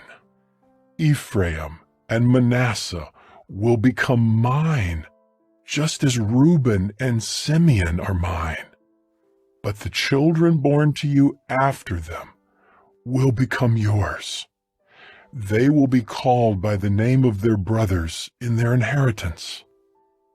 As for me, when I was coming from Paddan, Rachel died alongside me in the land of Canaan, while there was yet a good stretch of land before coming to Ephrath.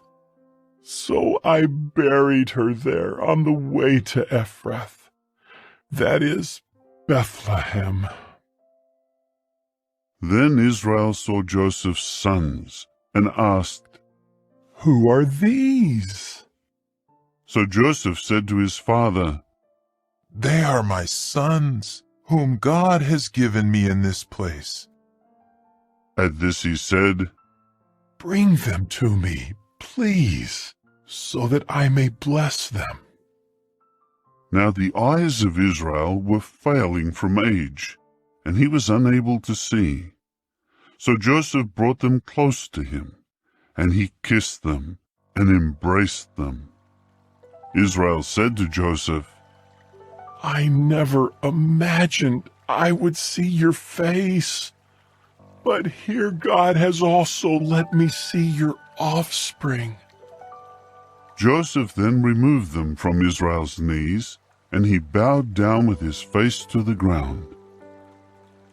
Joseph now took the 2 of them, Ephraim with his right hand to Israel's left, and Manasseh with his left hand to Israel's right, and brought them close to him. However, Israel put out his right hand and placed it on Ephraim's head, although he was the younger, and he placed his left hand on Manasseh's head. He purposely laid his hands this way, since Manasseh was the firstborn. Then he blessed Joseph and said, The true God, before whom my fathers Abraham and Isaac walked, the true God who has been shepherding me during all my life until this day, the angel who has been recovering me from all calamity, bless the boys. Let my name be called upon them, and the name of my fathers, Abraham and Isaac. Let them increase to a multitude in the earth. When Joseph saw that his father kept his right hand placed on Ephraim's head, it was displeasing to him. So he tried to take hold of his father's hand to move it from Ephraim's head to Manasseh's head. Joseph said to his father, "Not so, my father, because this is the firstborn. Put your right hand on his head." But his father kept refusing and said, I know it, my son. I know it. He too will become a people, and he too will become great. Nevertheless, his younger brother will become greater than he will, and his offspring will become the full equivalent of nations. So he continued to bless them on that day, saying, Let Israel mention you when they pronounce blessings, saying, May God make you like Ephraim and like Manasseh. Thus he kept putting Ephraim before Manasseh. Then Israel said to Joseph, Look, I am dying, but God will certainly continue with you and return you to the land of your forefathers.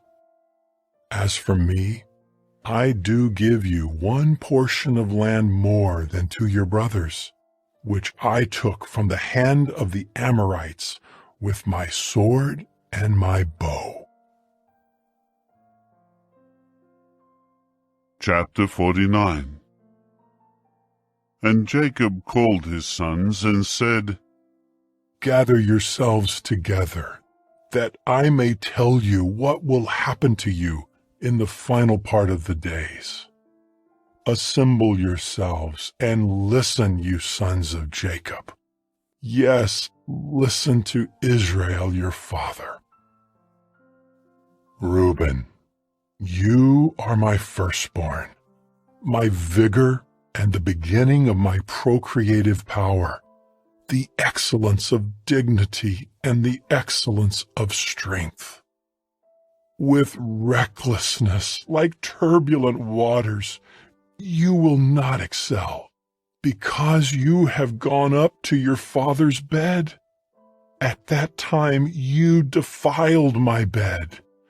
He actually went onto it. Simeon and Levi are brothers. Instruments of violence are their slaughter weapons.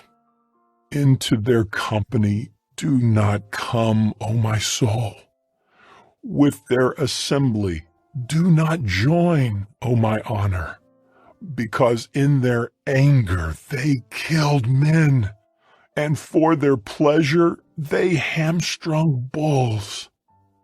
Cursed be their anger, because it is cruel, and their fury, because it is harsh. Let me disperse them in Jacob, and let me scatter them in Israel. As for you, Judah, your brothers will praise you. Your hand will be on the neck of your enemies. The sons of your father will bow down before you. Judah is a lion cub. From the prey, my son, you will certainly go up. He has crouched down and stretched himself out like a lion. And like a lion, who dares rouse him? The scepter will not depart from Judah, neither the commander's staff from between his feet, until Shiloh comes, and to him the obedience of the peoples will belong. Tying his donkey to a vine, and his donkey's colt to a choice vine, he will wash his clothing in wine, and his garment in the blood of grapes. Dark red are his eyes from wine, and his teeth are white from milk. Zebulun will reside by the seashore, by the shore where the ships lie anchored, and his remote border will be towards Sidon. Issachar is a strong-boned donkey, lying down between the two saddlebags, and he will see that the resting place is good, and that the land is pleasant. He will bend his shoulder to bear the burden, and will submit to forced labor. Dan will judge his people as one of the tribes of Israel. Let Dan be a serpent by the roadside, a horned snake beside the path, that bites the heels of the horse, so that its rider falls backward. I will wait for salvation from you, O Jehovah. As for Gad, a marauder band will raid him, but he will raid at their heels. Asher's bread will be abundant, and he will provide food fit for a king. Naphtali is a slender doe. He is speaking words of elegance. Joseph is the offshoot of a fruitful tree by a spring, whose branches extend over the wall.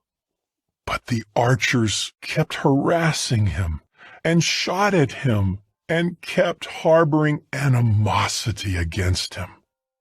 And yet his bow remained in place, and his hands stayed strong and agile.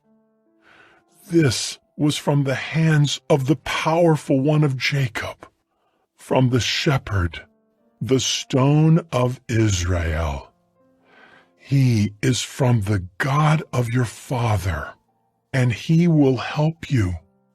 And he is with the Almighty, and he will bless you with the blessings of the heavens above, with the blessings of the deep below, with the blessings of the breasts and womb.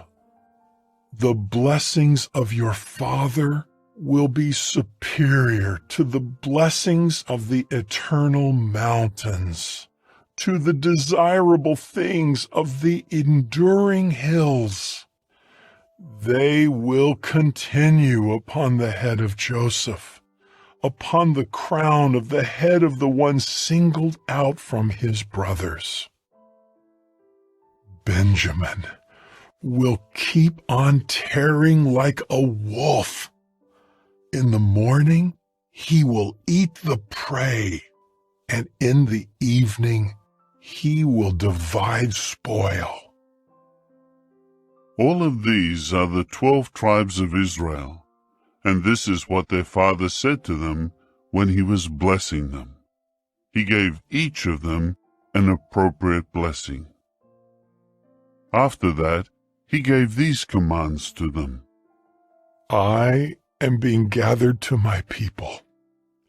Bury me with my fathers in the cave that is in the field of Ephron the Hittite, the cave in the field of Machpelah, in front of Mamre, in the land of Canaan, the field that Abraham purchased from Ephron the Hittite, as a property for a burial place. There they buried Abraham and his wife Sarah. There they buried Isaac and his wife Rebekah. And there I buried Leah.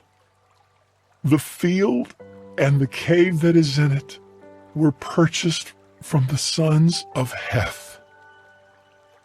Thus Jacob finished giving these instructions to his sons. Then he drew his feet up onto the bed and breathed his last, and was gathered to his people. Chapter 50. Joseph then threw himself on his father and wept over him and kissed him. After that, Joseph commanded his servants, the physicians, to embalm his father. So the physicians embalmed Israel, and they took the full 40 days for him, for this is the full period for the embalming. And the Egyptians continued to shed tears for him 70 days. When the days of mourning for him passed, Joseph spoke to Pharaoh's court, saying, "If I have found favor in your eyes, give this message to Pharaoh. My father made me swear, saying, 'Look, I am dying. You are to bury me in my burial place, which I have excavated in the land of Canaan. Please, let me go up and bury my father, after which I will return.'" Pharaoh replied, "Go and bury your father, just as he made you swear."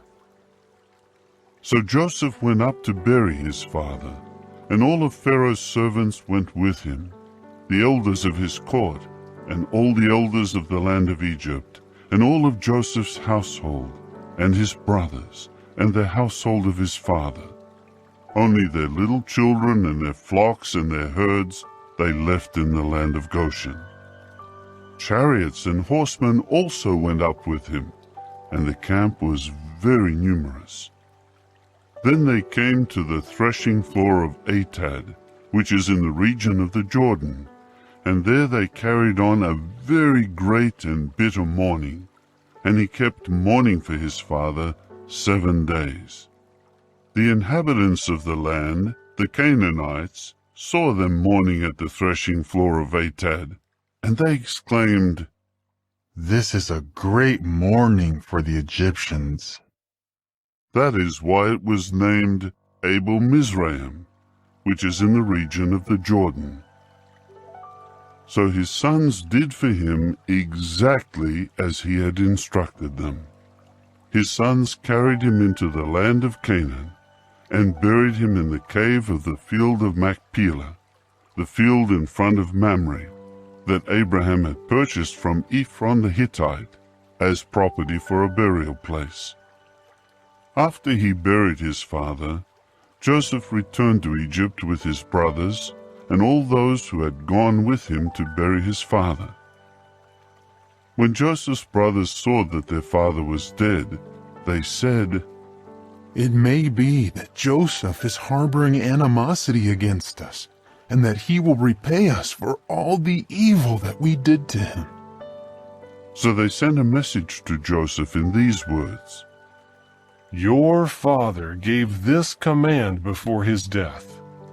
This is what you are to say to Joseph. I beg you, please pardon the transgression of your brothers and the sin they committed in bringing such harm to you. Now, please pardon the transgression of the servants of your father's God." And Joseph wept when they spoke to him. Then his brothers also came and fell down before him and said, "Here we are as slaves to you." Joseph said to them, "Do not be afraid. Am I in the place of God? Although you meant to harm me, God intended it to turn out well and to preserve many people alive as he is doing today. So now do not be afraid. I will keep supplying you and your little children with food." Thus he comforted them and spoke reassuringly to them. And Joseph continued to dwell in Egypt, he and the household of his father. And Joseph lived for 110 years. Joseph saw the third generation of Ephraim's sons, also the sons of Machir, Manasseh's son. They were born upon Joseph's knees. At length, Joseph said to his brothers, "I am dying, but God will without fail turn his attention to you. and he will certainly bring you up out of this land, to the land about which he swore, to Abraham, to Isaac, and to Jacob. So Joseph made the sons of Israel swear, saying, God will without fail turn his attention to you. You must take my bones up out of here. And Joseph died at the age of 110, and they had him embalmed, and he was put in a coffin in Egypt.